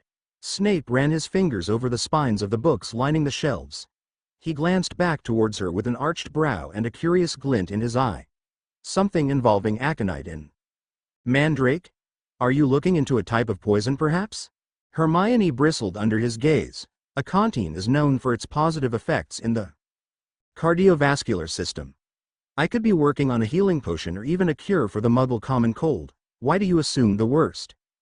People tend to do the worst, he said, eyes locked on the window sill behind her. Hermione's eyebrow pinched. That's a pretty terrible way to live your life, always assuming such terrible things about everyone. Well-earned assumption, I assure you, McGonagall. Severus crossed his arms, staring behind her with a blank expression. She followed his glare towards her schoolbag and Hermione's discarded Gryffindor tie laying on top of it. The red and yellow are starkly out of place on the plain wood of the library table. Either way, thank you for the suggestion, Severus. Before she could finish thanking him, Snape had turned his back and strolled back between the cherry wood shelves, a standardized potions book tucked under his arm. Rather an odd thing for a second year to carry around, but Hermione knew what the margins between text would be filled with soon enough. He didn't acknowledge her as he disappeared through the mountain of unorganized books. Madame Pants had put out on several tables leading to the double doors. Hermione poked her head towards the front desk in search of Madame Pants. It was difficult for her to see Snape as more than the bullying professor she had known in her life. It didn't help that even as a child, Snape's tone was bland and his attitude demeaning to whoever he spoke down to. It reminded her, quite unpleasantly, of her time as his student. Sometimes when they were in potions she could still hear his deadpan drawl as he explained why her potion wasn't perfect. On the occasional day when she would have a run-in with Snape, Hermione would gently run her tongue over her front teeth and cringe, remembering the way he had sneered, "I see no difference," after Draco enlarged them. But just as often as the thoughts would come, Hermione pushed them out again. Severus Snape was a second year still, not the frigid and lonely potions master she knew from before. He was nasty to others by nature, but he wasn't unnecessarily cruel like he had been in her time. She would separate the two versions of Snape she had in her head, if only to give him a fair chance for a better future than the one she had seen. Hermione found Madame Pants's desk empty, save for a few dozen books that were magically marked by a floating quill and flew through the air towards their shelves. Madame Pants? A head appeared from beneath the desk, several broken quills stuck in her messy hair and a bright blue ink stain on her blouse. Madame Pants's eyes were heavy with purple bags and Hermione thought it must be very difficult sorting through all the books students left lying around this time of year, even with magic at her disposal. "Yes, can I help you with something, dear?" she replied in a hushed whisper. "I was wondering where I could find one of the Earth Elemental volumes." "That is a very rare title. I'm not supposed to let students check it out without express permission from their head of house or the headmistress." Hermione sighed, resigned to return to her frivolous search in the herbology section until Minerva was able to write her note. "But, I suppose as the headmistress' niece and a great patron to the library, I could lend it to you for a bit." "Really?" Hermione grinned widely. Pants tapped her wand against a cabinet tucked into the corner of her desk, reaching inside to pull out a vine-green hardcover book with leather leaves wrapped around it in the same condition. "Of course. I won't let anything happen to it." Hermione carefully hugged the book to her chest and grinned at the librarian. "Thank you, Madame Pants." She headed back towards her table, suddenly a hope bubbling in her chest. Hermione's fingers gently ran along the edge of the book, feeling lighter the more she thought about finding a way to help Remus during his full moon transformations. Hermione placed the book next to her school bag before turning towards the other volumes. She had looked through in her quest for answers. She flicked her wand over them and watched as they followed after her. No matter how long magic had been in her life, Hermione was still awed by how simple things became with a flick of one's wrist. Quickly shelving the last of the books on the other side of the herbology section, Hermione turned to head back to her small table before she stumbled forward, barely catching herself on a hanging shelf. The beratement was on the tip of her tongue before she glanced down, noticing the peacefully sleeping boy nestled between the shelves for the first time. Sirius was snoring under his breath, not loud enough to draw attention to himself but soundly enough for Hermione to hear from this close. She nudged him in the ribs with her foot but the boy didn't stir. She knelt to his level and shook his shoulder. He waved his hand like she was a fly and Hermione shoved him harder. Go, way, Jamie. His hand swatted at her again and he shifted further into the wood like it was a feather pillow. It's Sunday, leave me alone, Sirius muttered. First of all, it's Monday. Sirius' eyes snapped open when he didn't hear James's voice. Second, you're asleep in the library, not the common room or your bed, so up you get. Hey, I know you, you're... With a roll of her eyes, Hermione righted herself and picked up speed towards her things. Noticing Sirius quickly sit up from the ground and follow behind her at a steady pace. Wait, where are you going? To study, Black, we're in a library. That's what people do when they're in a library. Hermione said pointedly, flicking her eyes to his nook with a pointed glare. For your information, Miss McGonagall, I've seen more people snog behind these shelves than I have people reading books. He stressed, his nose stuck in the air obnoxiously. When she didn't react, Sirius sighed. I was hiding. If Filch catches me, I'll definitely find myself in the Slytherin dungeon hanging by my thumbs. No doubt well deserved from one of your terrible pranks. Hermione sat at the head of the, now, cleared table and reached for her book. Terrible, he gasped. I'll have you know, I am an expert in my craft, and much beloved. That's a word for it, Hermione mumbled. In what craft exactly are you an expert in? She asked, an unwilling smile playing on her lips. Sirius sat himself in front of Hermione, folding his hands on top of the elemental volume. In most everything, especially pranks. I'm sure you, Potter, and Lupin have had a very educational 2 years. Hermione jerked the book from under him, causing Sirius' arms to slam suddenly against the wood. That does not make you an expert, now run along, I have to research something. Sirius rubbed his arms and studied the book Hermione held protectively on the table in front of her. And what would that be? None of your business, she said. Sirius' lips turned down and his eyebrows scrunched in thought. You know you're a very mysterious person, Maya. How so? You knew Remus' secret. When you saved us that night, you didn't look the least bit surprised, he said, done playing word chess with her, but you haven't talked to us since. Outside of cordial good mornings in lectures and polite half-answers, you always ignore us. Hermione rolled her eyes heavensward, a touch of nervousness creeping in. You're being ridiculous, you know my aunt is the headmistress. And I don't believe for a minute that Minnie would betray Remus' trust and tell anyone about his furry little problem. Even if you were her niece, Sirius interrupted, a glint of determination coming into his steel-gray eyes. Besides unwavering trust in my aunt, which I assure you she'd appreciate. What's your point? She asked, her heart pounding loudly in her chest. My point is that you should talk to Remus about his condition. He's scared that you knowing means you hate him and, by extension, Harry does as well. Despite the fact that James, Peter, and I know and haven't gone about chasing him with pitchforks and torches around the castle. Sirius insisted hotly. Hermione was almost sure that if this were a Muggle cartoon, steam would be rising out of his ears. He's a sensitive bloke. I promise you that I don't hate him and neither does Harry. Everything else is too complicated, she relented softly. What isn't complicated, nowadays? He snorted. All I'm saying is that no matter how you knew about it, it isn't very fair to keep Remus anxious about your feelings on it. I don't hate him and neither does my brother, if that's what he thinks, she said again. Although Hermione knew that was exactly what Remus must be thinking. I just don't know how to talk to him, or you for that matter. Why? Sirius questioned, clearly confused with her withdrawn attitude towards him. She seemed to appear once in a while, splash waves in his life and then turn around and pretend like nothing had happened. Is it fame? Do we make you nervous? He tried to joke but it felt flat. Something about you certainly does. Now would you mind? I really need to finish this. Hermione snapped unintentionally. If you don't talk to him about this soon, I will be back here to bother you until you come to your senses. Every day if I have to. Sirius stood up, his chair scraping the floor as it slid back. No matter how much you avoid me, I'm persistent when I want something. I'm not avoiding anything, she uselessly denied. Then what would you call this? He gestured to her closed-off posture as she slouched in the chair, still holding her book to her chest like a shield. Hermione's face reddened. I have selective company. Just you, your books, and your brother. Sirius grinned. I'm certain that I'm much better company than some bound paper. Hey, is that Filch?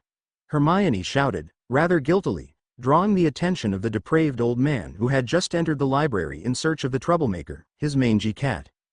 Stalking closely at his heels as usual. What? Where? Sirius twisted towards the door sharply, spotting Filch and Mrs. Norris and turning back to his tablemate. Hide me, I'll give you anything. Hermione gasped, dramatically grabbing her chest. Is Sirius Black asking for my help? How could I, a lowly mortal, help the great Sirius Black? She called out loud enough for Filch to quicken his pace, earning a look from Madame Pants and a glare from Sirius. Sirius panicked as the caretaker began walking towards them. Blast you, Maya McGonagall. Hermione watched Sirius bolt between the shelves, bringing her head back to the table in a hit that would certainly bring a headache. I am Fortune's fool. The 6th of December 1972, Harry McGonagall, their second Christmas in the past was coming up, and after not being in the right state of mind to celebrate last year, Harry wanted to do something special for Hermione. Hermione, who made sure he ate since they became friends, who fought Dark Lords and Death Eaters by his side, who worked tirelessly to make the world a better place with no expectation of thanks. Harry wanted to get her something memorable, but not something that would remind her of home and make her depressed that they had no way of getting back. Truthfully, he wasn't sure he could walk away from the opportunity he had here. Harry was distracted as he walked towards Minerva's office. He had been meaning to find time and ask for a favor, but it was hard to find time when Hermione needed him to bring her food, remind her to sleep, and keep her company while she stayed up reading all night. Now that his best friend How researching the Wolfsbane potion for Remus at all hours, Harry had some time to sneak away and talk with Minerva. Aunt Min? Harry called out as he stepped into Minerva's office without knocking, startling the woman marking papers at her desk. Harry cringed when she jumped and quickly apologized before she could hex him. I'm sorry, I didn't mean to startle you. It's all right, I was lost in my work and I've apparently missed breakfast as well, she said. With a deep breath and glance at the ticking clock next to the door, gesturing for him to sit in one of the plush chairs at her desk. What is it, Harry? I was wondering if I could leave Hogwarts for the afternoon? He asked. Minerva's eyes widened, her hands clasped over the papers in front of her as she leaned forward. You're only in your second year. It would be irresponsible of me, as both your guardian and headmistress, if I let you leave the grounds on your own. Then could you please find someone to escort me to Muggle London? Harry insisted. She watched him for a minute, her thin eyebrows furrowed and a tired smile curled the side of her mouth. Harry hadn't realized how exhausted she must be. He had gotten used to seeing her in the classroom, but now he could see the toll of being headmistress weighing on her in this reality. Why is this so important to you, darling? Hermione is spending the afternoon in the library, researching a potion that will help Remus during his transformations and recovery. Harry explained. So I had thought that while she's busy, I could get away and buy her a Christmas present from the city. Oh, the winter holidays are coming. I had completely put it out of my mind. Minerva sounded startled, before nodding decidedly and glancing towards the clock a final time. I think this paperwork can wait a few hours until we get back, don't you think so? I know we haven't spent much time together since you and Hermione arrived, and I'll admit that it is my fault, but I want to make you both feel at home here. Taking my nephew holiday shopping is part of that. Harry smiled gratefully and nodded. He watched her rise out of her chair and tuck her wand into her robe pocket. Are you sure? I don't want to take you away from your work. It's just some final papers before the holidays. Nothing I cannot finish later, Minerva said with an easy smile as she pulled a small key out of a desk drawer. Best stop off at Gringotts. If you're sure. The smile on Harry's face felt foreign, but Minerva's kindness made it impossible not to smile. It was nice to have someone other than Hermione in his little makeshift family.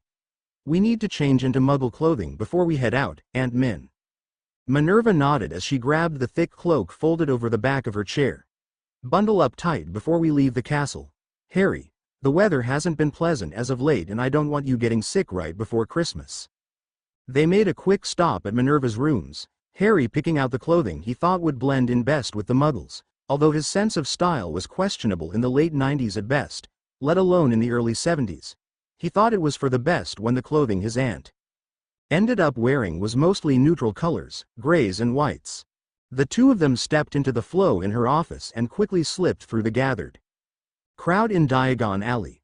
Harry watched the cloaked people hurry along the street, going in and out of shops with bags hanging from their hands. The Wizarding War had started 2 years prior, but Voldemort's power wasn't at its peak yet. He was just a whisper to these people, a scary story to tell around the common room fire, a nightmare you woke up from and forgot in the light of day.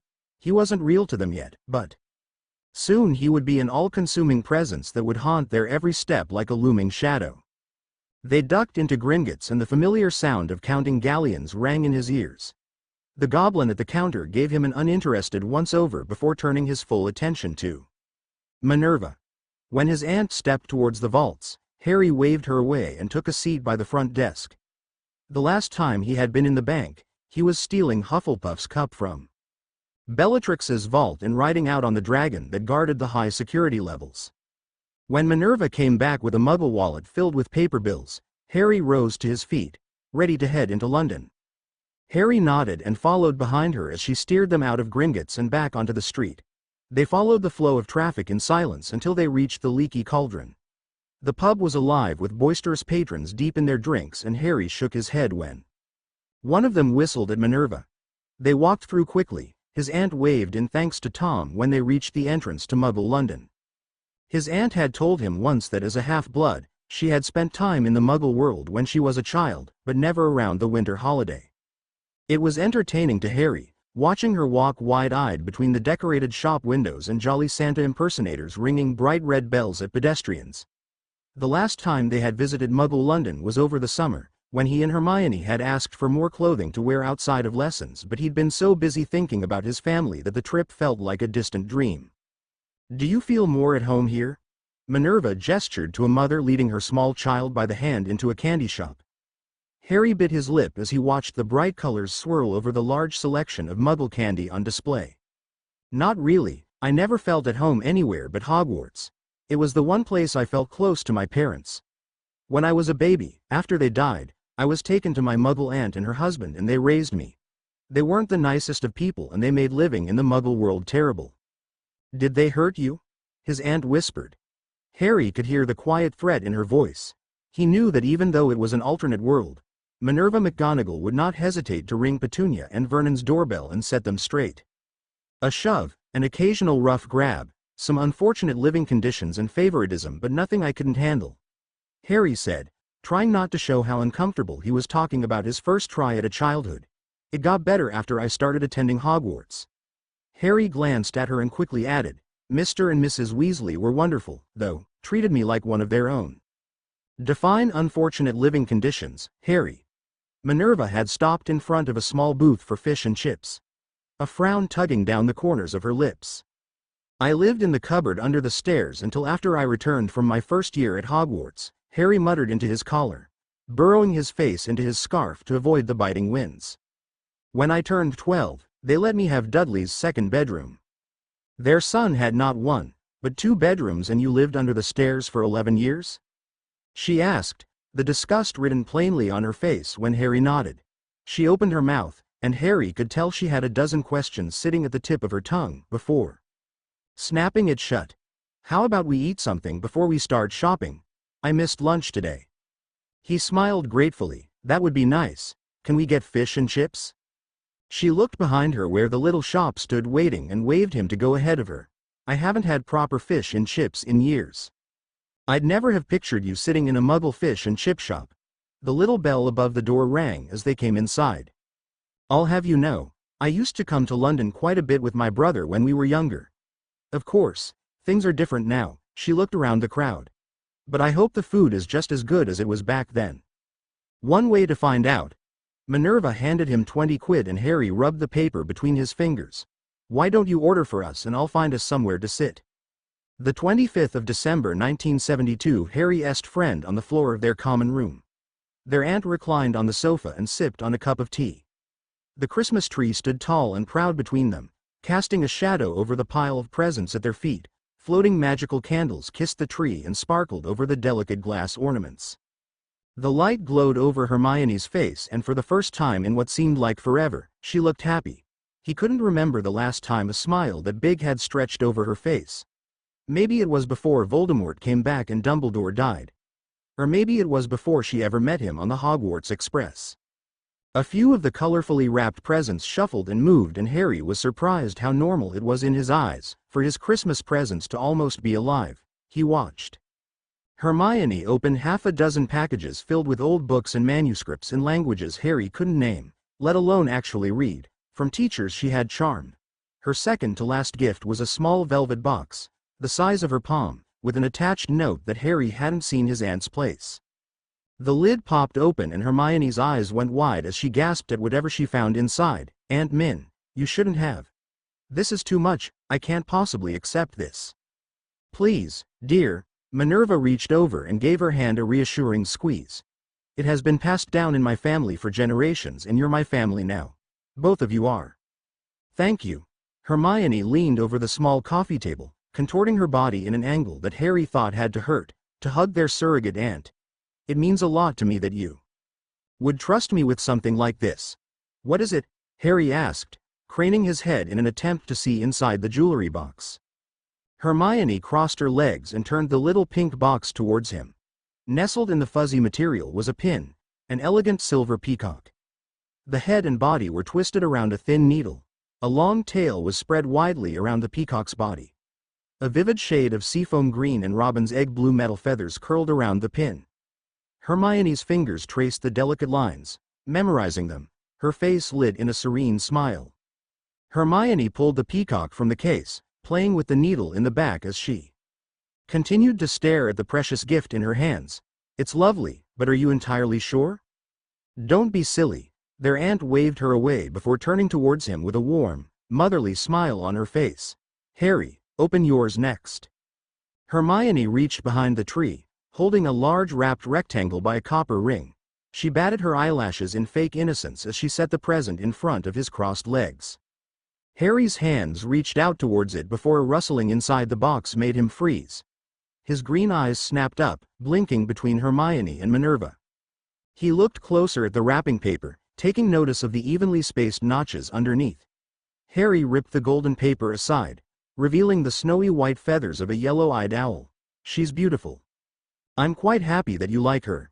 Hermione tells me that she looks remarkably like your past familiar." Harry nodded absent-mindedly as he peeled away the remaining wrapping. He carefully unlatched the cage and cooed at the curious little owl inside. Harry held out his hand, letting the owl gently nip at his thumb.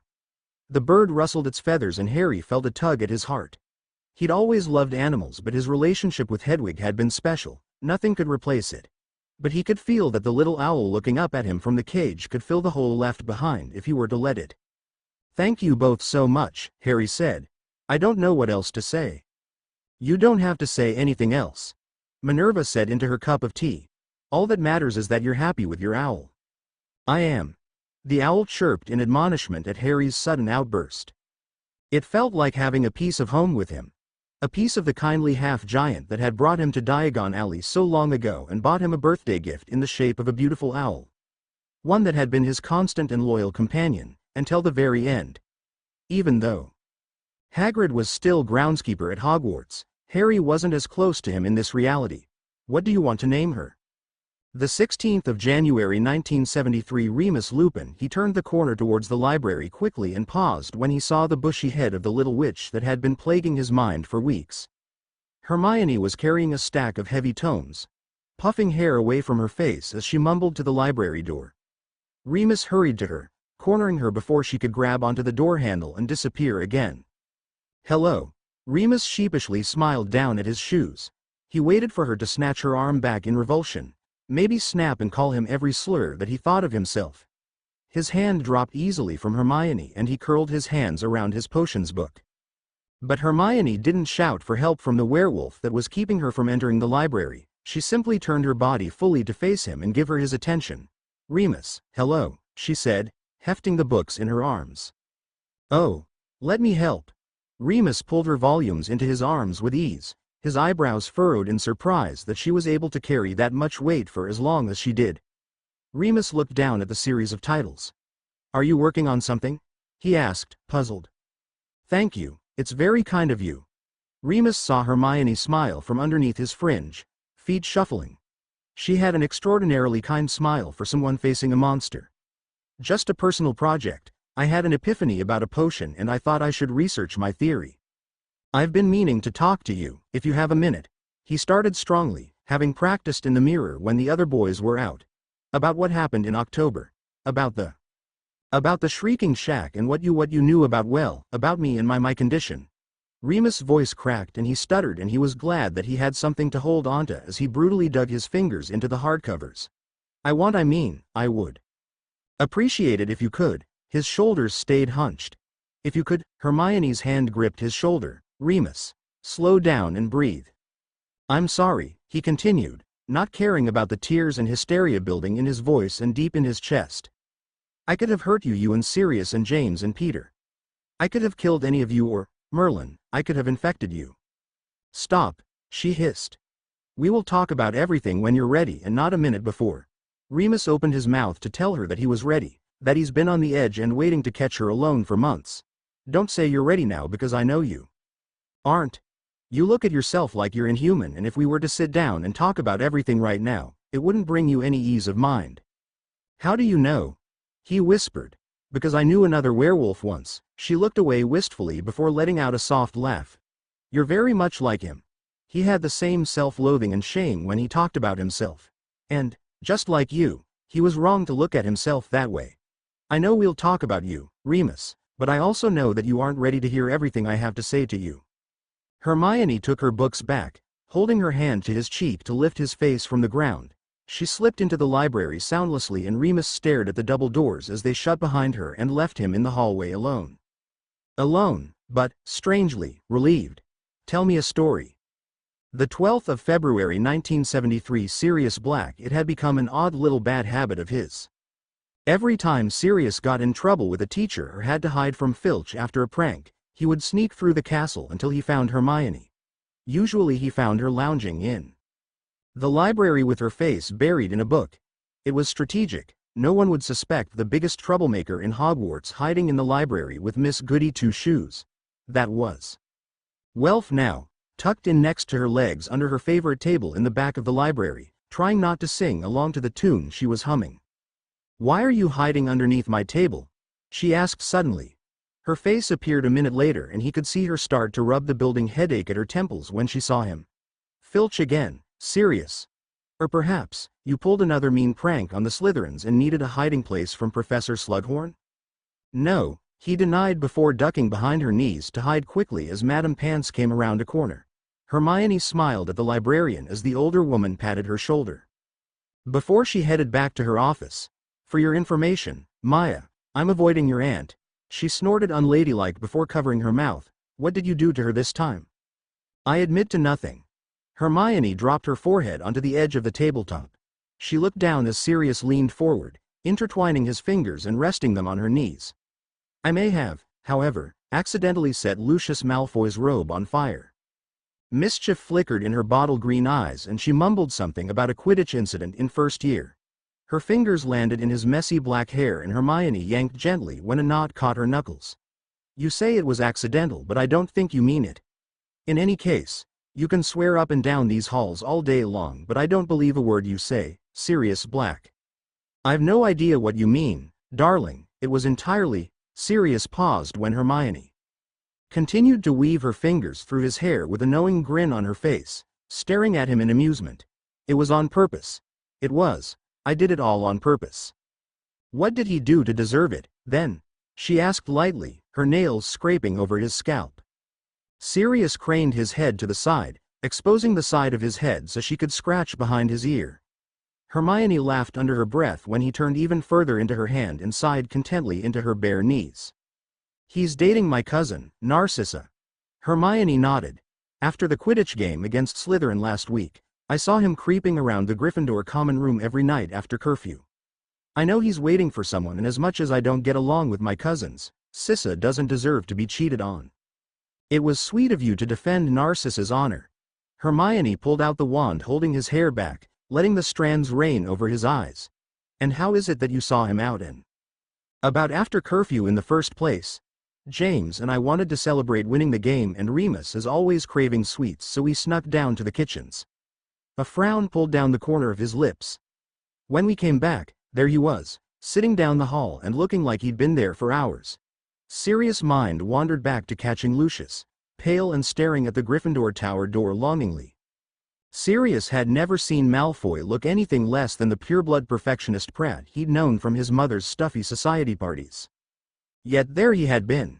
His hair had still been knotted on the top of his head from the game, and a purple bruise blossoming on the side of his face from where Marlene had accidentally whacked him while chasing the quaffle. His Quidditch uniform was bunched up in his hands, and he continued pulling and twisting the green-striped fabric nervously between his fingers. Lucius' silver eyes were glued to his scuffed shoes, and he shook his head vehemently, denying something only he knew.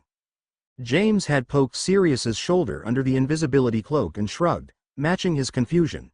Lucius had still been sitting against the stone wall by the time they got back from the kitchen, and Remus had successfully dragged the rest of them into the common room, without the Slytherin noticing. But, for the rest of the night, a sleepless Sirius couldn't get Lucius out of his head until he'd finally had enough and taken matters into his own hands. "Who do you think he was waiting for?" she whispered. "Conspiracy." Sirius rolled his eyes at the curiosity in her eyes. It was kind of cute. It had to have been an upperclassman, right? I always see him flirting with the 6th and 7th years. "You're just an old gossip inside, huh, my?" Sirius asked, grinning. "I don't know, but whoever it was never showed up because he hasn't come back since yesterday."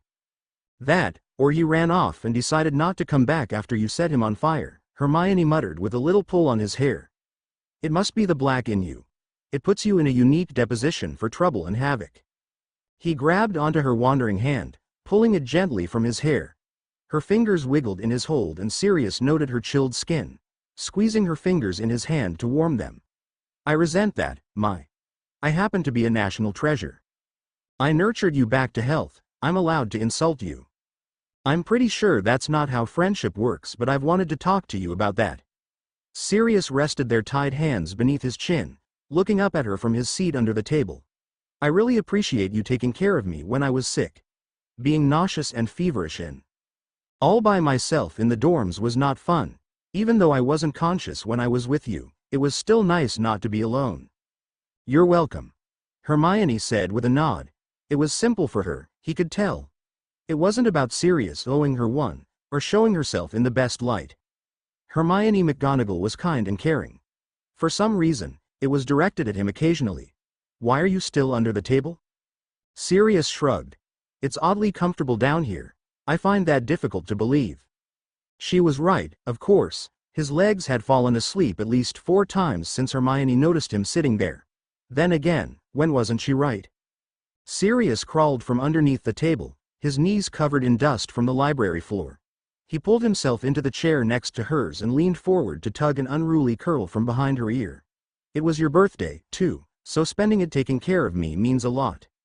Hermione's smile revealed a dimple in her left cheek, and Sirius liked the lavender smell from her hair. "It wasn't a big deal, Sirius, but I appreciate the sugar quills you left." "You better have. James was cross with me for the entire day because his sugar tooth was left unfed." Sirius chuckled when she snorted and quickly covered her mouth in embarrassment. "Hush." Madame Pants called from her desk when their laughter became too loud. "Do you want to come back to my common room?" Hermione asked. "I made chocolate biscuits this morning." He nodded and helped her pick up the scattered books from the table they occupied. Sirius wasn't sure how Hermione always managed to make him feel so comfortable, how she knew so much about him after spending so little time with him since they'd met.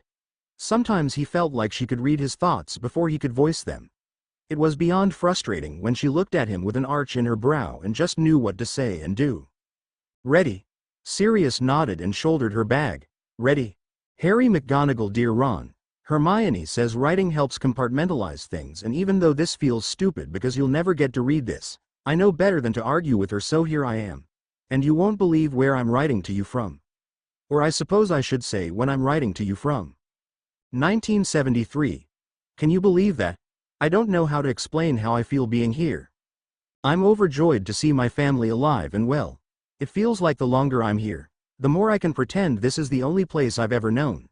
There are no Dursleys and no cupboard under the stairs. But, I know that's not true. The way I grew up was real. Growing up without them was real. Being the boy who lived was gnawing fear in the pit of my stomach every time I see them, and I don't know how to make it go away. When my father and Sirius walk the halls, when my mum studies in the library with Remus. I can't remember losing my mum and dad, but I felt the absence of them my entire life. Sirius and Remus were family, and when they were gone, I missed them, and I missed the time I should have had with them. But they're all here now, and I'm too scared to be near them. Like Icarus and the sun, my wings will catch fire if I get too close to them. I want to be back in 1998 with you and Ginny and Teddy, where everyone is already gone and I don't have to be so scared of losing them all over again. I wish I wasn't here, I wish Hermione wasn't either. I'm drowning in the fear that we'll watch the end of it all without being able to change anything. And the guilt and anxiety is eating me alive from the inside out, and I don't know how. The tip of the quill snapped and ink bled up the parchment, swallowing up his thoughts. Harry stared at the ruined letter for a moment before crumbling it in his hand. Sorry, mate, he threw the parchment into the roaring fire with a grimace. Staring at the smudged ink on his fingers, Harry rose to his feet and headed to the door. Harry left the room of requirement an hour later than usual. Since he had to play a novice in class not to raise suspicion, sneaking off into the room of requirement after lessons and practicing the more advanced defense against the dark arts.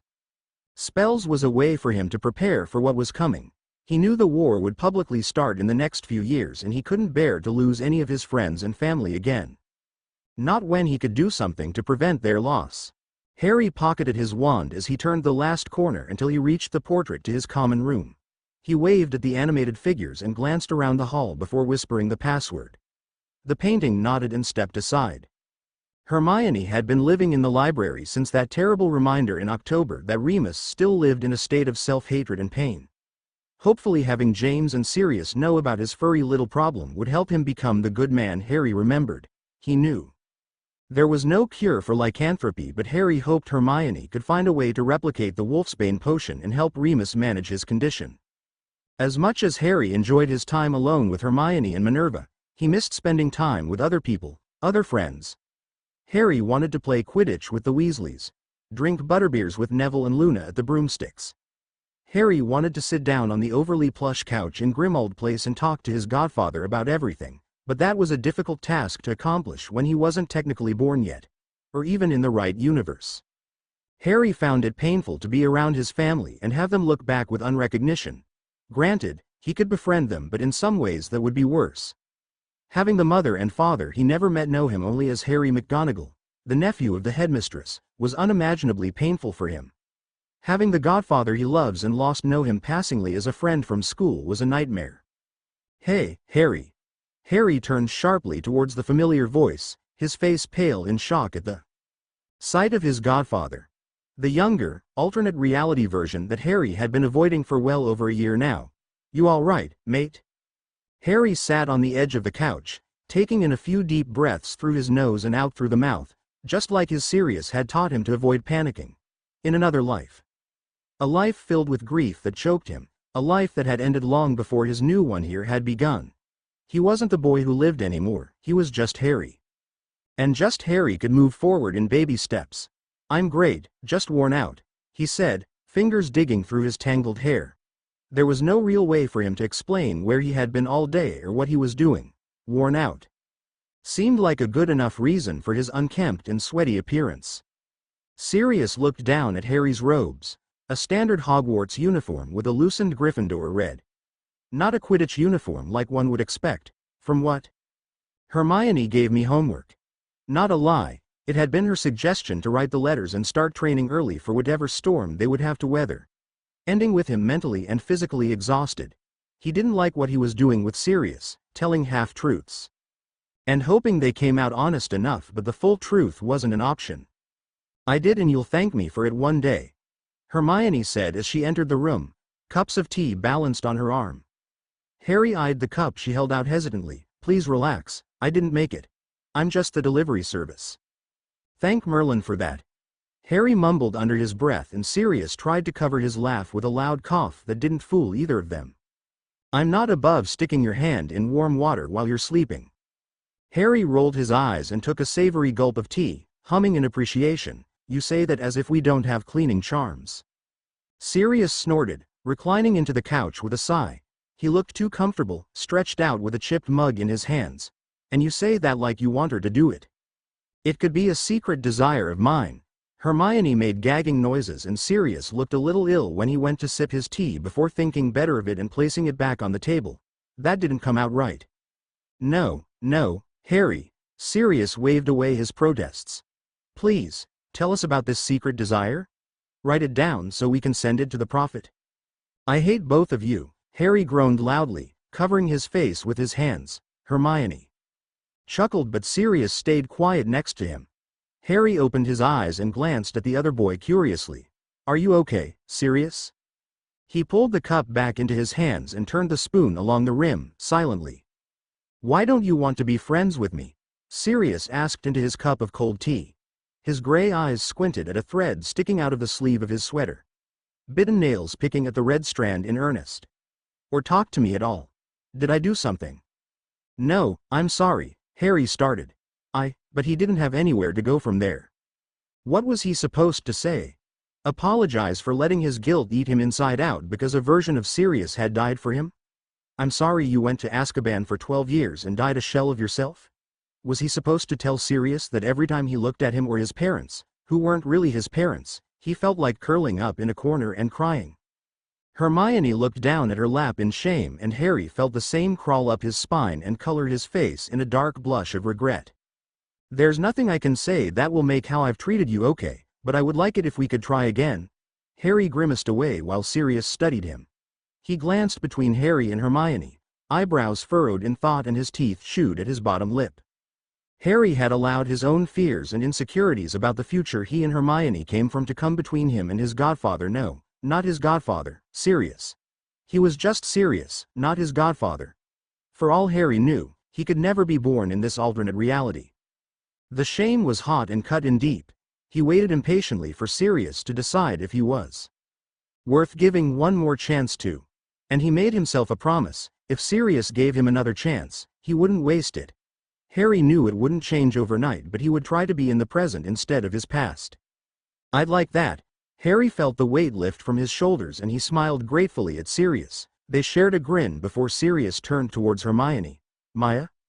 At some point Hermione had wrapped herself in a throw blanket, the on of the fabric were the tips of her toes and her hands as she brought the mug to her lips. She looked tired and Harry wondered if she had foregone sleep again last night.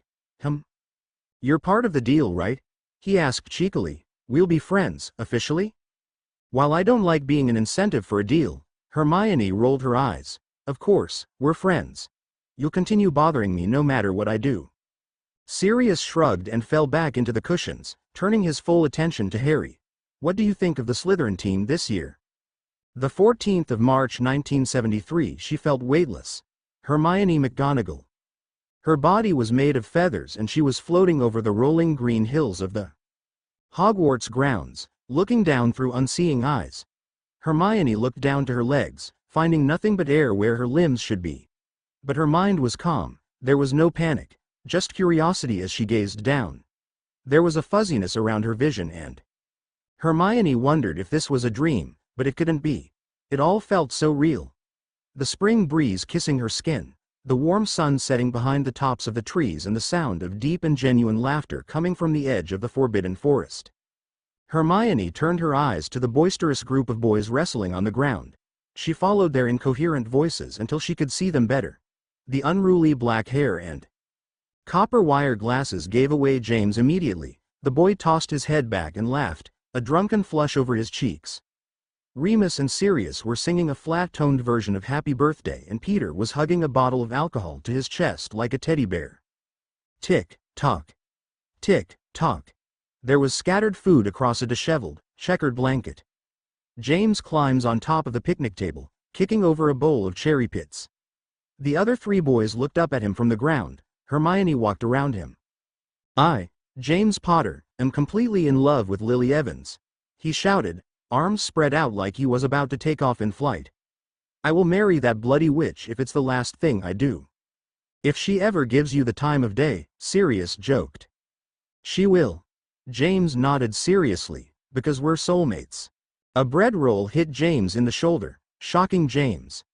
Hermione followed the second to a grinning Remus, Sirius practically choking on his laughter, a bright toothy smile on his face. In the back of her head, Hermione thought he had quite a lovely smile. Tick, tock. Tick, tock. A chill licked at her back and Hermione turned at the sound of Harry's serious voice. "You think he's coming for Remus, don't you?" She snapped her head back towards Remus, finding the small celebration gone and the forbidden forest dark and cold. The ground dropped out from underneath her and she fell through the air. Hermione landed on her back painlessly. She could see the shadow of the Whomping Willow looming over her ghostly figure. "I don't like the idea of killing anyone," her own voice answered Harry. Hermione felt anxiety weasel its way into her chest, ice dripping down as the words echoed in her ears. Then all the noise falls away, slipping away from her like water through her fingertips. A serene quiet drops over her and a room of mirrors crawled out from the ground. Hermione recognized the room from her days in Dumbledore's army, with Harry teaching them how to fight for their lives because nobody else would. Tick, tock. She spotted her favorite jumper thrown over one of the chairs in the corner of the room. Corporeal Hermione was standing in the center of the room, shirt untucked, tie loose, and wand loosely in her hand. Sirius was standing in front of her, an older Sirius than the one she had seen just moments ago. She was saying something too low to be heard and flicked out her wand slowly, demonstrating the movement over and over again. "Think of something happy, Maya," Sirius asked, grinning wolfishly. But despite his outwardly confidence, there was a nervousness in his voice and shining in his eyes that Hermione couldn't remember ever seeing before. Not in this reality or in her last. He had always been an overconfident person. As the child she knew now and the older man she had known before. But this Sirius, teenage Sirius, looked anxious and she was curious to see what caused it. She saw herself open her mouth to answer Sirius, but before she could hear the response, the room blurred. Her and Sirius turned to willowing smoke and bled through the floor. A loud beeping echoed around the dissolving room and it was as if she had been submerged underwater. A loud, piercing scream rung out and Hermione covered her ears to try and muffle the sound of the ticking clock under the screams. Tick, tock. Neville appeared, bloody and wearing the same jumper she had seen him in at the Battle of Hogwarts. There was blood running down the side of his face, dark and drying over his eye and dripping onto the torn collar of his shirt. He held the sword of Gryffindor in his arm, determination etched into his face as he limped forward. Tick, tock. Tick, tock. The sound of the clock echoed as her eyes snapped open with a start. Hermione jolted out of her bed and grasped desperately at her wand. When the surroundings started to register in her eyes, Hermione sat back on the mattress with a deep breath. She was safe at Hogwarts, in her bed at the dorm she shared with Harry. But if there was nothing wrong, why did her head feel like it was filled with lead and her heart with dread? The 27th of March 1973, James Potter. It was his birthday and Lily was actually nice to him at breakfast, so this was turning out to be the best day of his life. Well, nice by Lily's standards. Marlene and Alice had hugged him in the hallway before the four boys could enter the Great Hall, both girls kissing his cheeks and laughing off his light-hearted flirting. Lily had stood behind her friends with Frank Longbottom, arms crossed and huffing as the other boy whispered something into her ear. "Fine," she whispered to Frank and James wondered what she was agreeing to. The thought quickly flew out of his mind when she stepped around her friends. "Happy birthday, Potter." "Thank why?" His throat closed around his words, his breath catching in his throat. Lily pushed up onto her toes, fingers digging into his forearm, and her lips brushed against his cheek. James felt the deep red flush cover his face and he was pretty sure his soul left his body. He didn't feel when the soft touch of her lips disappeared, but they must have because he could see her walking through the doors towards breakfast. He could still feel the molten heat of her lips on his cheek and Sirius had to elbow him a few times before he turned back to Frank. Frank was grinning at him and James had the strong feeling of hugging the other boy. Frank reached over and patted his shoulder. "Happy birthday, mate." "Thank you." When Frank and the girls disappeared through the Great Hall doors, James turned towards his friends. his green eyes wide as saucers. "She kissed me. Did you see? Lily Evans kissed me," he said in complete awe. "We saw." James distantly heard Remus tell him. James stared at the closed doors, face still burning in a blush and his fingers touching the skin on his cheek. "I think you've lost him," a new voice called out, and James felt a hand shake him. He turned to where Sirius was standing next to the McGonagall siblings. Sirius was whispering something to Maya. He saw her roll her eyes and shove at Sirius' chest. Harry was looking at him, an expression of nostalgia on his face. James hadn't really talked to either of the McGonagall siblings outside of pleasantries in the halls or class, but Sirius had talked about them occasionally. Apparently, even as Gryffindors, they were given special privileges and lived in their own dorm. Which didn't seem fair to James, but who was he to judge how Headmistress McGonagall treated her niece and nephew? "Happy birthday." James thought the other boys' eyes were a familiar shade of green, to many more. "Thanks, mate." They nodded at each other awkwardly before Harry turned back to Remus and asked him about something in herbology that James couldn't understand. Maya was reaching up to cuff Sirius upside the head, leaving his best friend gaping. "It's your birthday, I take it," she joked with a smile, and James found himself smiling back. With how often he had spotted Sirius around the little witch, James was starting to think his best friend was smitten with her. Harry and Remus were talking quietly. Peter was listening and nodding along with whatever they were talking about. "You know, now that you mention it, I think it might be." Maya laughed, pushing her hair off her shoulder, and James saw Sirius follow the path of her hand. Sirius smiled gently, eyes fixed on her wild hair. Sirius didn't like girls, he liked chasing girls, then telling his friends about how pretty they thought he was. "Happy birthday, James." "I appreciate that, Miss McGonagall." "Just Maya." Sirius grinned. "Or Hermione, if you're more proper than this one." She shoved her thumb into Sirius' side. Sirius cringed away dramatically, and Hermione snorted without turning towards him at all. James could respect that. "I think we'll get along great, Maya." Together they entered the Great Hall, and the McGonagall siblings disappeared into the back of the Gryffindor table with a final wave from Hermione. The four boys sat at the front of the table, like usual. When the morning post came in, James received a big box with a note addressed in his mother's hand, but he was surprised when a white piece of parchment fluttered down between him and Remus with the incoming mail. He opened his parents' note first. James didn't miss the way Sirius' face dropped a little when the long parchment unrolled, covered in fine script from his parents. It was wonderfully sweet, filled with love and well wishes. His mother went on to tell him that they would celebrate his birthday as a family when the summer holidays came around, and that he should invite his friends to join them. His father told him they would go pick out a new broom as a gift. At the end, both of his parents signed their love, and James was left beaming and missing his parents desperately. The package was filled with sweets that he knew he would share with the boys, a few cozy jumpers, a few loose books that he was sure Remus would enjoy, and a broom cleaning kit. James closed the box happily before turning back towards the mystery note. "We wait for the trail at the willow." James stared at the words printed on the paper in messy, scratched handwriting. He flipped the thin paper several times, searching for a return address or a name. It was plain, white paper with no clue of who had sent it or what it meant. "What is it?" Remus leaned over his shoulder to read the note.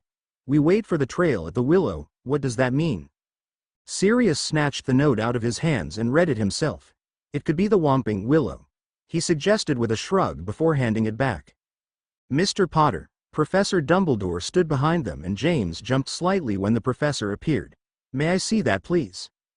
James handed the note to the old professor and watched his face as he read it. It remained unfazed as he pocketed the note into the sleeve of his robes. "Professor? I'm afraid the headmistress will want to see this. Do not concern yourself, and happy birthday, dear boy." He gave James's shoulder a clap. James barely had time to nod his thanks before Dumbledore had disappeared out of the Great Hall. "What do you think that's about?" "No idea, but I'm sure they'll let your parents know if we have something to worry about." Remus pushed their forgotten plates towards them, a clear indication that they should eat before classes began for the day. The werewolf pocketed several sweets, and James pushed the little box closer to him without a word. "Remus is right." Sirius rolled his eyes, as per usual. James pushed the note into the back of his mind and shoveled forkfuls of scrambled egg into his mouth, suddenly remembering how hungry he was before the post had arrived. By the time classes of the day started, none of the boys thought nothing else about the mysterious note they had received that morning. Distracted by the sweets in James's gift and trying to finish the homework Sirius and James had forgotten to do. Remus had been oddly quiet the first lesson, but by potions, he had cleared up his mood. "Where are we going?" Peter asked while the other boys tried to huddle under James's invisibility cloak without a limb sticking out or standing on top of each other like stacked cups. Remus was trying to lift Sirius onto his back while Sirius was figuring out how to hide the fire whiskey in his jacket. "The Forbidden Forest," James absently shot back, thinking about how he could smuggle all three of his friends under one cloak that was clearly meant for one adult. Maybe two if they were on the smaller side, not four growing boys. Peter gulped loudly. "Are you sure that's a good idea?" "Pete, the scariest thing in the forest will be drinking with us." Sirius wrapped his arm around Remus' good-natured DLY. Remus, being used to serious wolf references, wasn't fazed. The four of them had decided to sneak out two at a time, covered in the cloak. Sirius had charmed one of the Hufflepuff girls into letting him in and out of the kitchens earlier that night, and there were big baskets of fruits and sandwiches, and the sweets from James's mum thrown hazardously onto the bed. Remus and Peter carried the food out together first. Sirius reclined back onto his bed, staring up at the ceiling. James tapped his foot, waiting for Remus to send the cloak back via one of the kitchen elves. "What do you want to do after we graduate Hogwarts?" James turned at the sudden question. Sirius sat crossed-legged in the center of his bed. "Play professional Quidditch," James mused. "Or maybe live off of my fortune and travel around the world with Lily." He expected Sirius to snort or call him a love-struck fool, but his best friend stayed quiet. He was studying his hands with rapt fascination. James moved away from the door, sitting on the edge of the bed. "What about you?" Sirius' head snapped up. "I'll probably end up with a drinking and gambling problem." "I wouldn't let that happen to you. What a shit best friend would I be if I let you drink yourself into a blunder?" "A good one, I'd wager," he grinned. "So what are you going to do?" James fell backwards onto the mattress. "For real? No bravado? No nothing. What do you want to do with your life?" "I would want to do something important with my life," he huffed. Staring into the distance, Sirius talked slowly, like he hoped James wouldn't hear him. "Maybe an Auror. Fight dark wizards in the day and go home to some pretty witch at night." "Any specific pretty witch?" Sirius laughed, somewhat uncomfortably, his head shaking rapidly from side to side. "I'm not like you. I don't have an eternal love for Lily Evans." "I'd hope not, or we'd have a problem." But James felt like there was something Sirius wasn't saying, maybe something the other boy wasn't ready to hear yet. "Why an Auror?" "There's too much darkness in the world. Too many people pretending to be better than they are." He whispered, almost too quietly. "I want to make a difference on the right side." "How stupid does that make me sound?" "Not a bit." Before Sirius could answer, one of the house elves popped in with the invisibility cloak clutched in his little hand. The boys jumped up and off the bed, rushing towards the shaking elf. James took the cloak with a muttered, "Thank you," and tossed it over his shoulders. Sirius huddled into his side and James flung the other side of the cloak over HCK down the dorm stairs, past the napping Gryffindors in the common room and out into the empty hallway. It was almost curfew and it wouldn't do to get detention on his birthday. Traditions. The 27th of March 1973. James Potter. The two of them made it out of Hogwarts in record time, faster than what James would have thought, and he was almost impressed at how quickly they went past the Hogwarts grounds and to the edge of the Forbidden Forest. Peter and Remus had set up a big checkered blanket on the ground, the basket of food and sweets in the center. James and Sirius shrugged the cloak off with a sigh and stomped the rest of the way up the small hill. Sirius held up the bottle of fire whiskey with a happy little whoop. "Finally, we thought you'd gotten caught," Remus called as James sat down in front of the basket and Sirius pulled the cap off the bottle and held it out to James with a shake. The birthday boy took a sip and burned down his throat. Sirius snorted, "The great Sirius Black doesn't get caught. You've been to detention more than the three of us combined." Remus deadpanned, pointing between them, settling on the birthday boy. "Granted, the majority of those come from James, but the point still stands." "Hey, it's my birthday, don't verbally abuse me like this today, Remus." Sirius leaned over and punched his shoulder as hard as he could. sending James falling backwards. That wasn't permission to be physically abusive instead, see? You didn't specify. Sirius shrugged. My mistake for thinking you could take it. I can take it, I just didn't think I would have to take it, James pouted as Sirius pulled the bottle back in his lap. James's eyes glazed off into the distance. Lily kissed me today. We know, Sirius snorted. We were forced to see that dopey look on your face all day. Are you sure you did? Remus raised his eyebrows in question.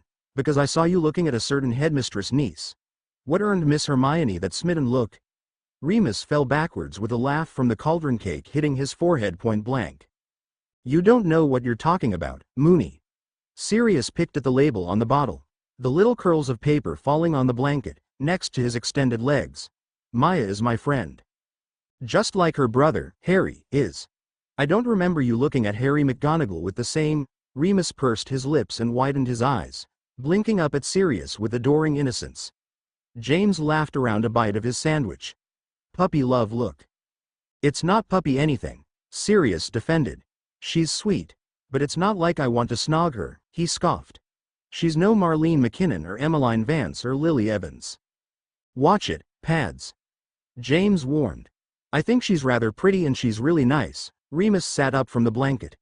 Did you guys know that every month when I miss class, she takes notes for me and leaves them on my desk without a word, ever since I came to Hogwarts? I think you've told us that before when it first started, Peter muttered under his breath, but none of the other boys paid him any mind. Sirius looked impressed and James felt a wave of affection for the girl he barely knew. James thought that maybe it was time to truly befriend the McGonagall siblings. Then it hit him like a freight train. She had left notes for Remus after every full moon since first year and she had saved them from Remus when the four of them had first found out about Remus. How does she know about your furry little problem anyway? I don't know. Remus frowned and Peter reached over to pat his shoulder comfortingly. Maybe she just noticed when I'm absent and deducted a reason? He asked hopefully. Or maybe her aunt told her to take notes for me when I'm out but didn't tell her why I'm gone and she guessed herself. He descended into hysterics the more answerless questions he asked. Because she knows what I am but she isn't afraid of me, I don't think, and I don't know why she's nice to me when she knows. Why would she? Who would be nice to a monster? We're nice to you. Peter squeaked around a mouthful of chocolates. You are not a monster. Sirius snapped. You have a medical condition and we are handling it, together, like a team. James wrapped his arm around Remus' shoulders, pulling him into his side tightly. Not just a team. We're brothers and we won't let you talk about yourself like that. Remus snorted but nuzzled into James for comfort nonetheless. His frown deepened for a moment before he shook his head and turned to James. How does it feel to be 13 finally? Taller. James mused and Sirius hid a laugh with a cough. James looked down at Remus with an easy grin. Although I still look up your nose, Moony. I still can't believe James is the youngest, Peter said, stuffing a couple of chocolate bonbons entirely into his mouth in one go. With how he acts sometimes, you'd think he was either 6 or 40 going on 50. The only thing that keeps him from accidentally getting himself killed most of the time is his crush on Lily. Shut up, Pete. James shoved the other boy's shoulder. Sometimes it was beyond him why Peter said things. Remus is only 17 days older than me anyways, but I'll beat you. Next year. He pointed down at Remus. I'll beat you every year, Jamie. That's how age and birthdays work. Sirius handed them plastic cups filled with liquor and Remus took a hesitant sip. James gingerly took the cup Sirius held out to him. He cringed at the taste and the following burn in the back of his throat, but he didn't mind the taste entirely. He swallowed the rest of the contents in his cup and held it out for Sirius to refill it. Go easy there, Remus warned while taking small sips of his own cup. I can handle it. James defended himself, already feeling the fuzziness growing in his stomach, even as he gulped down half of the glass in his hand as soon as Sirius filled it. A bubble of happiness was growing behind his eyes and James smiled doppily. James, seriously, Peter tried to reason with him as he looked worriedly at James's rapidly emptying cup. You'll end up throwing up all over our dorm. Sirius paused with the bottle hovering over James's cup. No, I won't. He stood up from the blanket and spread his arms wide, like a bird trying to take flight. The other boys laughed and James stomped his feet. I'm a Potter and a Marauder. We can hold our fire whiskey. How would you know that Marauders can hold their liquor when none of us have been drunk before? Sirius fell back onto the blanket and cackled, cupping his hands over his mouth and yelled up at James. Intuition. James screamed back, waving his arms around wildly. And none of you have sung happy birthday to me yet. What kind of friends are you? I would never do you wrong like this, Patty. James's lip trembled. Sirius rolled his eyes and handed the bottle over to Peter, and perching up and onto his knees he cleared his throat dramatically. Gentlemen, I have a special performance planned for our dear and beloved prongs. Peter clapped and shouted encouragement as he hugged the bottle to his chest. Remus snorted as Sirius began screaming something akin to happy birthday. James clapped giddily, like a first year. Sirius shoved at Remus' shoulder with a pointed glare. Happy birthday, my dear Prongsy, he screamed at the top of his lungs and Remus reluctantly joined in. Sirius yanked Remus up by his wrist and pulled him into his side, arm thrown over his shoulders. Happy birthday to you. Peter pulled himself up and grinned when Sirius ruffled his hair affectionately as he threw his arm over him.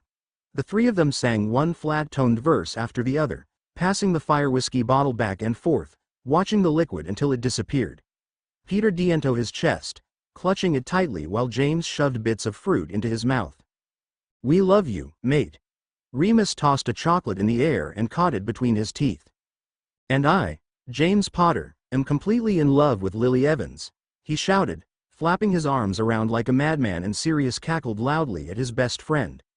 I will marry that bloody witch if it's the last thing I do. If she ever gives you the time of day. Sirius flopped back down onto the blanket. She will. James nodded seriously, not bothering to accept any other excuses for why it might possibly not happen. Because we're soulmates, he sighed.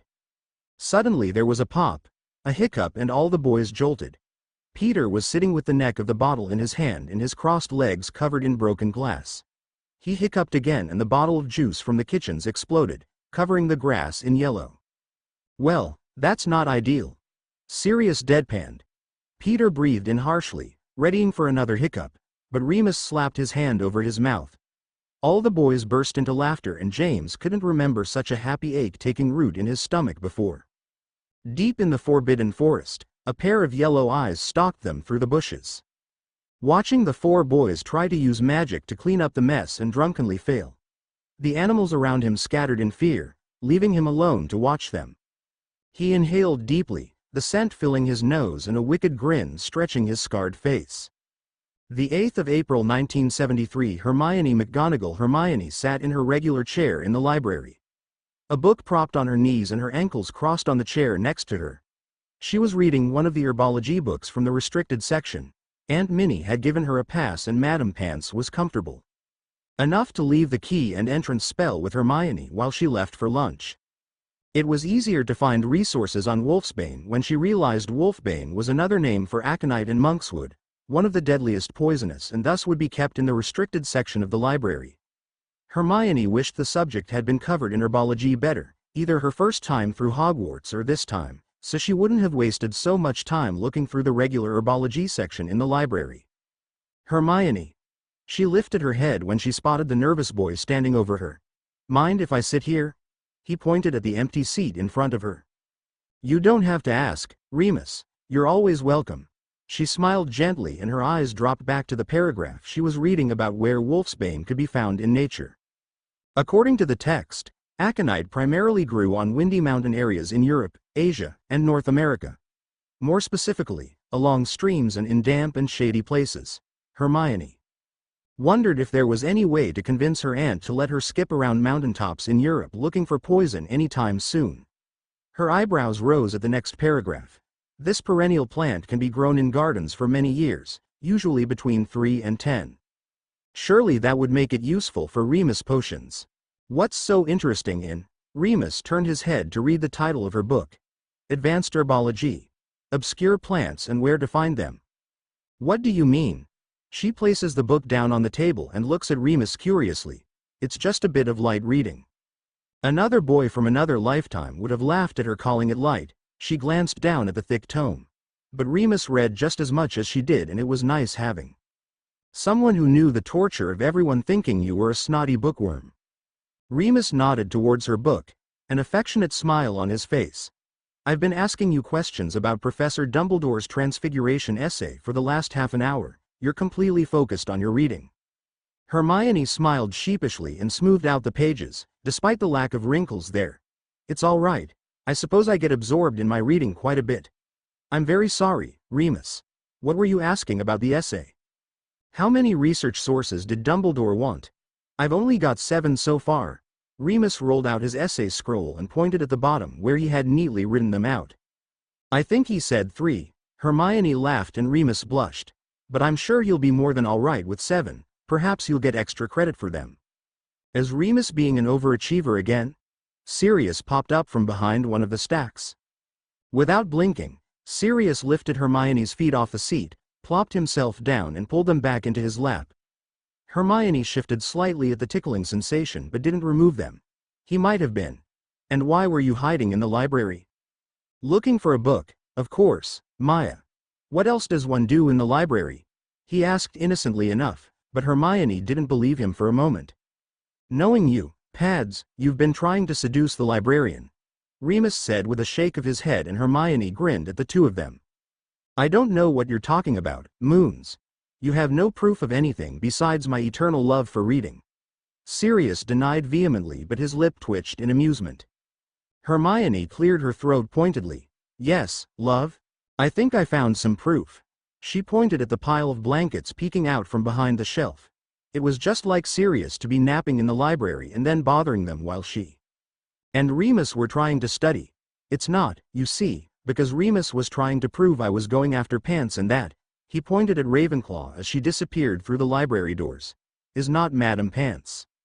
"Oh, how inconsiderate of me, my mistake," Remus drawled, reading his essay instead of paying Sirius any more attention, no doubt for the 10th time. "I should have theorized it was you hiding back there sleeping." "You'll learn your lesson for next time then." Remus just shook his head and continued his proofreading. Hermione followed his lead and returned her attention to the book in her hands. Sirius leaned in. "Why are you researching poisonous plants? Got sick of me already?" Hermione pulled the book to her chest, and pushed Sirius back with a hand to his chest. "If I had, I wouldn't use something as traceable as a rare poison that I would have to grow myself. I'll make it look like an accident," she whispered threateningly. Remus snorted, running his fingers through his hair as he read over his essay. Sirius gulped. "Really, why are you looking that stuff up?" Thinking quickly on her feet, Hermione said, "It's some research for my aunt. She said she's looking into some mysterious potion and needs specific ingredients for it. She won't tell me everything, but I have a feeling it's something very important." "I'm sure she appreciates your help," Remus said, distracted but trusting. Hermione turned to Sirius. He didn't look convinced, and Hermione tried to look innocent enough. He crossed his arms and reclined on his chair. "So this research, does it have anything to do with all the other research you've been doing in the restricted section?" Her brow quirked. "How would you know about that?" "I've been around the library," he said, and Hermione could guess exactly what he had been doing at the time.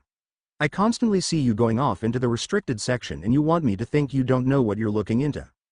Remus had looked up from his reading, quickly becoming enamored with the conversation between Sirius and Hermione. He didn't say anything, but he raised his eyebrows in question, and Hermione felt herself becoming more flustered by the minute. "I do just bits and pieces of research for her. If you knew anything about creating a new potion, you'd know that it takes more than one thing to get it right." Hermione closed the book with a feed out of his lap. "Right," Sirius said slowly, returning her look of disdain. "Like I would believe that. There's something strange with you, Hermione McGonagall, and I'm going to find out what that is. Or have you forgotten that I already know some secrets about you?" She stiffened. "I have no idea what you're talking about." "Whatever you say, Hermione." She cringed. This was the first time he had called her that in a long time, maybe even since their first meeting.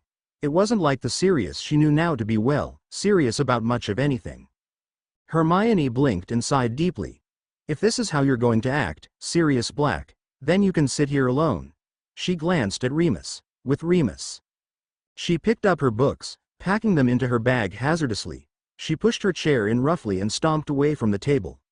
Hiking her bag up her shoulder, Hermione marched out of the library, momentarily debating slamming the heavy double doors before thinking better of it and deciding not to disturb the other people in the library. She heard footsteps rushing behind her, and she expected Remus to come apologizing for Sirius, but it was the latter's voice that called out to her. Hermione. Maya, wait. She continued walking away from him, not in the mood to hear anything else from him. What do you want, Black? He reached out, grabbing her arm and pulling her to a stop in the hall. Hermione turned to him reluctantly. Remus said I should apologize to you for what I said. Well? She demanded. I said, should, not that I'm going to. He bit out and Hermione rolled her eyes, trying to pull her arm out of his grip. It was hard enough to hold her in place but not enough to hurt her. Then what do you want? I wanted to tell you that I know there's something wrong with your story. Sirius leaned in, getting uncomfortably close to her. And I'm going to find out what it is. I protect my friends. I want to consider you a friend, but you keep hiding things and lying to me and everyone else. If you end up being a threat to James and Remus and Peter, I won't hesitate to stop you. Would you kill me? Her voice was empty when she asked, looking up at him. Her green eyes meet his gray ones. His eyes became wide with panic and his hand loosened on her arm, letting her go.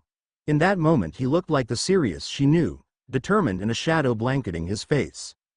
She knew what his family was like and what Grimmauld Place was like. His whole life was surrounded by dark magic and hate. The only solace he had was Hogwarts and the Marauders, and for him, Hermione keeping secrets could be a threat. Sirius' mouth opened and shut a few times before he finally stopped. I would never want to hurt you, Maya. But you are keeping something from me, from all of us, and I want to know what. Hermione reached up by habit, tucking a dark strand of his hair behind his ear, his eyes following her movements as she rested her hand on his shoulder. You're right. I'm keeping secrets, but I would never hurt you either, and I hope I can tell you everything one day. Sirius bent forward, reaching out to touch her wrist gently with the tips of his fingers like an apology for pulling her. When is one day? I don't know. She shook her head before turning away and disappearing down the hall. Maybe never. McGonagall Harry was sipping a cup of calming tea after a rough Quidditch practice. He was sweaty and had abandoned his practice jersey on the chair by the unlit fireplace the moment he'd gotten back. He mindlessly flipped through one of his textbooks for the potions project Slughorn had assigned. Although with his knowledge, it was too easy to pass all his classes without trying. The portrait hole opened and Harry looked up with a nervous grin, ready to face Hermione's wrath for stinking up the entire living room. Hermione barreled through the door, slamming it shut behind her and dropping her book bag on the floor. I hate this, she shouted, seemingly at no one. Hate what? He asked cautiously, dropping his feet from the coffee table. It wouldn't do to upset her any further than she already was and give her someone to aim at with all the anger he could see bubbling up. The lying.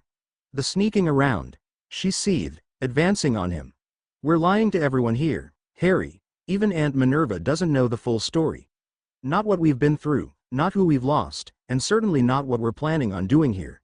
She doesn't even know about the potion I'm working on for Remus. Are you thinking about telling someone about? He gestured vaguely between them. About us and where we're from and who we really are? No.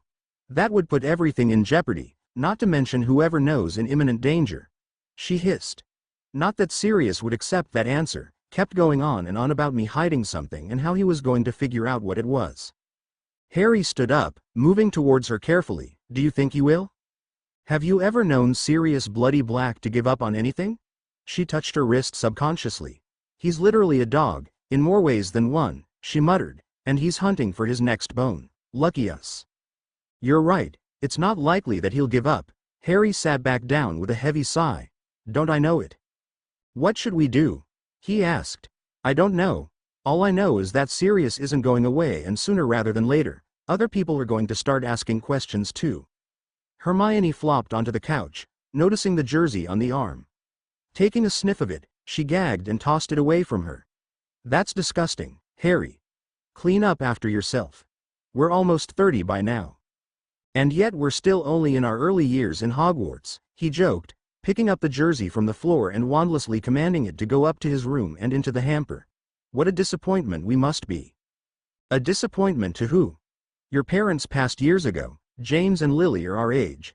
My parents don't even know who I am. Hermione snorted bitterly. In 2 universes. Aunt Minnie cares for us, but she doesn't know everything, so she can't be there for us. And the Weasleys, she rubbed between her eyebrows. God, I miss the Weasleys. Her eyes watered and Harry reached over to rest a reassuring hand over hers. I wish there was something I could do to make you feel better. Can you take away the terrible guilt? Harry shook his head. I thought so, bloody useless you are. She joked through a watery half-smile. What do you want to do for the rest of the night? Harry hoped she would want to play wizard's chess but knew better than to expect it really. We could do some reading? He cringed at the question in the end. She smiled kindly and kissed his cheek. I'm going to head to bed. I know it's early but I've had a long day and I can't take much more. Sweet dreams, Harry. Sleep well. He watched Hermione disappear up the stairs. He was hungry, but didn't feel like cooking and wand-made food always had a strange aftertaste in his opinion. Harry looked down at himself and thought he was clean enough to sneak down to the kitchens without stinking up the castle. Harry walked out of his common room, nodding to the entrance painting as it shut before walking off towards the kitchens. Halfway there he bumped into the last person he thought he would find alone on a Sunday, in a deserted hallway. James was pacing up and down the hall, muttering to himself. He was stomping loudly back and forth before he finally noticed Harry. Hello, mate, he waved awkwardly before scratching the back of his neck. It's Harry, right? I don't think we've been properly introduced outside of Quidditch practice. James held out his hand and Harry stared at it for a beat too long before reaching out to Sir James Potter. It's a pleasure to meet you without balls flying at us. Wait, no, that came out terribly wrong. James laughed deeply and Harry found himself joining his father. It was so odd, hearing your father's laugh for the first time after so many long years. It was depressing, now that he thought about it, that Harry had spent so long without his parents and when he finally had the chance to meet them he hadn't taken it for years. James inclined his head to Harry. Where are you off to this close to curfew? The kitchen's for a late-night snack. Do you want to come? He asked more on impulse than anything else, but he found himself hoping that James would agree. If only to spend a few more moments with his father before they separated. James nodded and they turned quietly, heading towards the kitchens. Why don't I see you around? James asked curiously, a pinch in his brow. What do you mean? We have Quidditch practice and classes together. We see each other around constantly. Harry averted his eyes. There was shame burning hot in his stomach at not having met his father sooner and lying to him when he finally did. I mean, James started. Sirius and Remus talk about your sister quite a lot, and you too sometimes, but you and Maya are never around when I am. James tapped his chin. Do I smell? Oh, no, Harry quickly denied. His father most certainly did not smell. Pettigrew on the other hand reeked of rat and wherever James was. Pettigrew was a step behind him like a cowering shadow. I just don't like socializing with people much. I mostly hang around my sister and whenever Sirius catches me. You say that like you're a mouse and he's the cat. Together they continue walking towards the kitchen and Harry was enjoying his father's company more and more with every step. More like a dog, I've heard, he muttered under his breath. James turned to him, a brow arched up at the comment. Harry cleared his throat when James continued looking at him curiously. Has he been making glassy eyes at your sister? Harry paused mid-step. What? His father shrugged one shoulder. Not as far as I know, he said slowly, but I've been told I can be quite oblivious about those type of things. Harry wondered if Sirius had been trying to snog Hermione. If he had, Harry hadn't noticed and neither of them had told him of anything. I'm going to leave you here, actually. I hope you don't mind. James stopped abruptly.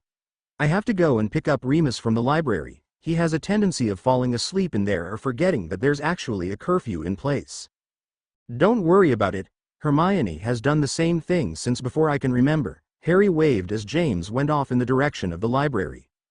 Harry wondered if he had said something wrong to make James run off so quickly. All Harry knew was that he would truly try to form a friendship with James. Even if it wasn't the relationship he wanted with his father, and it was like a cold slap to the face every time his own father looked at him and didn't see his son. Having James in his life was more than nothing at all. The 28th of May 1973 Hermione kept her eyes on the students as they zipped quickly through the halls, practically knocking each other over with excitement as they waited for summer to start and to be as far away from the nearest professor as possible. She had tried to make an effort after October to be more open and outgoing with the people in this era. After all, it was her time and universe now too.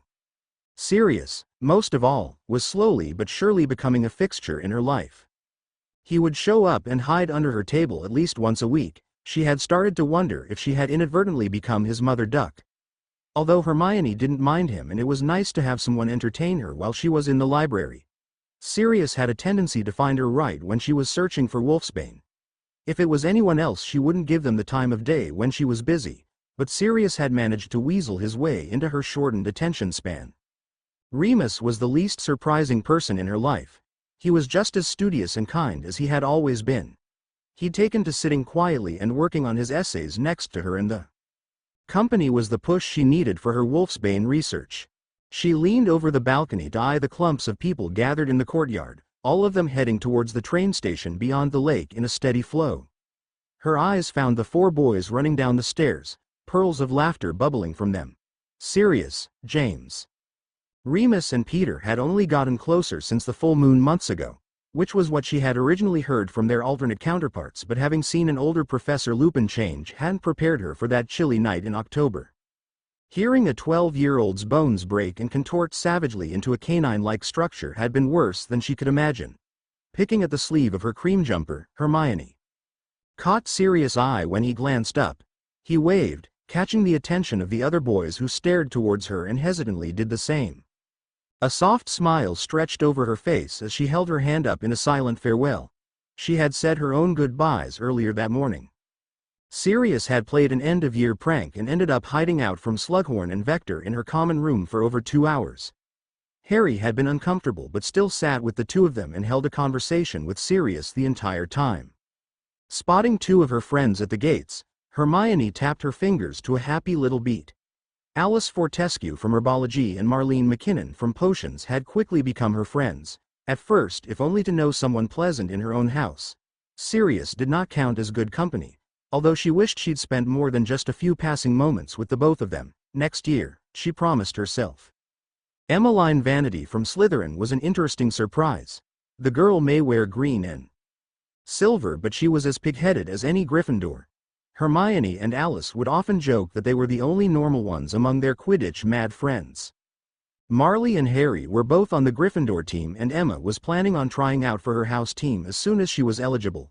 Alice, like her, had no desire to fall off a broom and break her bones. The 3 of them usually sat on the bleachers, watching both house practices and finishing essays in advance while keeping an eye out to make sure no one was injured or killed. Hermione made a note in her mind to force Harry into talking to the Marauders and Lily more often. Although he was on the same team as his father and godfather, Harry made it almost painful to see him actively avoid them at every turn unless she was with him. It was like the courageous boy from Madame Malkin's at the start of first year was long gone, but Hermione would soon fix that. She would force him to be friends with his family even if it killed her. Pushing away from the departing sea of children and heading to her aunt's office, Hermione thought it was due time to try and recreate the wolfsbane potion for Remus. Or at least contact the man who would successfully make it in the future and speed up his timetable. There was no reason to keep Remus in his state of suffering for years when she could do something about it now. Grey Eyes, the 31st of August 1973. Sirius Black, the noble and most ancient house of Black, was a joke. A sick and twisted joke that Sirius had never found amusing. There was nothing noble about beating your children, something Walburga and Orion were very acquainted with doing when displeased or interrupted by one of their boys. Not both of their children, of course. Precious Regulus never had a finger laid on him, because he wasn't a point of great shame on their enchanted family tree, unlike his Gryffindor brother. Sirius Orion Black. Get back down here! Creaking voice followed him up the stairs, wrapped itself around his head and restarted the pounding headache he'd had all summer long. Are you deaf as well as stupid, boy? I'm speaking to you. Walburga's screams were finally muffled when Sirius slammed the door to his bedroom shut, plastering his back against it as he cradled his bruised arm to his chest. Glancing down, he studied the injury. 2 of his trembling fingers were bent awkwardly, and the blossoming purple around the fragile joints told him enough about their condition. Sirius grimaced and tried to stretch them before his face contorted in pain as the bones ground uncomfortably against each other. Tears welled up in his eyes and he rubbed at his eyes harshly before they could fall. He took it as a small consolation that the bones themselves were fully intact, just not attached properly. Sirius really didn't need another trip to St. Mungo's with a new excuse for a broken bone, not to mention that Skella Grow tasted like repugnant old chalk with an aftertaste that left a lot to be desired. What happened to your hand this time? Regulus sat at the edge of his brother's bed, hands wringing in his lap as he studied Sirius. Guilt clear on his young face, and Sirius felt like it was his fault for making his little brother feel that way. Even at almost 12, Regulus was more grown up and had more life experience than most of the older boys Sirius knew. Sirius would give anything for his younger brother to be nothing more than a second year who wanted to play Quidditch and send pretty girls notes during boring lectures, and not carry the weight on his shoulders. Mother dropped a book. The older boy shrugged and took a seat against his headboard, if only to have a resting place for his hand on the soft pillows. Don't look at me like that. Regulus' head drooped, hair fell over his eyes, and he didn't bother to stop Sirius when he used his good hand to reach over and push the messy fringe behind his ear. Why can't you just stay quiet when she talks? His pleading eyes sought out his stubborn brother's. Why can't you just let her talk about whatever she wants and not say anything that gets you into any more trouble? Sirius sighed, scratched uncomfortably at the nape of his neck, and tried to avoid Regulus' eyes. They're my friends, Reg. I'm not going to let my own mother talk that way about them. He spit her unearned title like it was a piece of rotten candy he had chewed on for too long. What did she say about them this time? The younger Black worried his bottom lip and stared intently at his polished shoes. Sirius felt himself grow angry again just thinking about the awful things she spewed on and on about his friends. The ones she knew about from pureblood Slytherin children who complained about the Black who wouldn't play the role expected from him to their parents, who told Walburga and Orion about Sirius' disgusting involvement with inferior people at school. He lifted his nose in the air, stared down past his duvet, and squared his shoulders as he mimicked her tirading tone. How can you stomach to associate yourself with those people? James Potter is a blood traitor just like his filthy parents. Remus Lupin is nothing but an undomesticated animal that should be put down instead of being paraded around Hogwarts like a pet for that giant oaf of a gatekeeper. And that Peter Pettigrew. Sirius huffed like their mother would before he continued in the fake pitch voice. Nothing but a half-blood coward. What of those McGonagall brats too? Sirius had thought it was strange that his mother knew about Remus' condition at first, but he figured that if the devil woman could find out the names of all his friends, she could pull favors at the ministry to find out information on them without breaking a sweat. What did you say back? Regulus cut him off before Sirius really riled himself up and did something stupid that resulted in more broken bones or hospital trips. After she finished with her speech about your responsibility and duty as a Black, I mean. Sirius' lips pulled into a wide Cheshire grin, which visibly made his brother suspicious. I told her where she could shove her opinions about my friends. That I wouldn't stop hanging around them, and that if she knew what was good for her she would keep her mouth shut. Regulus' eyes widened and his mouth dropped. If you could keep quiet. Regulus tried his feeble reasoning, eyes glued to the bruised hand as he spoke. Then she wouldn't hurt you anymore. If you just agreed with her out loud, you don't even have to mean it, Sirius. She just wants to hear you say she's right. A bitter laugh bubbled in his throat. Don't be stupid, Reg. It wouldn't matter to her if I were the perfect son. If I actually believed the rubbish coming out of her prejudiced mouth, she would find a reason to punish me because she likes it. Regulus drew back, continuing to chew his lip but not contradicting his brother. Are you excited to go back to Hogwarts? He asked instead. They had been having this conversation the entire break, and Sirius could tell that even his younger brother was starting to feel ashamed of how their mother treated him in comparison. Of course, I am. Sirius was beyond ready to go back home. He hadn't been able to talk to his friends except a few long letters exchanged between him and James via Forbidden Owl postage that their mother hadn't caught and destroyed. What about you? You're about to become a second year. Are you going to try out for the Slytherin Quidditch team? Sirius shifted in his seat, trying to hide the painful cringe from moving his hand. Regulus nodded, face sparked back into happiness when he talked about his favorite sport. Yes, and I'm going to make it, and I'll be a seeker. I've seen you zooming about in the backyard all summer. You're fast, but not faster than me. They'd spent the summer practicing when their mother was away from Grimmauld Place, at her society parties. Walburga thought Quidditch was a waste of time and that the only things her sons should be focused on is their studies and the future of the House Black. I'm plenty fast, Regulus defended. I bet I could beat you if we raced again. Sirius always enjoyed watching his brother like this because it was rare when Walburga wasn't trying to turn the younger boy into a hateful copy of herself. As Regulus continued to bounce around the Cardinal and Gold Room, he ran his hands reverently over Sirius' gear and pointed out certain Quidditch pictures of his brother's first season. Regulus picked up a picture of James and Sirius on the pitch, arms around each other and grinning at the camera after Gryffindor had won the year. His brother gently placed the picture back down and turned to Sirius. "I'm going to be the best seeker." "You got something against chasers, kid?" Sirius jested. "Better than being a keeper," the boy said with a smirk that Sirius was proud to say came straight from his influence. "Take that, mother. You'll eat those words one day." Regulus stared at his brother in disbelief. "It won't be so easy to write them off as useless in the middle of a game because they're buying you time to find the snitch without the other team overtaking the board." They wrapped Sirius' injured fingers in tight bandages and Regulus had tried to cheer him up by making bad jokes the entire time and Sirius had laughed more out of pity than anything else. If Sirius was more confident in his healing spells, he would have tried to heal them himself, but between the risk of messing it up or Walburga re-breaking them out of spite, Sirius chose to leave them. That night they magically extended the bed and after hours of talking, Regulus slept in Sirius' room, much to the anger of their mother when she found them asleep the next morning.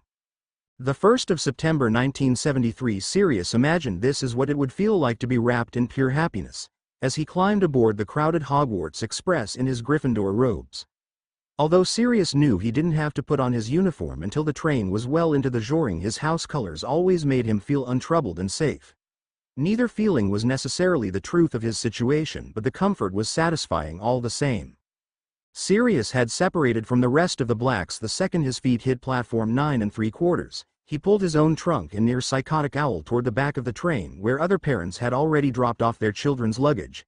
Afterwards it had been only a few short strides to enter the stuffy train and settle into the Marauders' regular compartment. He was usually the first person in the train compartment, since he always escaped his parents as quickly as possible, but today Sirius was met with a strange sight. Remus sat on the worn leather seats against the chilled window, forgotten book in his lap, and brown tattered coat blanketing his slumbering shoulders. The boy twitched as his cheek pressed uncomfortably into the glass. "Remus." Sirius reached over when his friend's face scrunched up and a low whine rumbled in his throat. "Moony, you're okay. I'm here. Wake up, mate." He shook his shoulder. The moment his hand fell on the werewolf's shoulder, he had tensed and a soft growl fell from his parted and chapped lips. Sirius' grip tightened instinctively on Remus' shoulder. His brown hair stuck across his forehead as he surged up from his slumped position. The werewolf blinked his weary eyes toward his companion with a scowl that quickly turned into an apologetic look. He scooted up the seat and pulled his coat closer, trying to drive away the chill from the early morning. "Haven't you heard that you aren't supposed to wake up someone who is having a nightmare?" Sirius shrugged noncommittally because he didn't know. He normally woke up in a cold sweat alone without anyone there to talk to about it or be responsible for waking him. "Sorry." Remus nodded just as the door slid open and James's grinning face waltzed in. "What's with all the melancholy in here?" The messy-haired boy propped his legs over the entire seat and smirked. Did Sirius start going off about how interesting it is to have one of those no-ink quills that Maya's always using again? Sirius gasped, relaxing against the seat. "I was not. It's called a pen. It still has ink, it's just inside the pen and not in a bottle." Peter mumbled, having trailed behind and missed his chance to sit where James's legs were. The plump boy sat next to Sirius, and he stole it from her when she was studying with Remus. Sirius was squished between Remus and Peter. With narrowed eyes, Sirius pushed his best mate's legs off the padded cushion and stretched out next to James. "I did no such thing, she just doesn't know I took it." "Do you plan on returning it?" James asked. "Well, no." He frowned and glanced at his bag under Remus' seat, where the muggle pen sat in a side pocket. "That's called stealing," Remus clarified, bowing down to pluck his book from where it had fallen under his seat. "I'm open to interpretation," Sirius said dismissively. "I borrowed it." Remus rolled his green eyes to the ceiling and replied dryly. "Borrowing means you have the intent to return it when you're done using it and have permission to take it in the first place. Which I'm positive is not the case." James poked Sirius' thigh with his foot and laughed as his friend tried to swat him away. How did you get one of them anyways? She left it on a table in the library. The gray-eyed boy nodded to himself. Like Peter said, she was studying and forgot it. Was I supposed to leave it there for just anyone to take? Hermione bent down to pick up a stack of books Sirius knocked over, and he swiped it from on top of her herbology essay. Remus corrected him, his face still buried in the stained pages of his old book, then ran away before she could catch him. Thanks, Moony, Sirius said into the crook of his arm, trying to avoid the onslaught of laughter from his friends. Good to know my blood, sweat, and tears have earned me undying loyalty from my friends. So much for man's best friend. I'm not a dog, Padfoot.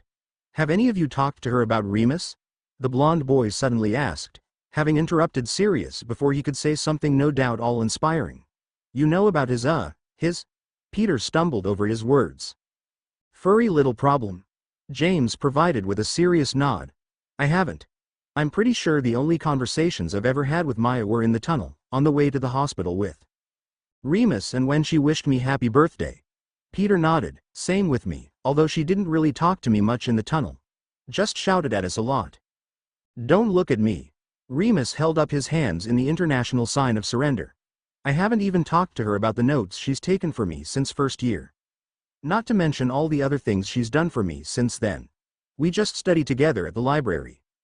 Sirius thought about meeting Maya for the first time. She had been such a sweet and innocent-looking child clutching onto her robes. Now it seemed like she knew more about the four of them than they did.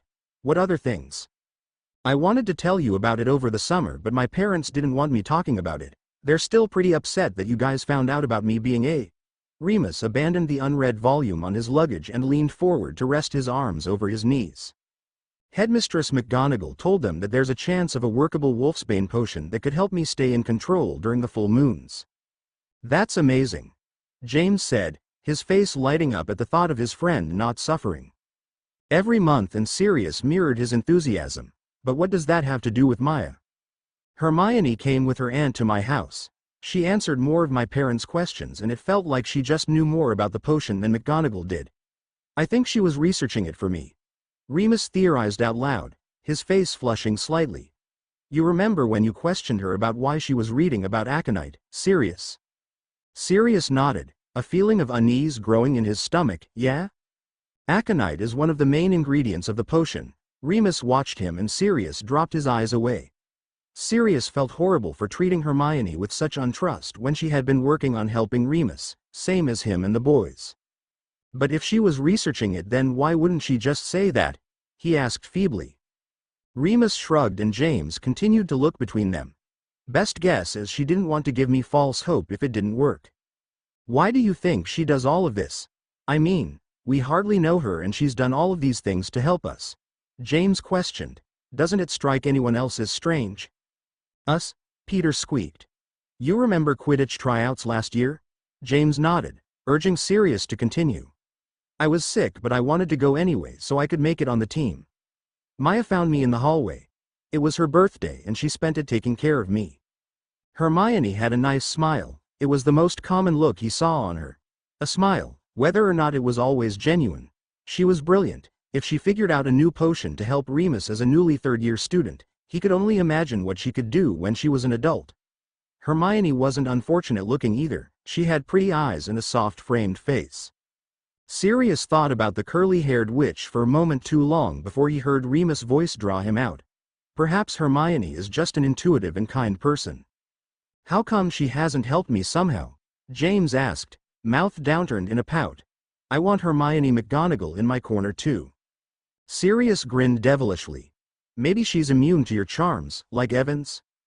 Have any of you seen Lily? James sighed, and Sirius knew the topic of Hermione was long gone. I saw her getting on the train, and she's gotten even prettier than last year. She could be wearing a bin liner and you'd fall to your knees. James arched his brow, and...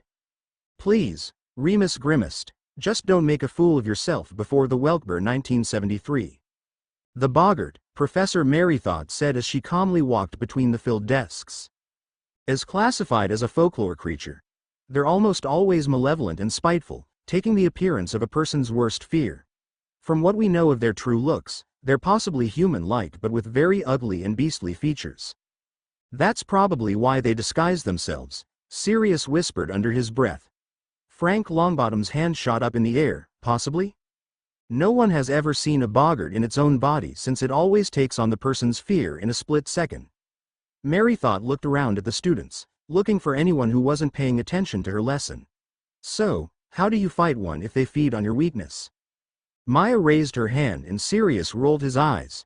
Azkaban would be a tropical vacation when. She had the answer to every question a professor asked.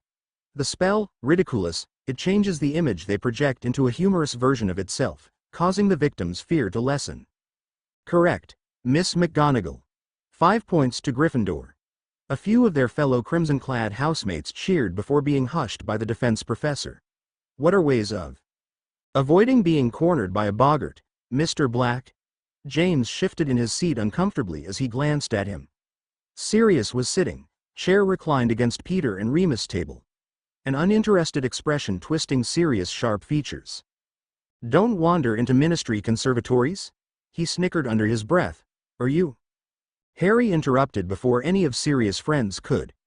Don't face one alone. Multiple minds cause confusion and the boggart is unable to retain a stable image. Merrythought nodded. Correct, Mr. McGonagall. But next time let your housemates fail or succeed on their own. The high-pitched ring of the class bell sounded and students rose to their feet, quickly collecting their books and heading towards their next class. Not you, Mr. Black. I'll need another minute of your time. Sirius fell back into the wooden chair with a sigh, watching his friends disappear through the door. James clasped his shoulder good-natured as he passed behind him. Good luck, mate. You aren't trying enough, Merrythought said with a small wave of her hand, eyes watching the last of the students speed out of her classroom. No one took notice of the lingering girl behind the open door. Sirius scowled, arms crossed, and face clearly showing his defiance. Is that your white-collar opinion, Professor Merrythought? You have potential to be an amazing and talented wizard, but you're throwing it away by not taking your studies seriously. The professor continued as if she hadn't heard his spiteful words. Moving gracefully to her desk. On the last essay you turned in, you misspelled half the words and didn't cite a single source. If you only applied yourself more. I'll be sure to keep that in mind next time you assign an essay. The dark-haired boy stood from his desk, the decision to leave made before he finished his sentence. He gave a mocking little two-finger salute. Spelling and citing. Got it. His feet stopped moving, turned to the door but not stepping through it when he heard her voice call out to him. What's a kappas? You need me to teach you something? Hope McGonagall doesn't hear about it or you may be out of a job. Merrythought raised her eyebrows. I don't know what it is, he said with teeth clenched and fingers curled into the fabric of his gray knit jumper. Never heard of it. Don't take me for a fool. The wrinkles around her eyes deepened as she smiled kindly. Merrythought's white ribbon hair fell past her shoulders and yellow eyes watching his movements like a hunter stalking her prey. What is a kappas? I don't. Sirius turned to meet her intuitive stare. Something about the welcoming warmth settled his nerves. It's a water demon that feeds on blood and strangles people who are stupid enough to take a dive in its territory. Galatea nodded. Correct.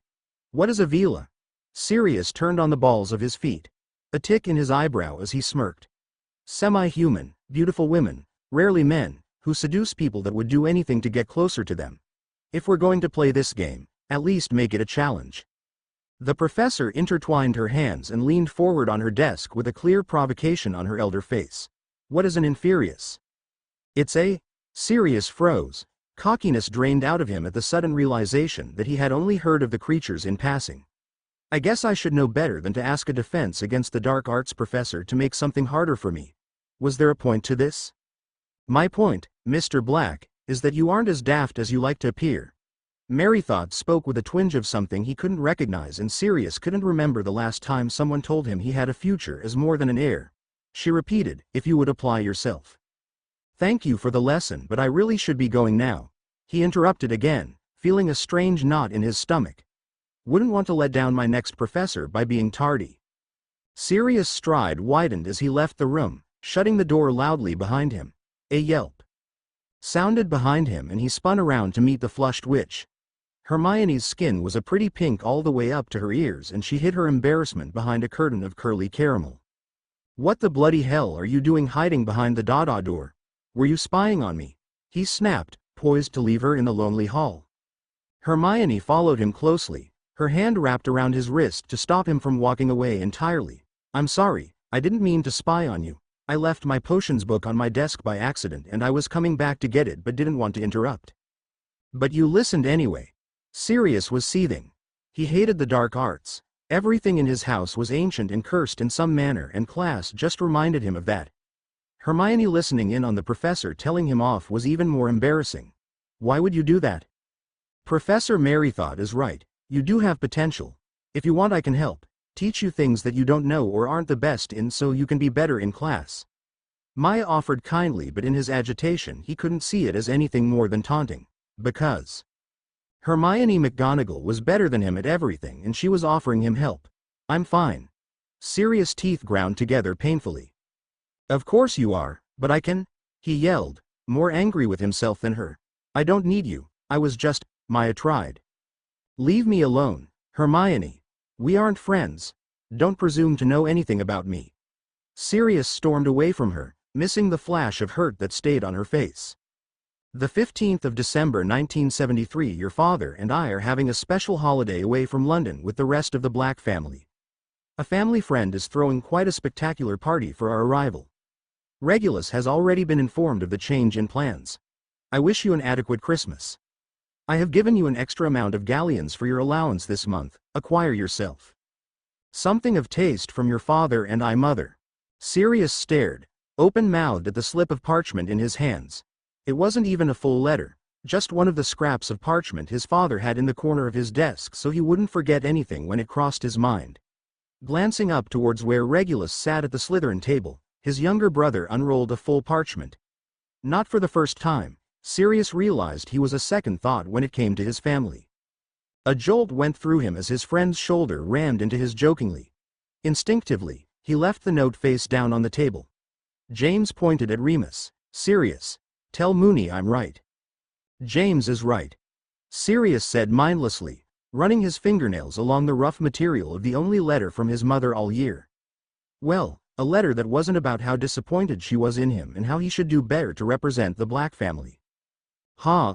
James's face contorted in confusion as he turned abruptly to his best mate in accusation. You never think I'm right. What's bothering you, Pads?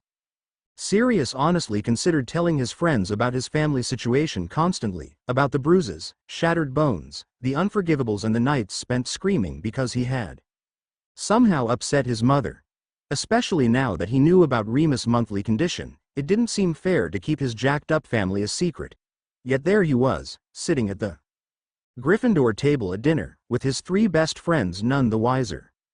Just thinking about Maya, Sirius said convincingly, like the trained liar he was. He glanced down at the table where Hermione was sitting next to her brother and Marlene. The three of them talking, and Sirius couldn't help but wonder if his yelling from yesterday had come up. James's eyebrows wiggled suggestively. Does someone have a little crush on the headmistress' pretty niece who knows all? I yelled at her after Dada and she hasn't so much as looked at me angrily. It's like she's filled with rainbows and unicorns and it's disturbing the hell out of me. Sirius chugged what was left of his pumpkin juice. Who does that? Peter looked at him with a face of disappointment that was entirely too much like Remus for Sirius' comfort. You yelled at her? It's called being nice. Ever heard the term before? Remus asked. It's not just niceness. There's something about her. I can't put my finger on it, but Hermione McGonagall is she's. Sirius groans loudly and digs his fingers into his thick hair and pulls until the sharp sting clears his head. I don't know how to explain it, but there's just something about her that makes me say stupid things when she's around. His three friends exchanged a loaded look before they began to coo and bat their eyelashes like lovesick fools. Our little Padfoot is in love. Do you dream about her hair? Remus added when Sirius looked like he couldn't take any more. Do you sleep with her pen tucked under your pillow? James practically cackled with glee. Mooney, do you suppose he lays awake at night dream? All right, you tossers, enjoy yourselves. Sirius jumped out of his seat, flinging his gray jumper off of his lap. I've got to McGonagall. James snorted, spewing pumpkin juice out of his nose. Remus dove away from the splatter, but the girl next to him got her shoulder covered in juice and let out a screech that left Sirius grinning. Serves them right for taking the piss like that. See you in the morning. Peter shouted before Sirius could flee to their dorm and hide there until they had left for the holiday. You're boarding with us early, yeah? Sirius nodded vaguely and slipped out of the Great Hall.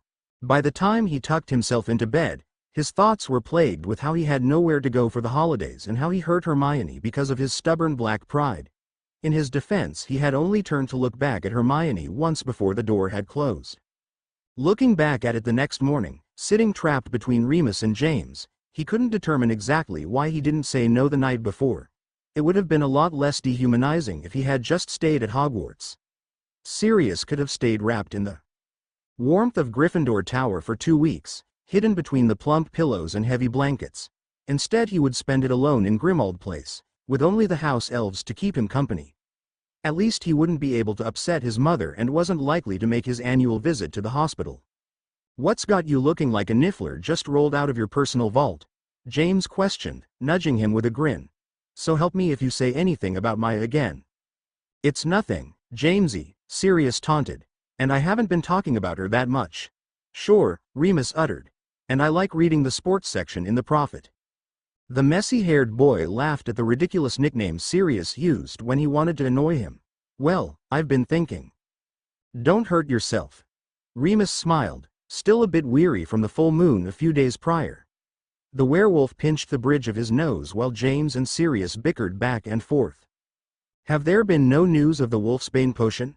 Peter said between bites of holiday peppermint bark, interrupting the other two boys as they shoved each other playfully. It's been a few months since she came to your house, right? Apparently, a few advancements in potency and the ingredients they're using have been made. Remus offered up hopefully. His eyes glinted in the morning light. Nothing substantial, but anything is better than nothing. It's progress, mate. The train jerked to a halt. Cheering and waiting parents waved to their disembarking children. Together the four of them left their little compartment, jumping and weaving through the groups of reuniting families. See you all in 1974. Remus spotted his mother in the far end of the station. Her bony hands waved to her son and his friends. Peter waves his hands over his head as they separate. Bye, Remus. See you next year. One by one the other boys disappeared with their families, leaving Sirius in the emptying room with a trunk of his things in his loose grip. Walking through the brick portal that led to the Muggle world, Sirius tried to keep his head down. He didn't want to draw unwanted attention, but despite his best attempt, several concerned people turned to watch as the lonely boy moved aimlessly between the columns.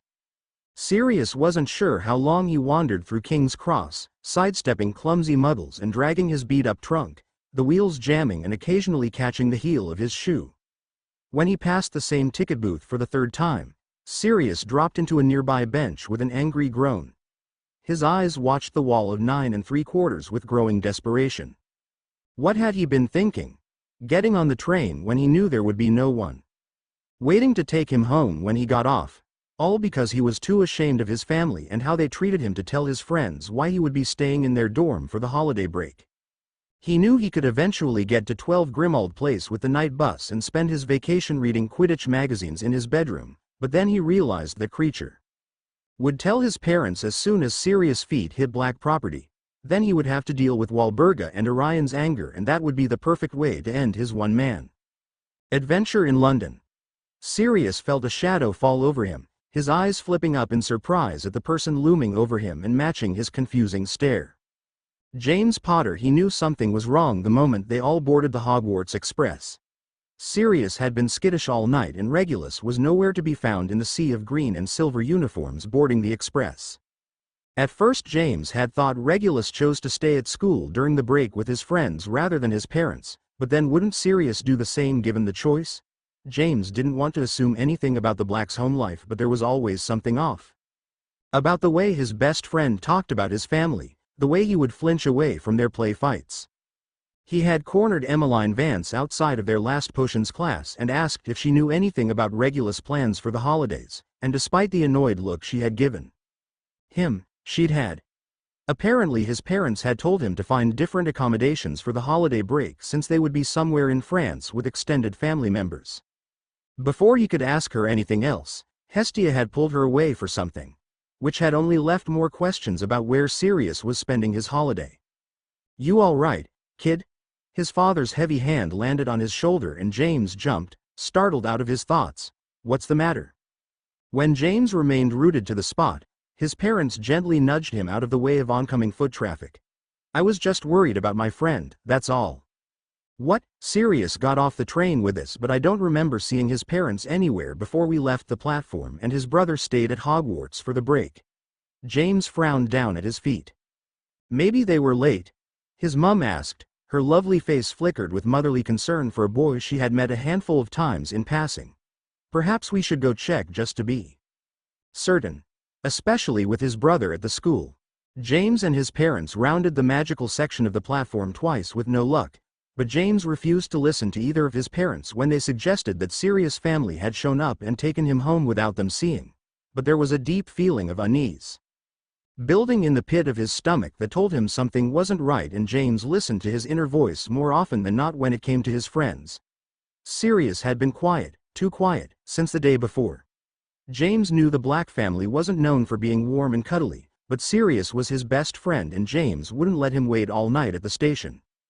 He left his parents behind with his trunk as he ventured into King's Cross, sitting there. Across from the train lift, on a little curb, was Sirius. His normally smug face turned down as he kicked against his trunk. A frown painted over his features like a ripped canvas. Seeing his friend in such a pitiful state tore at James's heart. When James was near enough for his voice to carry, "Come on, Padfoot, up you get." Sirius' head snapped up towards him and the look of defeat and embarrassment on his face cracked something in James. "Where are you taking me?" "We're going home," James said, grabbing the handle and easily maneuvering his mate's trunk away from Sirius' feet and pulling it back towards the station. "We're going back to Hogwarts." James tried not to look too surprised that his friend considered Hogwarts home rather than his family's estate. "You think the express will be able to go back? I thought there needed to be a special charm cast for the train to run." They passed through the brick wall, Sirius shuffling his feet to a stop when he noticed the couple waving to James. Trying to look reassuring, James pushed his glasses up his nose and smiled. "No, my house." "James, I can't just overstep like that. It's your house and it's the holidays." Sirius shook his head vehemently. "You're my best friend, but I don't think I can." "Yes, you can and you are. Stop arguing before I get my mother and she stuffs you into her purse." James walked back towards his parents, Sirius following uncertainty behind him. Sirius Black. At first Sirius thought it would be mortifying, facing James's parents as a glorified stray with luggage. Then James had extinguished the uncomfortable feeling, declaring that his best mate Sirius would be spending the holiday with them, and if they didn't like it then too bad. Sirius couldn't imagine what his mother would have done to him if he had ever said anything of the sort to her, let alone dropping off a guest without ample notice. Probably skinned him alive and hung him out to bleed out by his ankles in the front yard as a warning to the other neighborhood children. Mrs. Potter had only laughed good-natured and tugged Sirius and James into her sides as she walked to their Muggle car. James's father dragged both of the boys' trunks behind them. The car was a contraption that Sirius had never seen so close before and was quite shocked to see another pureblood family carting around in the four-wheeled metal machine. Mr. Potter loaded the boys' trunks into the trunk and rounded to the driver's seat as the two Gryffindors settled into the back seat. Sirius pulled on the little tongue of the reclining armrest and stared intently at the circular holes in the fabric. He remembered seeing the same cup holders on the armrests in the Hogwarts Express too. James's parents sat in the front and the machine roared to life. The drive was peaceful. James's mum hummed to the Muggle radio as Christmas music drifted between the lemon-scented seats and his father's head lolled against his headrest as he dozed off halfway through the ride. Sirius was thankful that the car was magical enough to drive itself. James leaned over to whisper, taking care not to wake his father, "We'll be there shortly. You can take a nap if you want. I'll wake you up when we get home." Sirius relaxed as the word home echoed in his head. He'd never had one of those before entering Hogwarts, but even that was temporary. He knew he was expected to live in the Black House with whoever his parents decided to marry him off to, but Sirius didn't want that for himself, no matter how selfish it felt. His whole life it felt like he was living it for his parents and nothing was his choice until today. The day he would always remember as being the stray James took home. When they arrived, Sirius was amazed. The Potter Manor was larger than the Black House by far. A large plot of land with trimmed grass and wildflowers surrounding the white stone home. Looking at the wide open field, Sirius thought it was plenty of space for a growing boy to run around. Sirius wished he had been born a Potter. James rushed up the stairs to the massive front door, pulling Sirius by the hand. The doors opened to a large foyer. Sirius expected dark and dreary decoration, like his own house, but that's not what the Potter's home was like. There were windows lining the walls, letting in bright light. The furniture was dark wood and creamy colors with accompanying glass end tables. Sirius tried to picture his mother in the living room, but the image was laughable. Walburga would sneer down at the decoration as too bland for a rich and pureblood family. "Our rooms are upstairs, come on." James yanks his wrist as he runs up the winding staircase, and Sirius has no choice but to follow, wide eyes taking in as much as he can. James Potter. Sirius Black. "Take your shoes off," Euphemia shouted up from the door. "I don't want dirty footprints all over my carpets." James stopped at the top of the stairs, kicking off his shoes and urging Sirius to do the same as he leaned over the railing. "They're off, Mum. Put them away properly. Dinner is in 2 hours." Fleement's voice yelled up, muffled through the floor. "Don't make your mother wait on the two of you." James pushed Sirius into the bedroom with the bright red door. Sirius could tell it was James's because of the Gryffindor Quidditch banners and random stacks of folded clothing. James had a habit of folding his jumpers then leaving them wherever he had. Despite it obviously being James's, Sirius thought there was a much more lived-in feeling to it than his space in their dormitory. But of course there was. This was James's home. "You can stay next door. I'm sure Dad already popped your trunk in there and the house elves would have started unfolding your things." James jumped onto the bed, collapsing happily onto the thick blankets. "It feels so good to be home." Sirius watched the dozens of newspaper clippings of Quidditch players float along in a loop on James's wall. The pictures of his parents over the years watched over him smiling, and Sirius' chest caved at the want that shot through him when he watched the family photos move. "Jamie." James looked up from where he was ready to fall asleep. "Why did you invite me here, to your home, with your family?" "Your family, too." He shrugged, like he hadn't just adopted Sirius into his family, and it didn't look like you had anywhere else to go. "Why couldn't you go back to Grimmauld Place or stay in Hogwarts with your brother? Don't you want to see your family?" James rose from the bed, crossing his fingers and giving Sirius his undivided attention. When he met his eyes, Sirius expected to find pity, but when James tilted his head it was in curiosity. "No," he muttered. "I was planning on popping into Grimmauld Place as soon as I figured out how to convince Krekker not to tell my parents that I was alone. Mother doesn't like me being in the house unsupervised." "Why didn't you stay with your Brodomies?" asked again. A part of Sirius wondered if James regretted inviting him to stay with them for the holidays, but the insecurities quickly went away. He knew and trusted James. After everything they'd gone through, there was nothing else except absolute trust that could exist between them. "I was going to, but Peter was asking about what I was doing for the holidays. Then you and Remus talked about what you were doing with your families." He moved to sit on the desk chair. "I didn't want to tell you guys why I wasn't going home."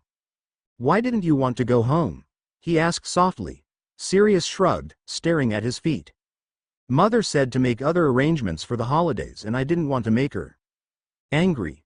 James raised his eyebrows, subconsciously nudging him to elaborate. "Mother gets angry a lot. About me being a Gryffindor, about who my friends are, about not being a vile little cockroach like Malfoy or Rosier." He scratched uncomfortably at the nape of his neck. "About not practicing or showing an initiative in the dark arts." "Does she hurt you?" Sirius nodded, white-hot shame at the confession running through him like lightning. "That stops now." James bit out harshly. "You aren't just a Black anymore. As far as I'm concerned, you're a Potter just as much now." He stood up from his bed and headed towards the door. "Come along, brother." His steps were unsure and he kept his head down until James wrapped his arm around his shoulders and tugged him through the hall. When they rounded the corner, Sirius refused to look back towards the room where he'd revealed so much of himself. That's how Sirius found himself still at the Potters, more than a week later and 2 days before Christmas, as they frantically tried to finish decorating the Christmas tree. Something that was supposed to be done already, but with Fleement and James pointedly ignoring the work to eat chocolate biscuits all week, It was taking more time than Euphemia would accept this close. "Can you hand me the red one, darling?" Mrs. Potter pointed at a handcrafted glass ornament, golden paint glazing the sides in a spectacularly Gryffindor way. Delicately plucking it from its box, Sirius tried not to drop it as he turned towards her. The glass was fragile between his fingertips as he took small steps towards her. "Here you are." "Mum." The bulb almost tumbled fully out of his hands before the flushed boy safely placed it in her hands. He'd meant to call her Mrs. Potter, just like he had all week. But somewhere along the way from his brain to his mouth, it had twisted. Sirius didn't know what reaction he was expecting to his little outburst. His mind conjured images of a laughing Potter family or an angry Mrs. Potter pushing him through the flow and back into the grim house, but nothing happened. She continued hanging the decorations without pause, her husband flicking his fingers through the Daily Prophet as he muttered something about poor scores from the Irish League. James licked icing off another sugar biscuit, smearing blue over his chin and the tip of his nose. "James, stop acting like a Neanderthal and go help Sirius hang the garland." James grumbled incoherently as he grabbed a handful of soft cookies and headed towards the tree. "You've only been here a week and you're already the favorite child." Sirius flicked a stray leaf at James, laughing hysterically as it stuck to the icing on the other boy's face. James didn't bother pulling it off as he stared at his mate. "You're a monster." The warmth grew in Sirius' chest. "Are you two going to help or stand there useless like your father?" Fleemont snorted as he turned the page and Euphemia kicked his feet off the stool. Sirius stared at them in wonder. In the Black House there would have been a shouting match if Walburga had called Orion useless. James yanked the fake leaf and wiped his chin with his jumper sleeve. "Sorry, Mum." "Sorry, Mrs." Sirius began before a stern glare had him correct himself with a little smile lifting at the corner of his lip. "Mum." That night, buried deep underneath a heavy duvet in the newly placed bed across from James's, Sirius chewed on his nails. Fleemont had magically moved the bed from the room next door so the boys wouldn't have to be separated during the night. Something in the simple gesture provided a much-needed comfort to Sirius. James's room, much like his back in the Black House, was covered in Quidditch gear and torn magazine covers that were glued to the powder walls. A few scattered articles of clothing littered the ground now that they were sharing. A chair against the desk covered in discarded trousers and jumpers. Neither boy really knew what belonged to who anymore. "My parents hit me a lot more than I let on," Sirius blurted. His fingers dug into the fabric of the blanket for support. He had never talked about it before with anyone besides the occasional reassurance to Regulus that a bone was healing right or that a series of bruises had disappeared. He knew that James was aware about his home life since Sirius had come to the Potter house, but he hadn't told him anything else. "I get breaks and scars and I'm on a first-name basis with the receptionists and healers at St. Mungo's." James didn't say anything and the deafening silence left Sirius on edge. A part of him wondered if he went to sleep right now, could he pretend like nothing was said tonight in the morning? Would James? Suddenly there was an added weight next to him on the bed. James shuffled over and relaxed into the sheets, eyes already closed. They don't know what they missed out on. "I don't understand," the dark-haired boy whispered, voice shaking and unclear. "If you keep talking about what tossers your ingrate biological donors are, I may flow over there and break everything that looks expensive in their rubbish house." James rearranged the pillow under his head to make himself more comfortable. Although, Sirius noticed, the plumping was more aggressive than necessary. "You're a Potter now, legally or not. They can bugger themselves."